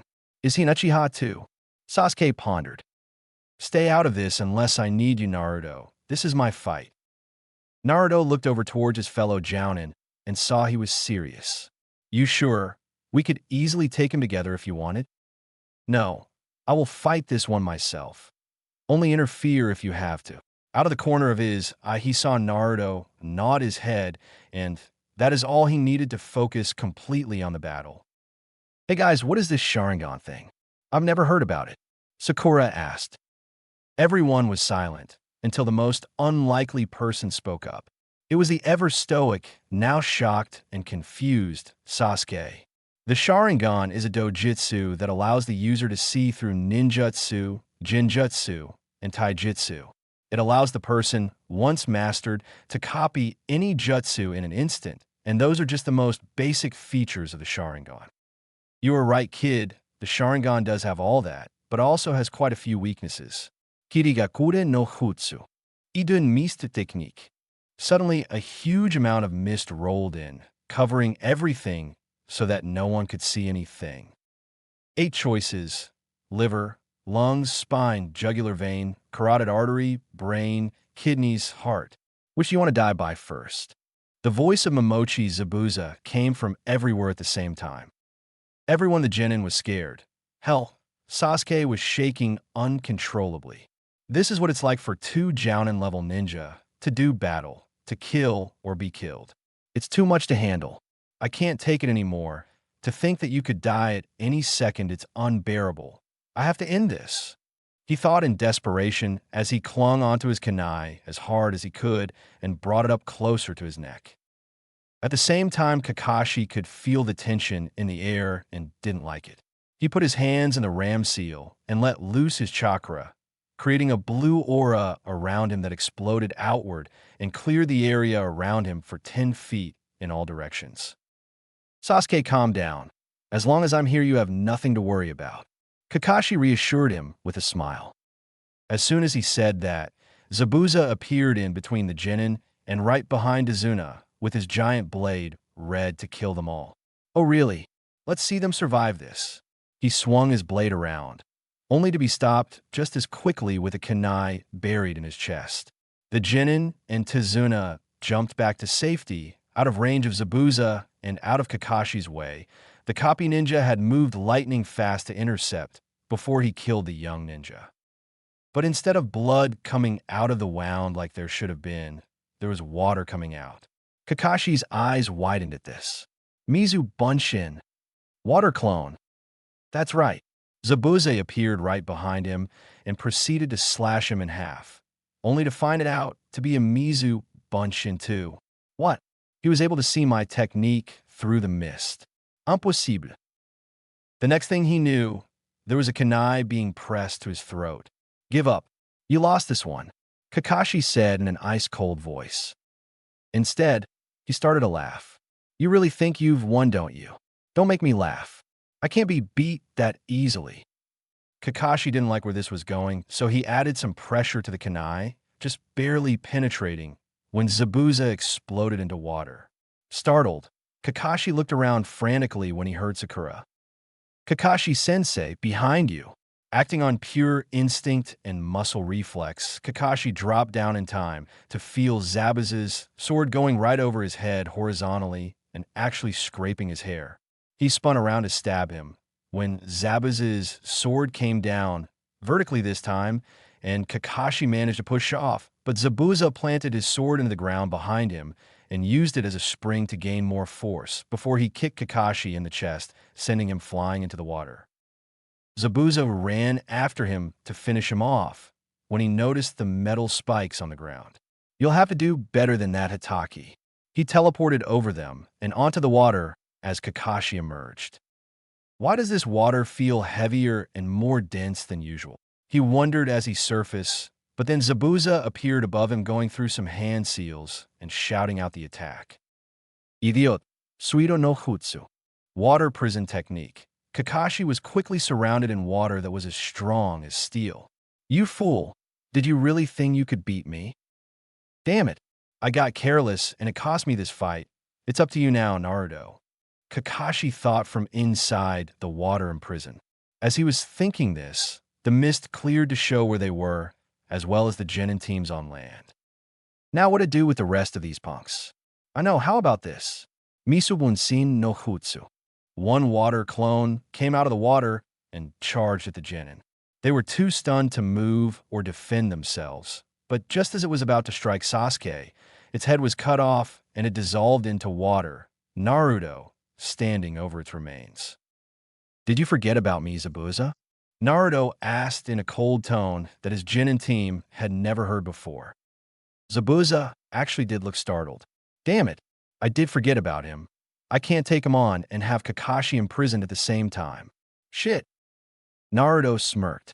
By the look on your face, it seems you did forget about me. There is no way you can hold that prison and fight me at the same time. Big mistake on your part, Zabuza. With that, Naruto charged him head-on and ran across the top of the water towards the two figures. In a desperate attempt to get some distance between them, Zabuza created more clones, 30 clones to be precise, but they lasted a whole 3 seconds, seeing as they were only 1/10 the strength of the original. That gave Zabuza all the time he needed to consider his options. He chose to ditch the prison and fight him head-on. As soon as Naruto was upon him, he let go of the prison and blocked the kunai of Naruto's with his own sword. They were in a deadlock for a few seconds, and then Zabuza took advantage of their height difference and pushed as hard as he could on his blade downward. Naruto struggled and pushed Chakra to his feet to make him go sideways as fast as possible. Zabuza's sword came down, and Naruto spun and kicked him right in the face, sending him skidding across the water. You okay back there, Kakashi? Naruto called to him, never turning his back on Zabuza. Hi, I'm fine thanks to you. I'm going to let you take care of this one. I'll go protect the Jōnin and Tizuna. With that, he started to sprint back towards land on the water and covered up his Sharingan eye to conserve chakra in case he needed it later. Both were now staring at each other, sizing the other up. It's just you and me now, Zabuza. What do you say we take up a notch or two, eh? He seemed to almost smirk at that comment. Sure, why not? Let's see what you've got. They charged each other again and clashed sword against Kanai. Again, Zabuza had the advantage of strength and height, and again began pushing downwards on the Kanai. Seeing the same thing happen again, Naruto backed off and threw some shuriken at him. You'll have to do better than that. Zabuza shouted as he deflected them all with his giant sword, causing the stars to bounce off harmlessly and go into the water. But before the last one did, it burst into smoke right at Zabuza's feet and turned into a Naruto clone. The clone landed on the water and sweep kicked the legs out from under Zabuza just before the real Naruto appeared above him and axe kicked him down into the lake. Over at the shore, the Jōnin were all watching intently. Amazing, he's so good, were Sakura's thoughts that she spoke out loud. I've never seen Sensei fight like this. This must be the reason he's a Jōnin and not a Jōnin like us. Kiba said in equal astonishment. Sasuke balled his fists in anger. Why am I so weak? He's the same age as I am. I'm an Uchiha. I deserve to have power. I need power to kill him. Kakashi just chuckled at them. This is nothing, guys. They're just playing with each other right now. Wait till the real fight starts. The others just gave him a look of astonishment. This was playing? Naruto looked around, waiting for when the next attack would come. He didn't have to wait long, as 5 water clones came out from the water around him, swinging their swords at him. He dodged and destroyed all of them, only to hear a jutsu being called out to his left. Suetun, Koka Suejin, water release, concentrated water spike. As the name implied, water spikes came out of the water and shot out at him. Naruto jumped backwards and formed some hand seals of his own. He shouted out the attack. Gaton, Osenka no Jutsu, fire release, Phoenix immortal fire. He breathed in and exhaled fireballs about a foot in diameter, each one heading straight for Zabuza. The Mist Ninja countered with his own attack. Suetun, Tepidama, gunshot, shooting out water balls of equal size. Zabuza's attack canceled out Naruto's. Naruto landed back on the water and ran towards Zabuza. He grabbed some shuriken and tossed them before he did some seals. Shuriken Kakebunsin no Jutsu. Shuriken Shadow Clone. The 5 shuriken became 250 shuriken, and Zabuza couldn't stop them all. Just when they hit him, though, he turned into water, indicating it was a water clone. Zabuza appeared beside Naruto and slashed him in half, but he turned into smoke. Shadow Clone, he said as he ducked under a swipe from a kunai that would have cut his neck. He turned around with his sword and brought it to Naruto's midsection, barely missing, but also barely missing the kunai aimed at his shoulder. They both jumped back, Zabuza putting his sword on his back, and started doing seals at a fast rate that the Jōnin on shore couldn't keep up with. Suiton, Suiryudan no Jutsu, Water Dragon Blast. Futon, Gasudan no Jutsu, Wind Dragon Blast. A giant dragon made of water circled Zabuza once, before heading over towards Naruto, who had summoned up a visible wind dragon that charged Zabuza. The two attacks collided head-on and battled for supremacy. After a few breath-taking seconds of struggle, both were destroyed, neither one winning. Both ninja, seeing their attacks fail, started new ones. Unfortunately for Zabuza, he had too many seals to go through and ended up on the wrong side of jutsu. Ayu ikatsuhi wo uta. Lightning strike. Naruto reared his fist back and shot out forward, aiming it at Zabuza and hitting him square in the chest with a bolt of lightning that sent him back 40 feet and into a tree hard. Before he could slide down the tree, though, he was pinned by the arms to the tree, keeping him up. Naruto appeared seconds later in a tree across from him with a kunai in hand, ready to do the killing blow. Before he could do that, though, some bond needles came out of nowhere and hit him in the neck, killing him instantly and knocking him to the ground. Naruto turned to where they came from and saw a hunter nin in the trees. The hunter nin bowed slightly to him and then spoke. I thank you for your assistance. I have been hunting him for some time now, and thanks to you, have finally been able to kill him. Naruto jumped off the tree branch and walked over to the prone body of Zabuza and checked his pulse. He nodded as he stood up. Just that second, Kakashi appeared beside him ready for a fight. Naruto put a hand in front of him to stop him. There is no need, Kakashi. He's just a hunter nin. Zabuza is dead. I've checked that. Kakashi backed off and nodded to the hunter nin. At that time, the team of Jōnin came over to see what happened. The hunter nin jumped down from his own tree and walked over to the body of Zabuza before putting the body over his shoulder. Thank you for your assistance. I will take my leave now and dispose of the body accordingly. With that, the hunter nin disappeared in a swirl of leaves. Naruto breathed out a sigh of relief. Well, that's over. At those words, the mood lightened up some. Who was that guy sensei? Sakura, the smart one of the group, asked. That was a hunter nin, Sakura. They take care of the bodies of shinobi that have defected from their village. Their job is to kill them and dispose of all evidence so others can't steal their secrets. Sakura and the others made no sound. Kakashi turned to the client. Well, Tazuna, now that we have cleared the path, why don't we head to your home for some rest? Right. It should be another couple of miles, and we should be there. Follow me. With that, they headed to Tazuna's house for some well-deserved rest. Along the way, every one of the Jōnin kept giving glances to Naruto. They were each very impressed, and if they had doubts about him being Jōnin, they didn't anymore. Namake's Uzumaki Naruto. Training and meetings. Good morning, Kakashi-san. Why are you up so early? Tsunami asked. Kakashi looked up from his orange book at the table that he was sitting at, and I smiled at her. Oh, just reading and planning what to train my students. Oh, well, I'll be in the kitchen making some breakfast. With that, she walked into the kitchen, as she said. Kakashi just went back to reading his book. After about 30 minutes, everyone was sitting at the table talking about this and that. Sakura was asking Sasuke out on a date. Sasuke was turning her down. So I was making sarcastic jokes at them all. Kiba was talking to Shikamaru and Choji. Kakashi was still reading. Tazuna was eating, and Tsunami was eating as well.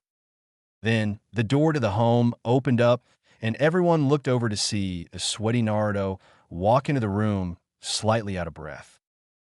Have a good workout, Naruto? Kakashi asked, clearly amused. I made some good progress on my new jutsu. Naruto sat at the table and took some food and started to eat while talking to the others. Interesting. Care to tell us what it's called?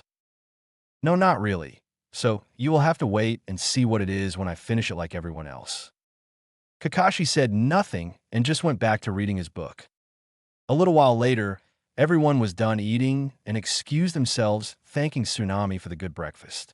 After that, everyone from the Konoha group headed out towards the woods that surrounded Tazuna's house. Once in a clearing, Kakashi stopped and turned around to face everyone. As you all know, we faced Zabuza Momochi yesterday, and the hunter nin killed him when Naruto was about to finish him off. But there was something off about what the hunter nin did. Can any of you tell me what it was? After a few seconds of thinking, it was Choji that spoke up. Well, aren't hunter nins supposed to work in teams and not by themselves? Naruto nodded to him. No, the hunter nin could have been working alone. It is not uncommon for a hunter nin to go solo once in a while. The others, though, for a little more time, trying to find anything that was wrong until Sai looked like he thought of something. Don't hunter nins destroy the body on sight when they kill a person? Naruto and Kakashi smiled at him. Now that is the question of the day. Why would a hunter take the body away if that isn't what they normally do? Choji caught on first. You mean that the ninja was a fake? The others came to that same conclusion at that moment. Kakashi smiled that they could put the clues together. Exactly, Naruto and I talked last night and figured it out. We would have told you then, but why bother you and make you have a restless sleep? Naruto continued where Kakashi left off. After figuring out that Zabuza is alive and well, we came to the conclusion that he will attack us again when he is healed. We figure that we have about a week to a week and a half to prepare you guys for the battle to come. What do you mean for the battle to come? You can't expect us to be able to fight a Jōnin, can you? Sakura asked, a little frightened. Oh, come on, Sakura. It shouldn't be that hard to do. You guys are strong. I'm sure you will live to tell the tale about how you beat a Jōnin. Kakashi said in a playful manner. Are you crazy? We can't beat a Jōnin. She yelled back at him. Kakashi just laughed at her further, infuriating her. She looked ready to pounce when Kakashi held up his hands in a playful manner. All right, Sakura, I was just kidding. She calmed down some, but still looked pissed. You know, you're pretty loud for a girl.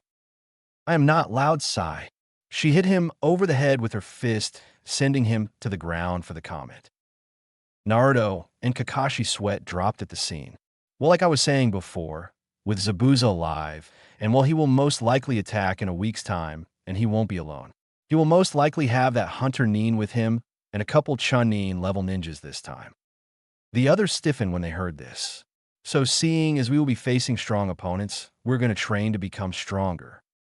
Do you think that we will be able to defeat Chunins, Sensei? No worries, Sakura. That is why we will train our hardest this week, so we will be prepared for them. Now, if there are no other questions, please follow me. He turned and walked further into the woods and stood by a tree. This looks like a good place to learn. Okay, what we're going to be doing is an exercise that will help you with your chakra control. Theoretically, if you're able to do this, then you're able to do any jutsu there is. What's the exercise, Sensei? Glad you asked, Sakura. You're going to climb trees. Sasuke, Sakura, and Sai look like Kakashi has grown another head. What does climbing trees have to do with anything? We can already climb trees. Sakura asked with a stupid look on her face. But can you climb trees without using your hands? Kakashi turned around and walked toward the tree and put one foot on it, and then another and another. By now, he was standing horizontal with the ground and defying gravity. He kept walking until he reached a branch about halfway up and then stood on upside down. The others were gawking at him in awe. Kakashi just smiled at them. This is what I meant. By doing this exercise, you will be able to fine-tune your chakra control and be able to be more proficient with your chakra use. All you have to do for this exercise is concentrate your chakra to the bottom of your feet and stick to the surface of the wood. This won't be easy, though, as the feet are the hardest place to concentrate chakra.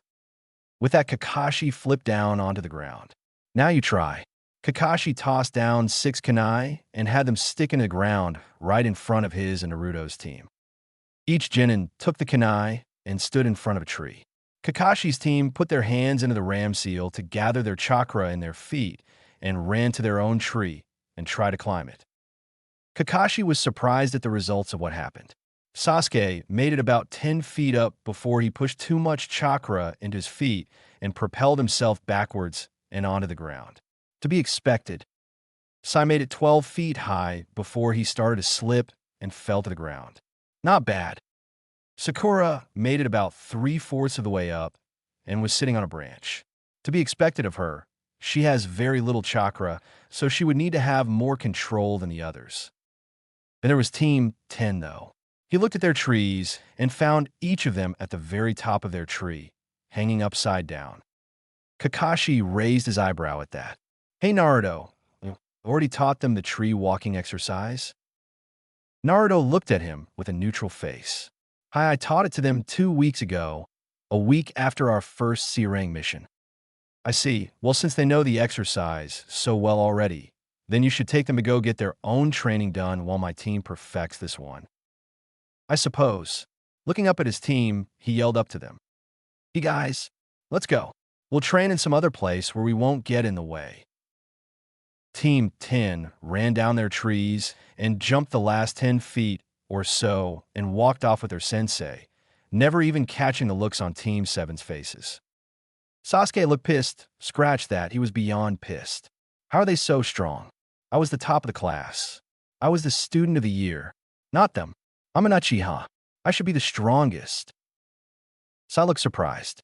Wow, they really are strong. They're nothing like they used to be when we were in the academy. Sakura looked angry also. How did they get so good?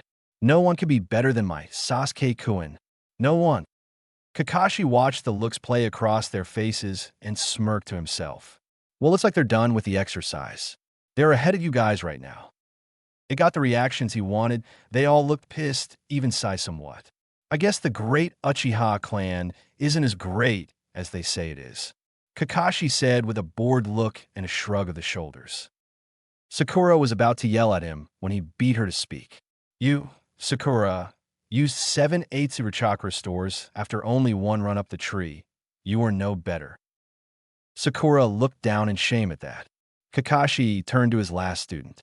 You, Sai, have a normal chakra reserve but still suck at controlling it. With that, Kakashi got up off the ground where he was resting and started to walk away. Before he left, he turned his head to address them. Keep trying to get up the tree until you can climb it 10 times up and down in a row. With that parting order, he walked away from an angry, sad, and disappointed team left in the clearing. After walking away from the others, Naruto didn't stop until they were a good distance away. Satisfied with the distance they put between them, Naruto turned around to look at his team. We'll train here. What do you plan to train us in, Sensei? Choji asked with some hope in his voice. Naruto put his hand on his chin to think for a few seconds while looking up at the blue sky. After a few seconds, he looked at them each. Before I teach you anything else, I want to see how your own training has been going on the jutsu I taught you. Kiba, you go first. Hai na ju sensei. Kiba then stood in front of the others and said the name of his attack. Raigyu no Jutsu, lightning ball, and made some hand seal before he held his right hand to the side, and a ball of lightning formed there and stabilized before he ran at a tree and slammed his hand with the lightning ball into it.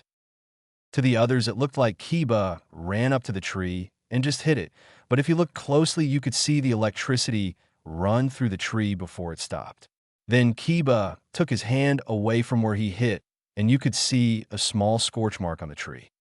Well done, Kiba. You've nearly mastered it.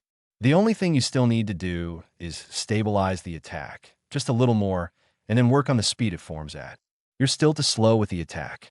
Choji, you go next. Hai na ju sensei. Like Kiba, Choji stepped forward and called out his attack. Doton, doriweki no Jutsu. Earth-style wall. Choji made some hand seals and then thrust his palms onto the ground, and a wall of earth rose from the ground in front of him. The wall was 10 feet tall and 2 feet thick by 7 feet wide. Good job, Choji. You made it the right size and everything. Now let's see how strong it is. Naruto went in front of the wall and made some hand seals of his own. Suetun, Tepidama. Gunshot. Naruto took a big breath, and his cheeks poofed up, and then he shot out 3 balls of water at the wall of earth. The wall held strong, not even denting it. Very nice, Choji. Now let's try something even stronger. Naruto made some more hand seals and kept on going for 10 seconds. Suiton, Suiryudan no Jutsu. Water Dragon Blast. A dragon of water rose out of the river nearby and circled Naruto once before it flew at the wall. The second it hit the wall, the head of the water dragon blasted apart, but also took at least a foot of earth with it. A second later, the rest of the dragon went clean through the earth and was heading directly towards a stunned Choji. Luckily, the dragon swerved sideways and went right on past Choji and hit a tree, completely obliterating it. The others could only stare at the dragon in awe as it tore through the earth with ease. After Choji picked himself up off the ground and the earth wall returned to the ground, he stood up on shaky legs. Well done indeed, Choji. It took the gunshot with ease. That is the level of attack you should have to worry about at your current level. As for the Dragon Blast, don't worry about it breaking through the earth barrier. It is after all an A-ranked jutsu. Choji nodded at that and felt better that his wall wasn't weak. But you still need to work on it a little more. It should be able to withstand a jutsu like that if you master it. Just add more chakra and then compact the earth more when you create it. Hai na ju sensei. Okay, your last Shikamaru. Hi. Shikamaru stepped forward and walked to the middle of the clearing and stood facing a tree. Futon, Rankuden, drilling air bullet. After making the seals, Shikamaru took in a deep breath and exhaled it all at once facing the tree. The others watched him take a deep breath and exhaled.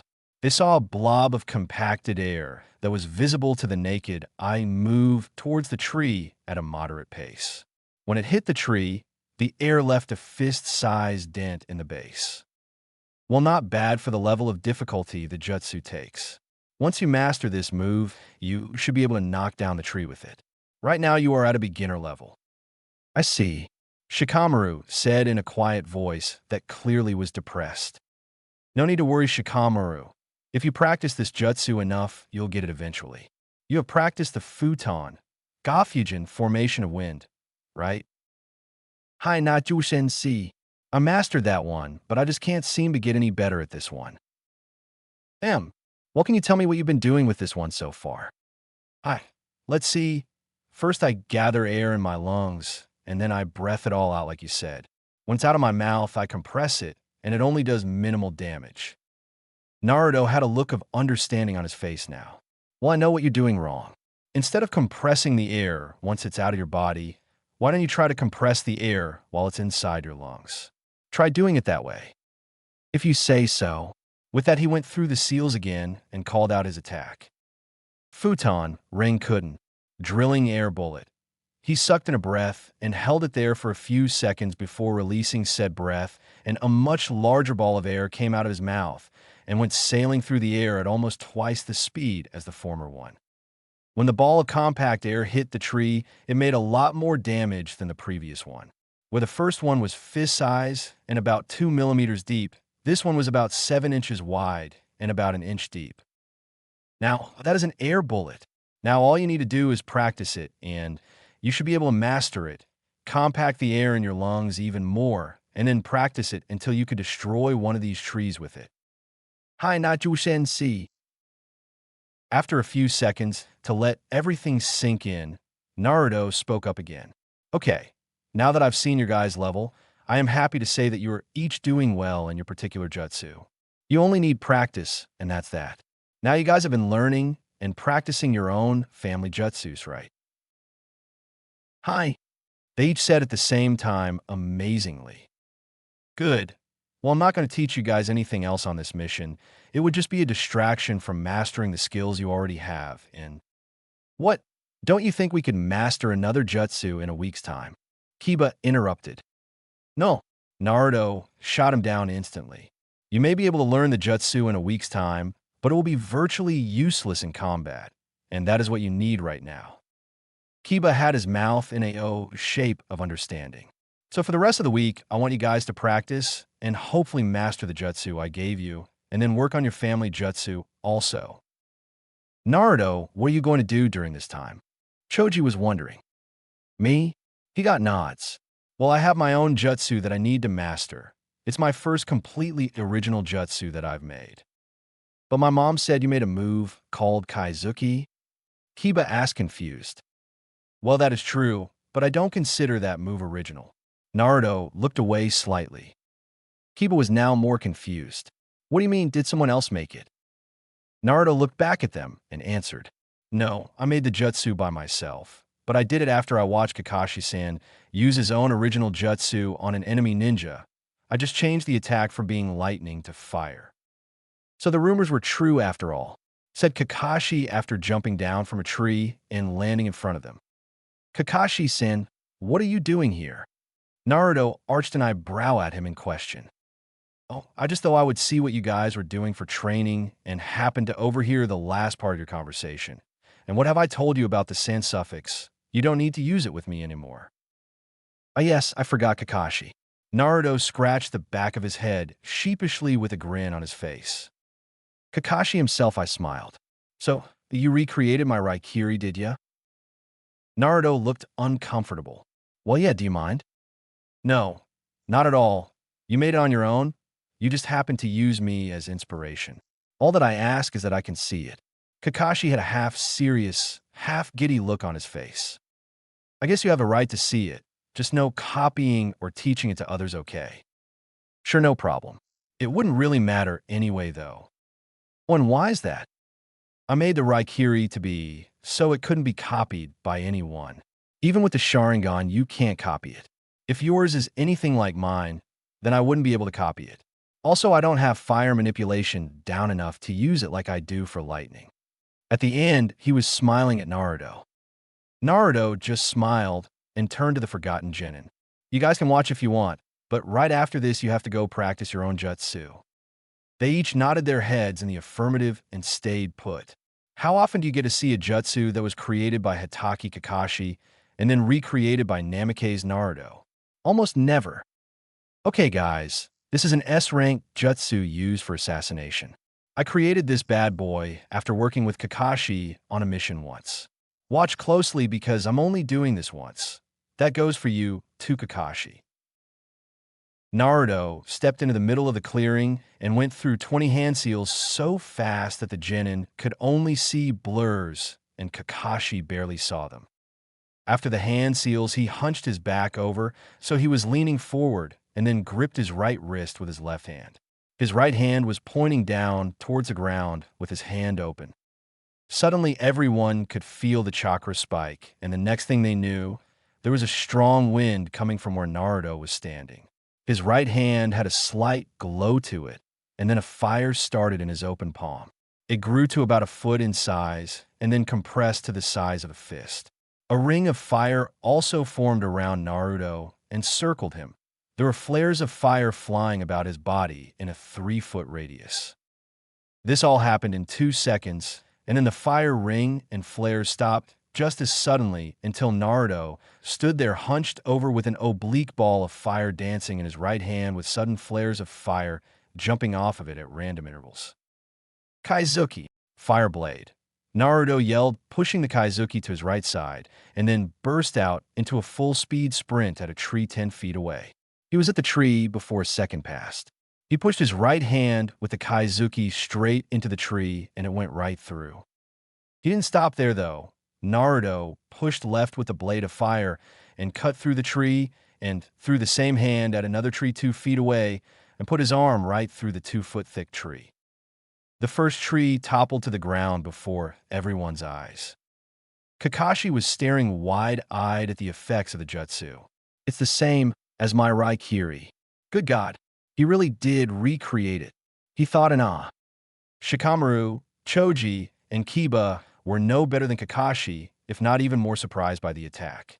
Their sensei took down a whole tree and then put his hand through another like they were butter. Kiba's thoughts were this. Holly hell, he cut down that tree like it was nothing, and he still has his hand through that other one. Shikamaru and Choji were thinking along the same lines. Finally, Naruto pulled out his arm from the tree, showing a perfectly clean scorched hole the size of an arm going clean through the tree. Well, that's my Kaizuki. How'd you like it? Naruto had a cheesy grin on his face while he said this.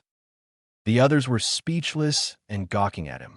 After a few more seconds, Kakashi finally found his voice. Well, hot damn. Yep, that summed up everyone's thoughts.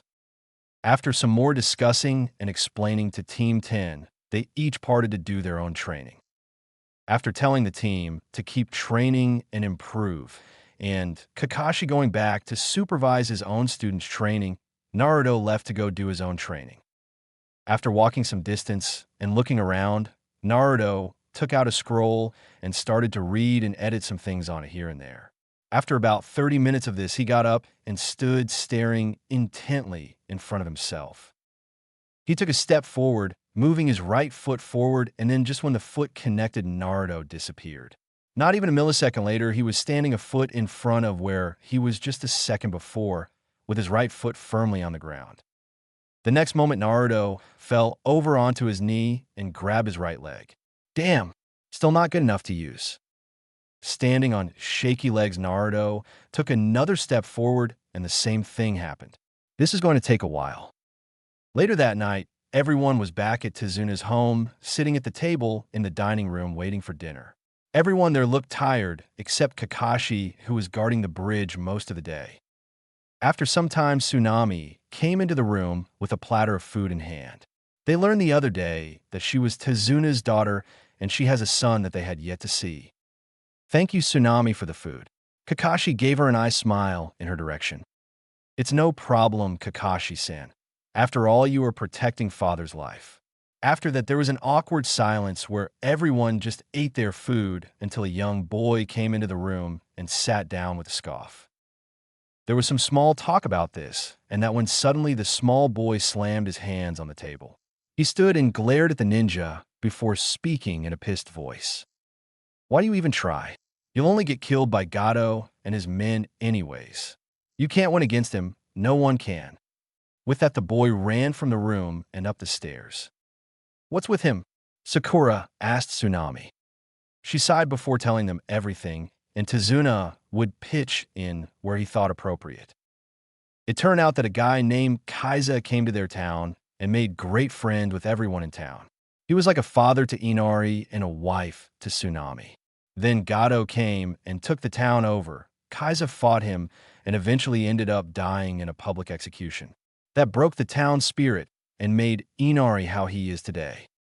How sad, Sakura said with a few tears in her eyes. Yes, this world can be a pretty bad place sometimes. We ninja get to see the worst of it more often than others. Kakashi had a solemn look on his face. Excuse me, Tsunami, but I think I'm done for now. Thank you for the great dinner.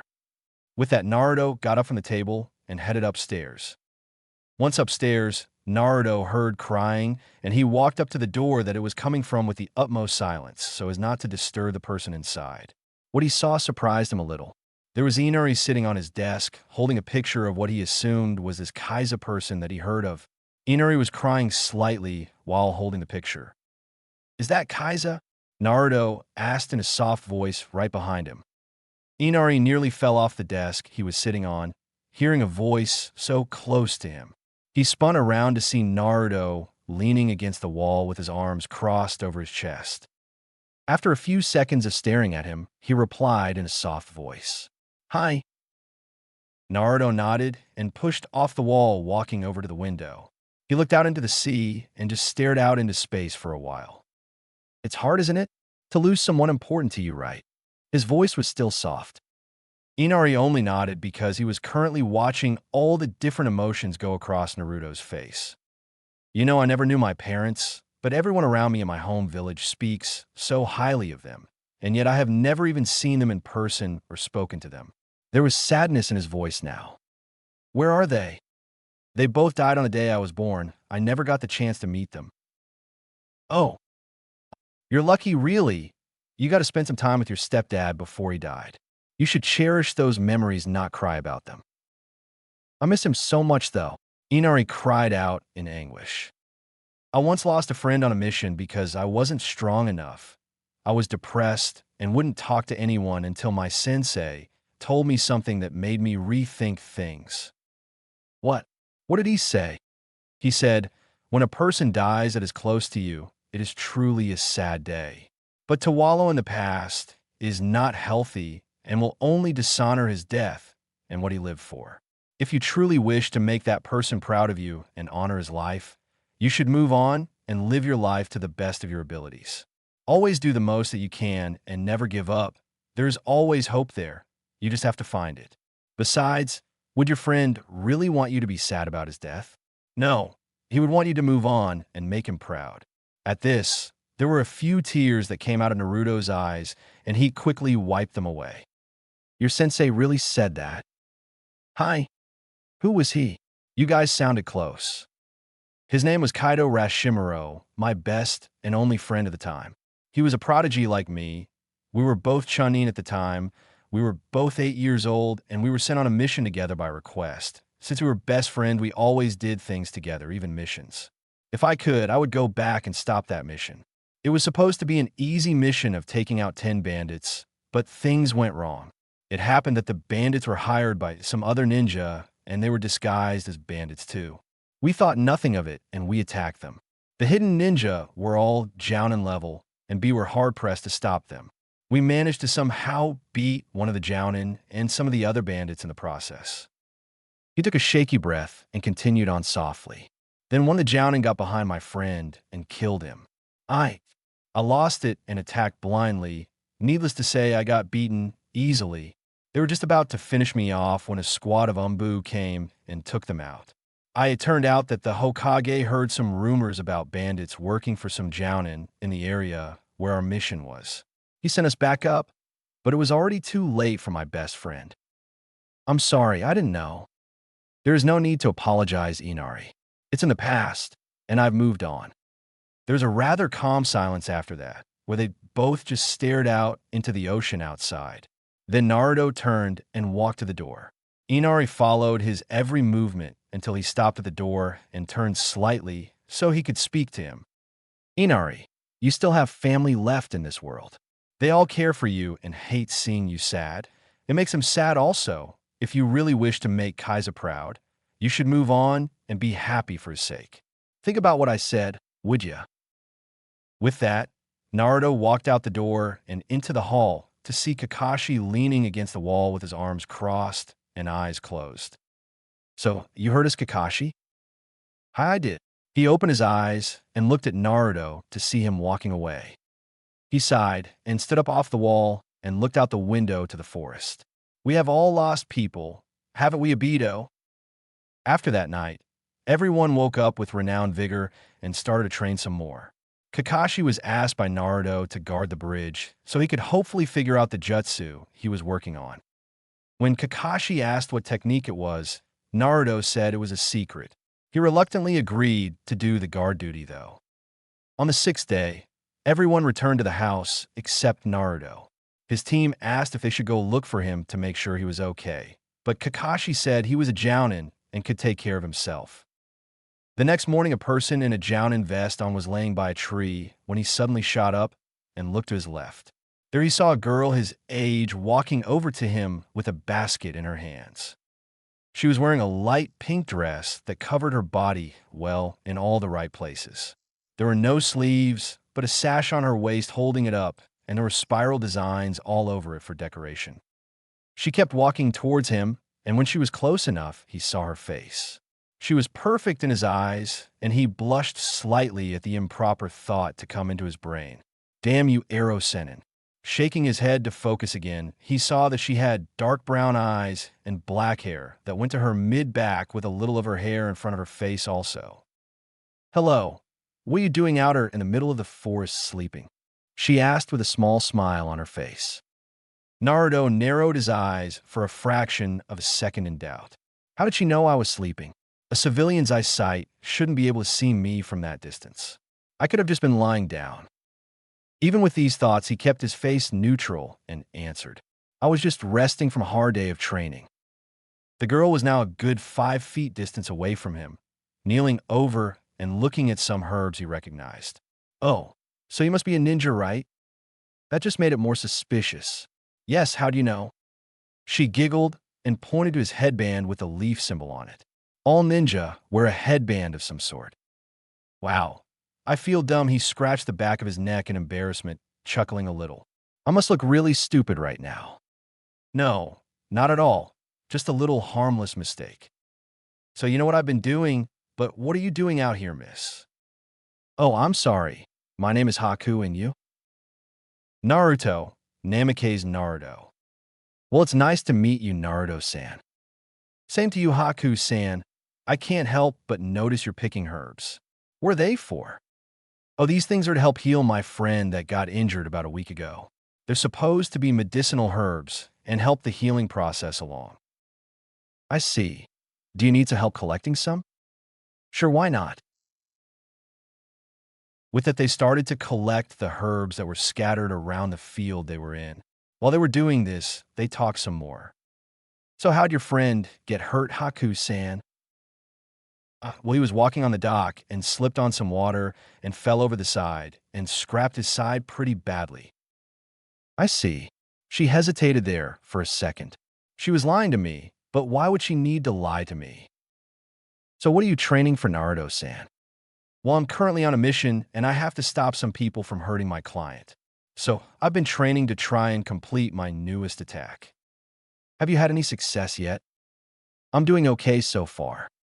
Oh, do you live around her, Haku-san? Because I can escort you back home. That way nothing happens to you. She visibly stiffened. No, that's all right. I'm sure I can get home by myself. A chakra spike. She has more than a normal civilian should have for chakra. Who are you? On the inside, Naruto was alert, but on the outside, he showed no signs of it. Are you sure? There's a man named Gato around here, and I heard he has some thugs and bandits that work for him wandering around. I'd feel safer if I made sure you got home safe. No, no, that's okay. I'll be fine. She reassured him far too quickly. If you say so, Haku-san. There was another awkward silence where neither spoke. Can you tell me why you fight? Haku asked all of a sudden. Well, what kind of question is that? Why do you fight? I know you're a ninja and that's your job, but why do you fight? Do you have to prove something? Well, I guess I fight to uphold my mom and dad's names and to make the village proud, especially the old man. Do you fight only for acknowledgement by the village? Sometimes, yes, but more for my friends and to make my parents proud of me. I also have some people in that village that I would die to protect. Haku smiled at that.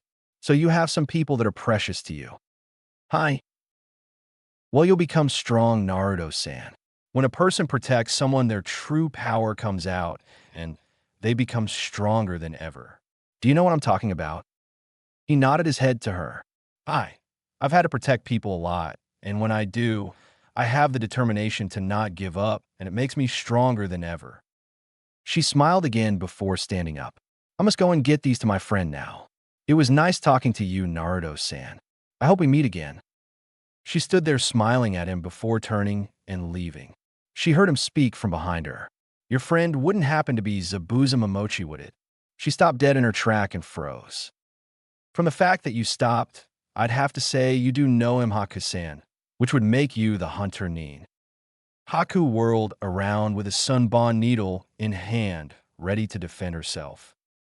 Naruto narrowed his eyes at her and spoke in a calm but deadly voice. I should kill you right now, Haku-san. You are putting my mission in potential jeopardy, but I think I'll let you live if you pass on a message to Zabuza-san for me. Haku herself narrowed her eyes at him. And why should I not just kill you right now? Because I have a proposition for you and Zabuza that you can't refuse. Oh, and what would that be? Our mission is to protect the bridge builder, but you're trying to kill him because Gato hired you to. If you abandon your mission, I will give you and Zabuza the offer to come and live in Konoha. Why would I want to come to Konoha with you? You could just turn us over to the Kiri hunters once there. You're right, we could. Haku tensed, getting ready to fight. But we won't. Why would you want us in Konoha anyways? She asked suspiciously. I would like for you two to join our forces as ninja of Konoha. A member of the Kiri 7 swordsmen would help our village's strength out greatly, and I'm sure you are strong also. I won't let you take advantage of our strength. Her voice was deadly with a harsh tone to it. I meant no disrespect to you or Zabuza. I know you must have lived a hard life and want to stop running from hunter ninja that are after your heads. She visibly flinched at that. He continued on, seeing her actually interested. All I am offering is a position in Konoha for you two. You could be safe and stop running and settle down. I don't want to have to kill you or Zabuza, but I will if I have to. She didn't respond for a few good seconds. Can you give me any promise that your village won't turn us over to Kiri? Her voice was slightly hopeful. Hi, I'm personal friends with the Hokage, and I have a lot of leverage in the village because of who my parents were and what I have done there. Haku visibly relaxed and put her sunbon back inside her dress, hidden from view again. She stood up straight and looked at him with sad and hopeful eyes. I will tell Zabuza about what you offer. It's really his choice to decide, not mine. I see. In that case, we will meet when you show yourselves again. Hi. I look forward to seeing you again, Naruto-san. I also look forward to seeing you again, Haku-san. With that, Naruto smiled at her and burst into a pillar of flames to a location unknown to the girl left in the clearing. Haku smiled to herself. So that is the famous Shunshin no Namikaze, huh? I like his style, she said to herself, and walked back the way she can have a nice talk with Zabuza, Namikaze Uzumaki Naruto. Battles in the mist. The next day came around for everyone fast and hard. The previous day, everyone worked extra hard to try and master their own personal jutsu to be of use during the fighting. Team 10 each worked by themselves, and Team 7 stayed together most of the time. When it came time to leave the house, everyone was there this time, not just Kakashi. Everyone had their full fighting clothes on and were ready for anything that came at them. The walk to the bridge was in silence. Everyone was too tense to make small talk. When they got to the bridge, they saw everyone there working on it with extra energy, seeing that it was almost complete. After about an hour of sitting around Naruto, and Kakashi looked to the end of the bridge that was not finished. They saw a mist coming in fast, too fast. Nodding in Naruto's direction after a quick glance, Kakashi shouted out to the workers, "Everyone, it's lunchtime. Get out of here now." His words were not panicked at all, but they were stern as steel, and the workers complied without question, seeing the absolute seriousness on his face and in his voice. They quickly left, and within moments, it was just the Konoha teams and Tazuna standing there on the bridge. A few more seconds of staring at the mist, they saw what they wanted. The mist kept coming in, but then stopped and then moved back again, revealing 7 people standing there. Naruto and Kakashi frowned, but no one on their team saw it. Well, if it isn't Kakashi, Naruto, and their little brats. "Are you here to say hello?" Zabuza asked in a mocking voice. "Zabuza, I see you're doing well," Kakashi said in a bored tone while glancing at the others on their side. "Yes, no thanks to you and Naruto there. You two were able to beat me before, but you won't this time. I brought some help with me this time." He grinned an evil grin. Frowning again, Kakashi replied, "I can see that, Zabuza. I won't let you have the bridge builder Tazuna. He is too important to this country and their recovery." "Ha ha ha. Oh man, you really think you have a choice here? We're going to kill that man one way or another." "I see." Naruto frowned and looked at the person that was around his height of 5 foot 4 inches. She had on a dark blue thick shirt and pants on that could easily hide weapons in. She also had a brown sash holding it on this time. She had on a hunter Nin mask that obscured her face, but he could tell it was her. He just knew. "Haku, why are you doing this? You look so relived. If not happy when I said you could come to Konoha with us. Why have you chosen to fight?" "I think it's time for our little rematch. Now, Kakashi." Suddenly, Naruto's voice broke out over the bridge, loud enough for both parties to hear. "Kakashi, you take care of Zabuza. Sasuke-sai, take on the 2 men on the left side of Zabuza. Shikamaru, Kiba, Choji, take the 3 on the right side of the hunter Nin. Sakura, guard Tazuna with your life. I'll take care of the hunter Nin myself." They each nodded their heads in understanding. In a lower voice that only they could hear, Naruto spoke up. "Team 7 and 10, this is no longer playtime. I expect you to go for killing blows. Remember that they're the enemy and will kill you without thinking about it. I expect the same thing from you guys. Hold nothing back and stay safe. Use teamwork to defeat them, which is your greatest strength you have. Be careful, though. By the looks of it, they are ex-Jōnin from a mist." They each nodded in understanding and moved into their groups quickly to get ready. "Move!" Naruto shouted as Sasuke, Sai, Shikamaru, Kiba, and Choji all shot forward to engage their selected opponents. Sakura and Tazuna moved back to give the others some space and make sure their client is out of harm's way. With the other group, right after Naruto stopped speaking loudly. "You heard him. You each have your opponents. Take them out and then kill the old man." "Right. Whatever." "Yes, sir." Hi. Hi. They just separated into groups and then shot off to the sides or moved back to give each group room for their own battles without having to mix them. Like ordered, the 2 teams separated and attacked who they were told to. The fight was on. Naruto and Kakashi stood facing Zabuza and Haku in a standstill, waiting for one or the other to make the first move. After some intense staring, Naruto's side, catching everyone's attention, he said only one word. "Why?" That one word spoke so many things and yet left even more questions unanswered. "It's the way of the shinobi, boy. Get used to it." With that, he charged in at Kakashi and started to attack with his giant sword called Kubikiri Hocho, or also known as Head Clever. Naruto and Haku just stood there looking at each other. Can you take off the mask, Haku-san? I know it's you. I'm sorry, Naruto-san, but if I take this off, it will just be harder for you and me to fight. Zabuza has decided to fight, and I will follow him to the end. She took out some Senbon needles and threw them at him straight on. Naruto jumped to the side and had to jump again to avoid another barrage of needles coming at him. By the time this had happened, Haku was upon him, and they started a taijutsu fight. Haku tried to punch him in the face only for it to be ducked under, and then went for a sweep of the legs for it to be jumped over. When Naruto landed, he took this time to attack. He leapt forward and tried to hit her with a punch to the gut, but she grabbed his hand and pulled him into her for a vicious knee to the gut. At least that's what would have happened had Naruto not thought fast and brought his own knee up to parry hers. They stood at a stand, still looking at each other, and then pushed off of each other to land a couple feet away and start some hand seals. Haku finished first and whispered her attack. Suetun, Koka Suejin.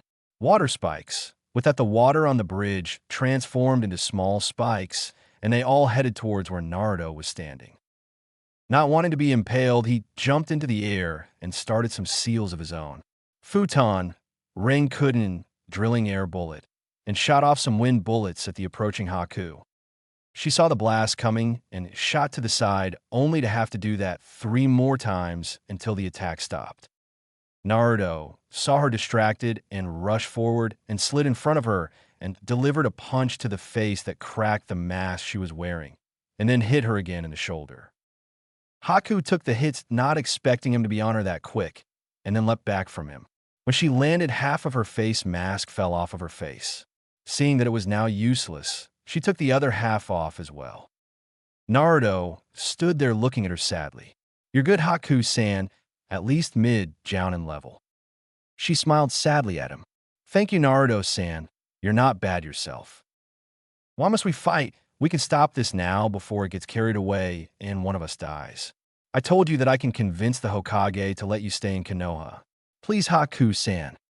She looked down at the ground.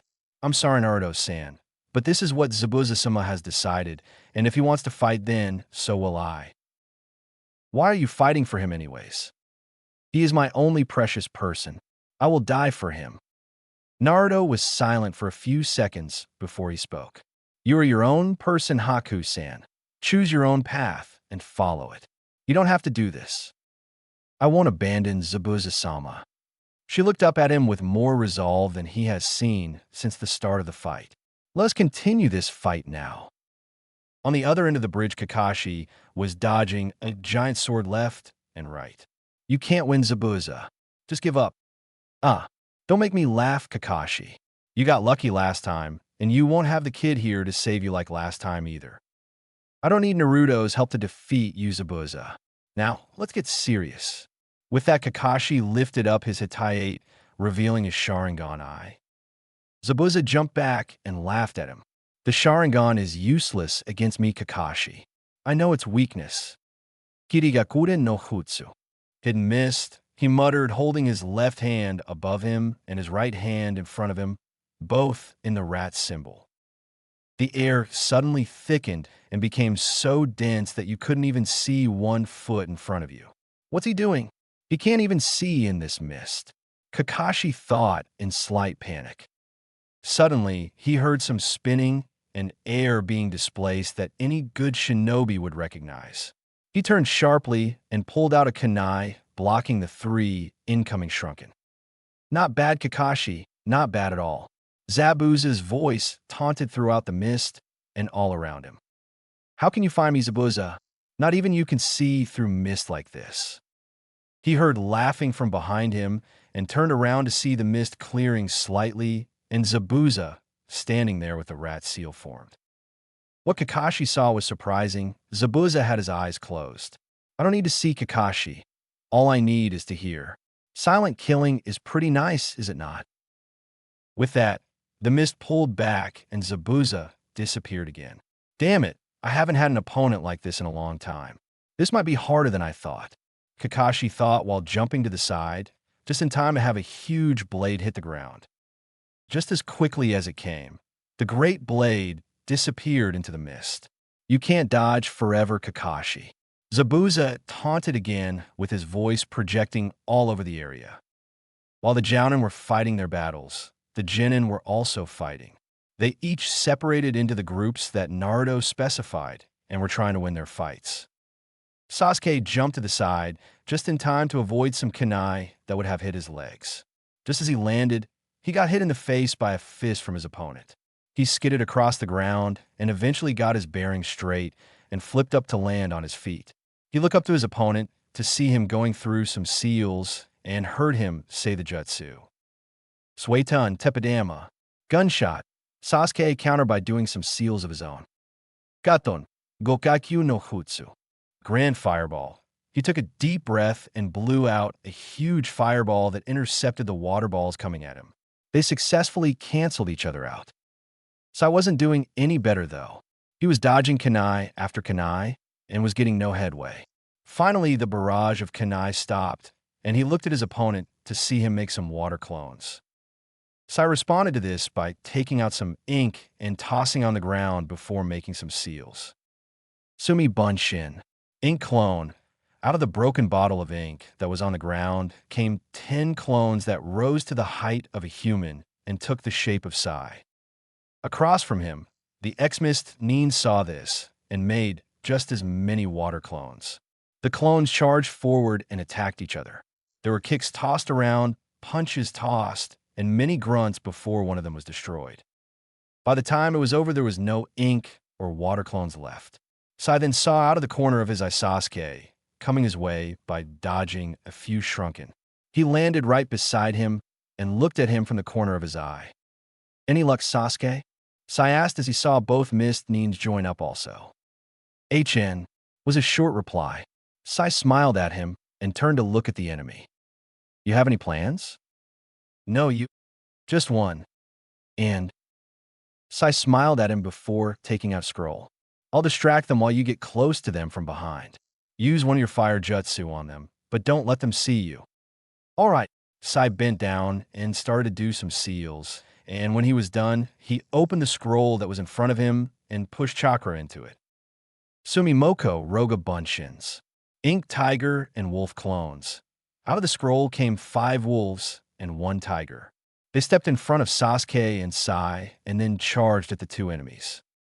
The enemy saw this coming. They acted also. One jumped to the side and threw some shrunken at the wolves, effectively hitting one on the shoulder, but it didn't dissolve like the previous human ink clones that he fought. The other wolves dodged the weapons and continued to attack.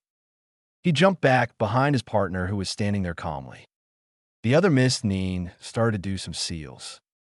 Suetun Doryu Taiga. Water flow river. The attack created a wave of water to rise up to about 4 feet tall and went across the part of the bridge they were on and swept away all the wolves and tiger and turned them back into ink.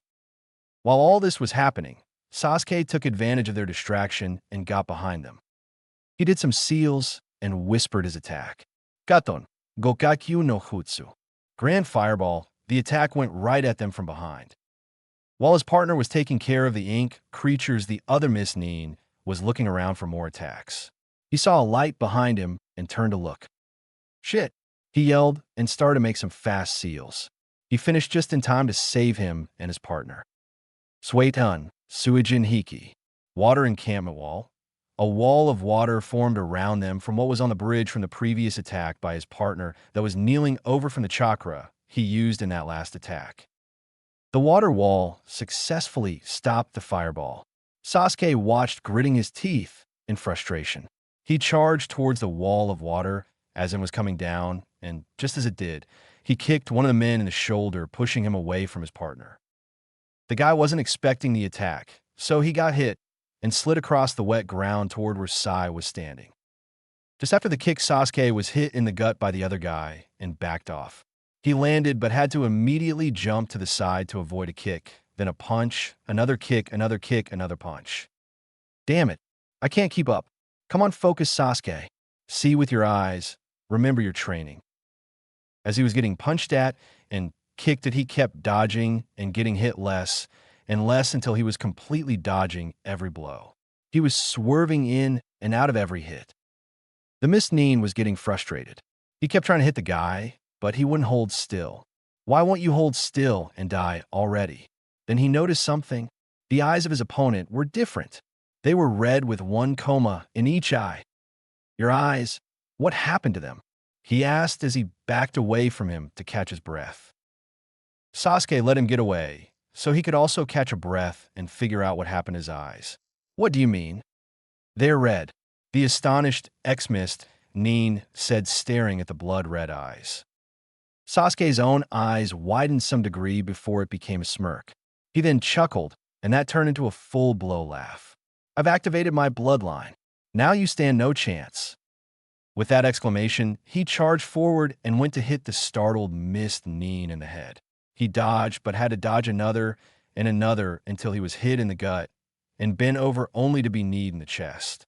He staggered back and looked up just in time to see a kunai being buried near his heart. He fell down to the ground, spitting up blood and choking on it. Sasuke looked down at him with an emotionless mask before he fell down to his knees and started to breath hard.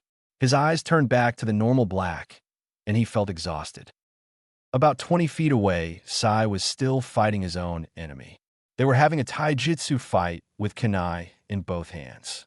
They charged at each other and tried to stab or slash the other one down. They met in the middle and parried each other's attacks. Sai ducked down from an attack that surely would have taken his head off and tried for a sweep kick of the enemy, but he jumped over it, trying to then push a kunai down into the same place, which surprised Sai. Sai saw the attack coming and leaned on his hands that were above his head and used them to flip backwards away from the enemy. While he did this, the enemy was just swinging down, and Sai threw a kunai at him that nailed him in the shoulder. The ex-mist Nin cried out in pain and tossed his one kunai that he had with his still good arm at Sai, who dodged and ran up to him and attempted to slash him with his own two kunai. The mist Nin dodged 3 times before he was hit across the leg, making him stumble. Sai saw this as his chance and went to attack him again. This time the enemy couldn't dodge in time and got hit with both kunai in the chest, effectively killing him. Sai looked at the body that was lying there, not moving, with a sad smile, and got up on shaky legs to go see if Sasuke needed some help. With the other Jōnin team, they were having a similar fight at the same time. The only difference was that they were sticking together from the very start of the fight, like their sensei told them. Choji, Kiba, and Shikamaru stood about 30 feet away from the 3 mist Nins across from them. Either of you guys have a plan? Kiba asked his friends. Akamaru barked, asking the same thing. No, you Shikamaru? Choji answered. There was a pause before he answered. Okay guys, here's what I've got. My guess is that they have mostly Suiton Jutsu in their arsenal, so the best bet would be Doton Jutsu to counter them. But seeing as we don't have any offensive techniques between us, we'll have to do our best with what we've got. Here he sighed. Choji, I want you to head straight on with your bullet tank. Kiba, come from the side and attack with Akamaru.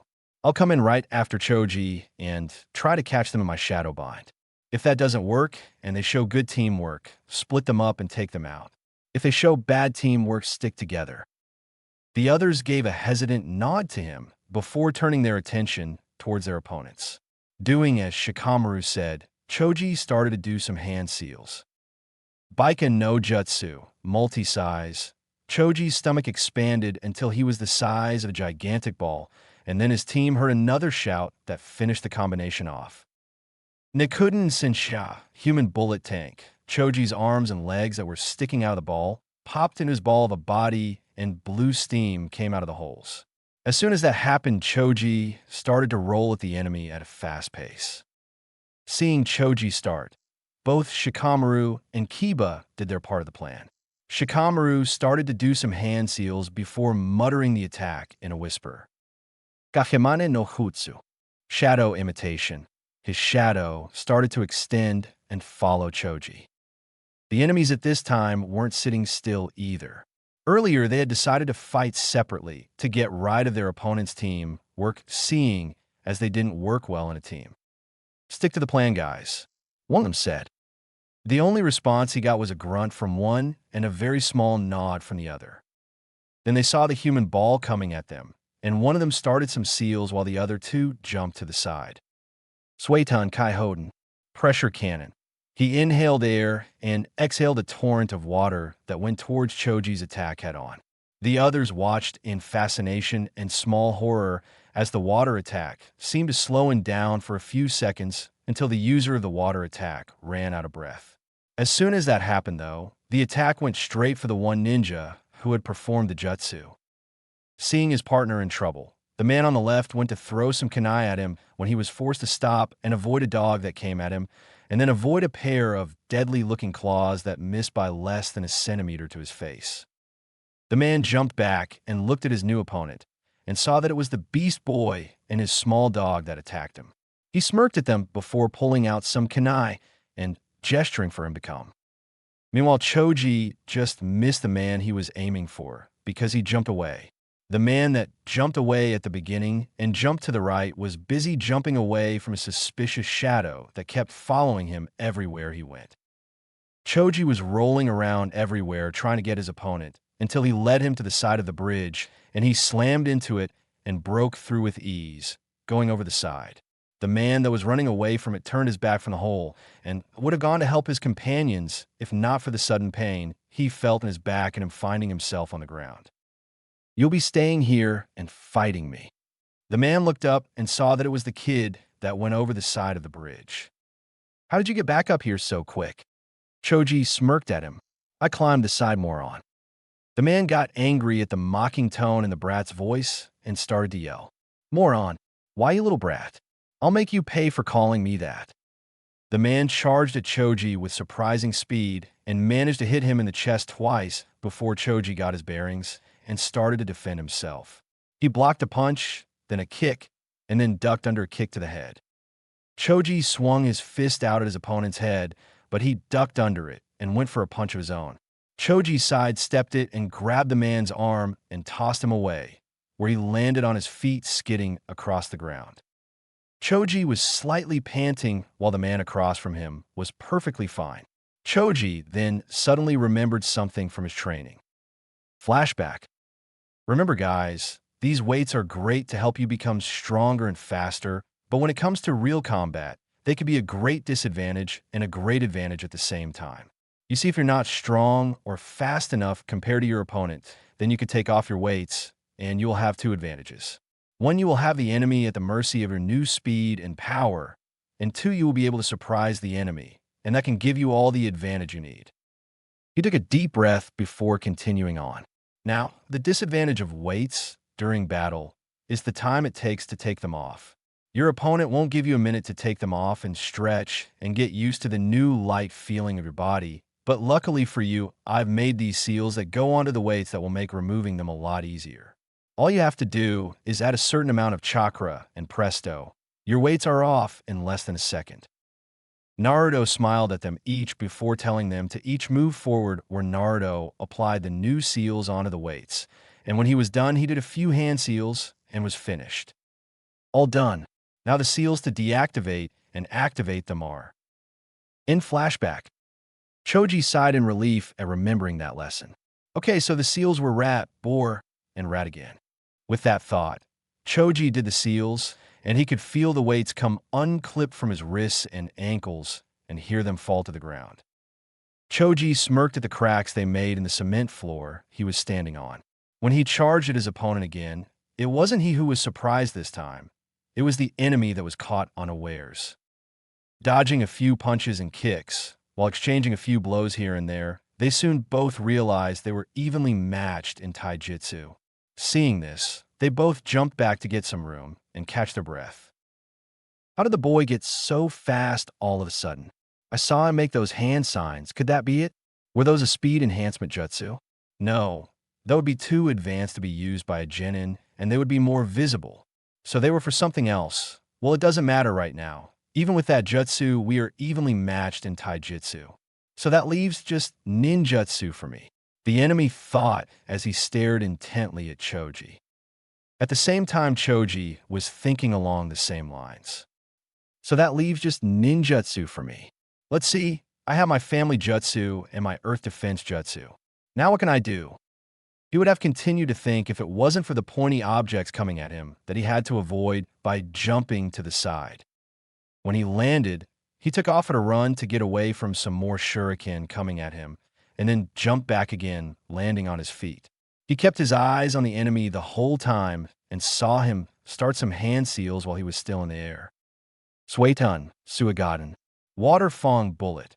Choji's eyes widened a margin as he was hard-pressed to dodge the deadly water blasts.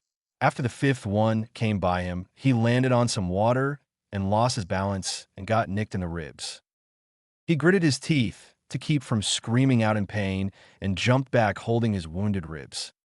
The enemy, seeing this, smirked and started to go through some more seals. Suiton, Suiryudan no Jutsu. Water Dragon Blast. The water that covered the bridge rose and formed a dragon of water and flew at Choji with impressive speed. Not having enough time to dodge and remembering that his sensei said the dragon can follow you, Choji thought fast and hard. He remembered his training and started to make some seals before slamming his hands into the ground. Doton, Doriyahiki, Earth-style wall. The cement of the bridge flipped up in front of Choji and rose to about 10 feet high. The slab of earth was 2.5 feet thick.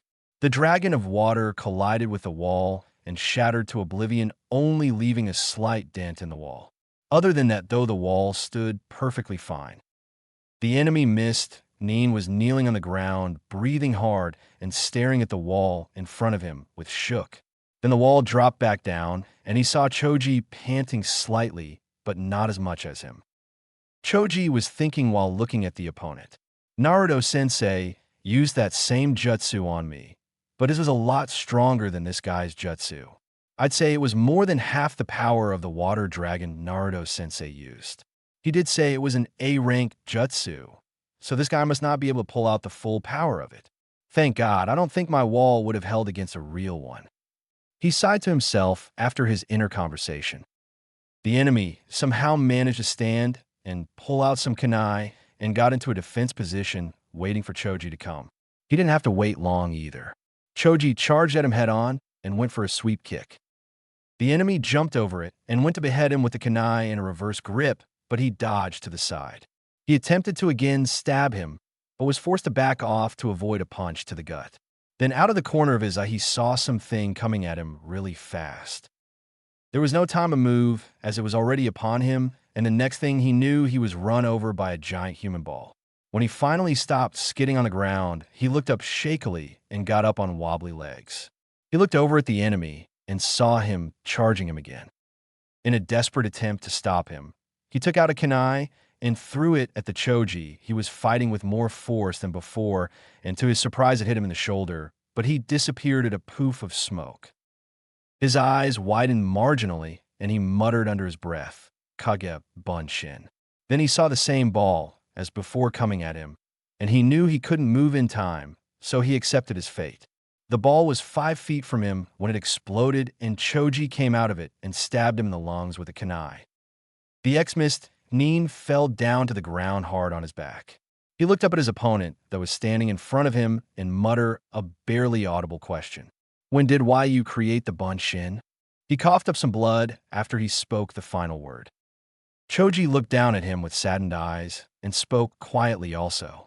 "When the earth wall was up, I created a shadow clone to attack you. I stayed behind while you fought my clone." The dying man had a look of understanding in his eyes. "I see." With that, he went limp and his head fell to the side. He was dead.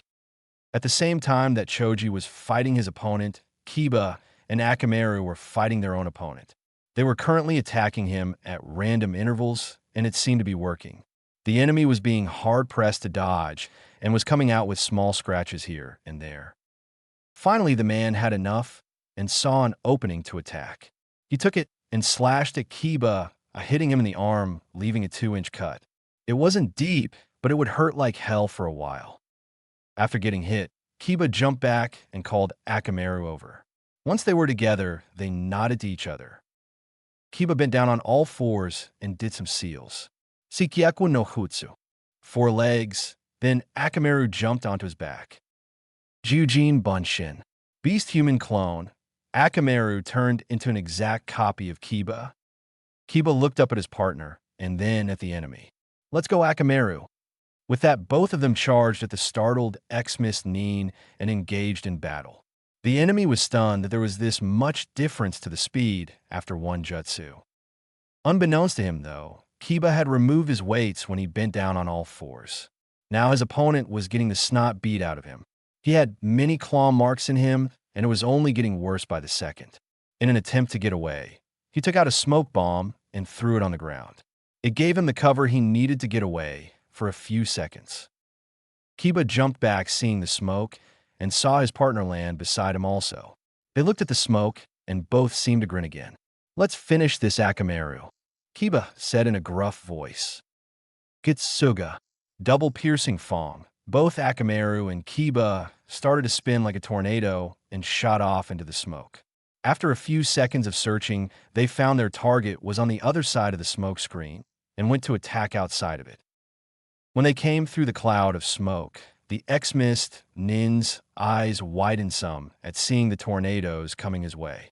He wasted no time in doing some seals. The water all around him seemed to rise up and form a thick barrier around him in a circle. When the Gitsuga hit it, the water held strong and didn't let them through, though they did penetrate a good 5 inches into it. Seeing their attack fail, both Kiba and Akamaru let the attack stop and jumped back to catch their breaths. After seeing the tornadoes stop, the water fell down and the man inside started to form some more seals as fast as he could. Suetun, Koka Suejin, water spikes. The water around Kiba and Akamaru turned to spikes and flew at them. They did the smart thing and got the hell out of the way. The bad thing, though, was that they both jumped up and left themselves open. The enemy saw this and smirked. "Fools!" He made some seals and looked at them evilly. Suetun, Swishoa, water shockwave. The water around the Xmas Nin gathered and shot off at the airborne duo. As it went along the bridge, it gathered more water, making it bigger and stronger.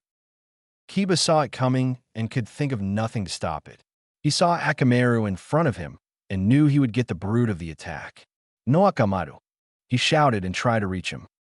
Sadly, he couldn't, and Akamaru got hit first and shot at Kiba with enormous speed. Kiba grabbed his partner a millisecond before he was hit also. They both screamed in agony as they were hit and crashed into the ground hard. After the attack died down, Kiba looked at his partner in his arms. He was motionless, and he quickly checked his pulse. Kiba sighed in relief. "Thank Kami-sama that you're alive, Akamaru." The dog whimpered pathetically in his arms. "Don't worry, boy. I'll finish him somehow." Kiba got up on shaky legs and put his dog down and glared at his opponent. The enemy just smirked at him. "I see I didn't put enough chakra into that last attack. It should have killed you." That just intensified Kiba's glare. "You bastard. I'm going to kill you for hurting Akamaru." With that exclamation, he charged at the smirking enemy and tried to hit him in the face. The enemy just ducked and punched him in the shoulder. Kiba screamed out in pain and managed to kick him as he flew backwards in the gut. The enemy bent over coughing up some blood and glared at Kiba. Kiba, meanwhile, was picking himself off the ground. "Damn it, I can't go on like this. At this rate, I'll lose," he thought in a panic. Suddenly, he remembered a lesson with Naruto and his friends. Flashback. Why can't I hit you?" That was Kiba shouting at Naruto while he dodged his attacks like they were nothing. A few seconds of this, and Naruto got bored and swatted him away with a punch to the face. "Getting angry won't help you, Kiba," Naruto said in a calm voice with an air of wisdom. "Shut up." Naruto could only shake his head at him. The next time Kiba charged him head-on, Naruto grabbed the hand that was going to punch him and flipped Kiba over him completely. Kiba landed on Hit's stomach and lost all breath in his lungs. The next thing he knew, Naruto was sitting on his back with a kunai at his neck. Kiba swallowed a lump in his throat seeing this. "Kiba, are you going to listen to me now?" Naruto asked in an overly too sweet voice. "Hi," was Kiba's shaking response. Akamaru was nudging Naruto in the leg. Naruto looked down and smiled sweetly at him. "Don't worry, Akamaru. I won't kill him. He just needs a lesson taught to him, okay?" The dog just whimpered a shaking nod at him. Naruto assumed this was an okay and turned back to the sweating Kiba. Kiba, listen to me right now. When a person gets angry in battle, it can only mean one thing and one thing only. He paused here and then continued. You or one of your comrades is going to die because of you. When in battle, emotions can make you not think rationally. I'm not saying that you should be a cold-hearted bastard or anything, but you have to keep your emotions in check. Getting angry will only make you lose focus. It won't help you at all. At this point, Naruto removed the kunai and got off of him and offered a hand to Kiba. He took it and got up also. So, want to try again? Naruto said, smiling at him. In flashback, Kiba shook his head to clear it and took a slow, big breath. When he exhaled, he was calm again. He looked at his opponent and thought of some ideas. He put his hands in the cross-hand sign, and 4 Kibas popped up beside him. Gahibunsin no Jutsu. Shadow Clone. Guys, I want you to attack him head-on. I'm going to get him when his defense is down. The Shadow Clones looked at him, and they each nodded before they charged in at the ex-Miss Nin. The said Nin watched him make the clones and decided to make some of his own. Misubunsin no Jutsu. Water Clone. 2 clones rose up from the ground and charged into the 4 oncoming Kibas. They clashed, and the 2 water clones managed to destroy 3 of the other clones before they were destroyed themselves. While his clones charged in, Kiba and the ex-Miss Nin were not standing by either. Kiba made some seals and held out his right and left hand to the side, where 2 balls of lightning formed. Once the attack was done, he ran to the side and then at the enemy Nin that was making some seals of his own. Suetan, Suigaden. Water Fong Blast. He spit out 2 deadly-looking water bullets at the 2 charging clones that were left. They hit them dead center and destroyed them, leaving only smoke. Now where did the real one go? He looked around and then saw something out of the corner of his eye. He turned and saw Kiba with lightning in his hands. His eyes widened when he tossed the one in his left hand at him. The guy went to jump away when he felt a searing pain in his leg. He looked down and saw a kunai in the back of his leg. He looked back and saw a grinning Choji looking at him. He turned his head just in time to see the lightning ball hit him in the chest. He screamed out in pain and his body froze. What? That attack stunned me. I can't move. Shit.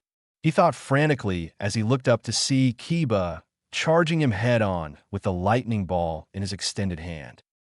Just after Kiba tossed the first lightning ball, he saw the enemy grit his teeth and look at his leg. Just like the ex-Miss Nin, Kiba's own eyes widened and he looked to where it came from. He saw a grinning Choji and he grinned also. This is what you get for facing a Konoha ninja. Kiba said before he thrust his hand into the enemy's chest, just where the heart should be. The enemy didn't even get a scream before his heart exploded from the inside.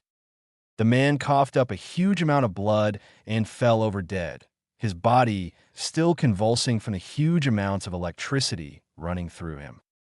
Choji went up to his friend and put a hand on his shoulder. Come on, Kiba, we have to help Shikamaru now. Hi.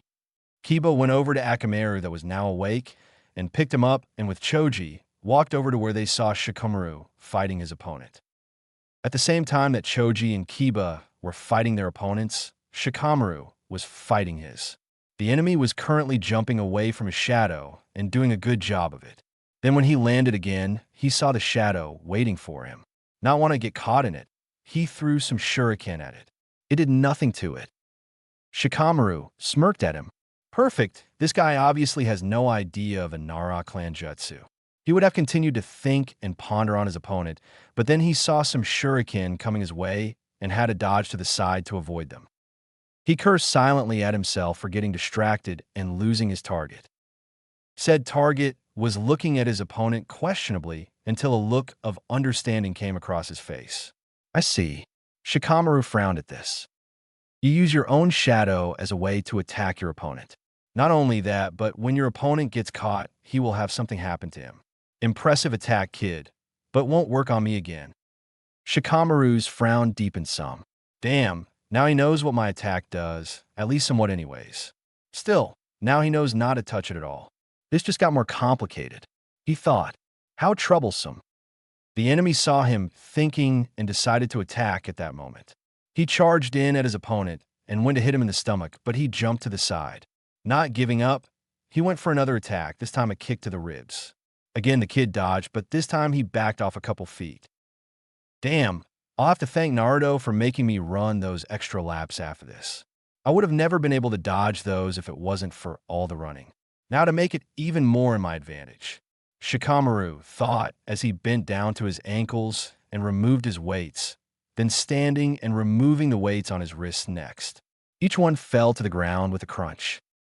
Shikamaru stretched and looked at his opponent. Much better. Now, let's continue, please. To get his point across, he took out 2 kunai and put them in a reverse grip so the blade was pointing outward. The enemy narrowed his eyes and then smirked. So you had weights on? Good. This will make things much more interesting. With that, he pulled out his own weapon. It was a staff that was attached to his back before. It was 5 feet long and had blades at the end of both sides. The enemy charged in at the prone Shikamaru and went to stab him with a forward thrust if it wasn't for the kunai that deflected it to the side. Taking the defense in stride, he continued on. He twirled the staff around and went to hit him with the other side, but that was blocked with a kunai also. I'm not good in close combat. I have to get him away. Shikamaru thought as he pushed the staff back and tossed one of his kunai at the man. He dodged and went to stab the retreating Jōnin when it was blocked again by a kunai. The force of the push sent Shikamaru skidding back on the ground. He's strong. Using his brain, Shikamaru went through several strategies before he settled on one. Putting his kunai away, he formed a seal. Gafibun sin no jutsu. 2 Shikamarus popped up beside him and both ran to the sides of the man. They each pulled out a hand full of kunai each and threw them at the enemy nin. Seeing no way to directly avoid the attack, he put his staff away and formed some quick seals. Suetun, Suijin Hiki. A water wall formed around him and stopped the kunai dead in their tracks. After all the kunai hit, he let the barrier fall and had to immediately jump back to avoid the incoming shadow. As he was jumping back, he saw one of the Kage Bunshin come at him. He grabbed his staff from his back and killed the Bunshin with one of the pointed ends. It poofed out of existence instantly. Just as the Bunshin disappeared, he heard some thuds behind him and saw a few shuriken embedded into the ground. He grabbed his staff and stuck one end in the ground and used it as leverage to pole vault himself over the shrunken. When he landed, he took off at a run for the one that did it. He reached Shikamaru and swung his staff at him. He ducked under it and punched him in the gut. He bent over slightly coughing up saliva and brought the other end of his staff around to slash at the crouching Shikamaru. It hit, and again he poofed into oblivion. Another shadow clone. He growled out and looked around for the real one. He couldn't find him. The mist was too thick to see anything for more than 20 feet. He was obviously out further than that. Then he heard the air being cut and turned in time to deflect 2 kunai that were aimed for his chest. "Come out, you coward, and fight," he said angrily. He got no response. Shikamaru heard him yell at him and had to repress a smirk. This silent thing is really working out. If I see Zabuza before he dies, I'll have to thank him for the mist and the idea for using it to hide in, he thought as he circled his enemy. The ex-mist nin was in a defensive stance waiting for him to attack. Every few seconds, he moved a little forward to try and find his opponent, and every time he did this, he got some shuriken or kunai thrown at him. How is he doing this? He's moving around the mist so fast and not making a sound. This is Jōnin level stealth. Unknown to him, though, Shikamaru wasn't using stealth skills. No, he was using Shadow Clone to attack him. Just a little longer. My clones are keeping him busy and slowly moving him this way with his back turned to me. I just have to wait here and hope he doesn't turn around, he thought. It was now a full 5 minutes of dodging the attacks, and he was starting to get sick of it. Come out now. Stop playing around and fight me. This time he got his wish. 3 clones came at him, one on each side and one from the front. The ex-mist nin jumped back when he had to avoid another shuriken from his front. So he's been using shadow clones. Damn, smart kid. Now that shuriken came from the mist, so that must mean there are more clones out there. I have to get rid of these ones first and fast. The fist clone that reached him was on his left. It pulled out some shuriken and launched them at him. He jumped sideways and swung his staff at him. The clone sidestepped also and took out a kunai. He thrust it at the missed Nin, who blocked with his staff rod. He pushed upwards, obviously showing his superior strength to the clone. He would have destroyed it there, and then if he didn't have to jump back from a kunai aimed for his head. The two other clones have arrived. The man was now hard-pressed to dodge and block. Every time he got an opening, he would be forced to dodge or block again because of kunai or shuriken came from a mist that surrounded him. The man was losing energy fast, and he knew it. Shit, I'm being pushed back, and I can't get to the real one. Dodging another attack, he jumped back and heard a voice about 8 feet behind him. Futon, Rain couldn't, drilling air bullet. He turned his head and saw the mist clearing up because of a huge air ball coming at him. The ball of air had to be 4 feet in diameter. All he could do was watch the attack come at him in slow motion. The ball of air was twisting the mist around it and forming a sort of slow tornado. Then he saw Shikamaru behind him looking out of breath slightly. The next thing he knew, he was hit in the back with what felt like a giant drill.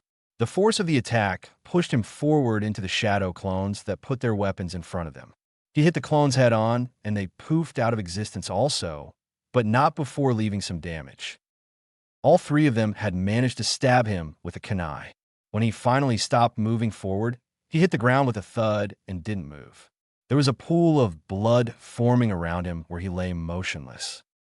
Shikamaru himself just stayed standing where he let his attack lost, looking at his dead opponent. He heard footsteps coming his way and looked up to see his last shadow clone walk up to him. It didn't say anything. It looked at the dead Nin and poofed out of existence. He continued to look at the dead body until he heard more footsteps from behind him and turned to see Kiba and Choji walking over to him. He smiled at them.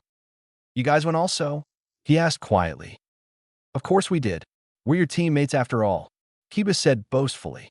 Shikamaru looked at Choji, and he just smiled sadly at him. "Good. Let's go see how the others are doing." With that, they started to walk back the way they came. As they walked, they noticed the mist was getting thinner and thinner at an alarming rate. "Why is the mist getting thinner, guys?" Kiba asked, a little frightened. Shikamaru smiled slightly. "This is a good thing, Kiba. If the mist is getting thinner, that means that Zabuza is loosing." Choji and Kiba both grinned at that and started to head over towards the others a little faster.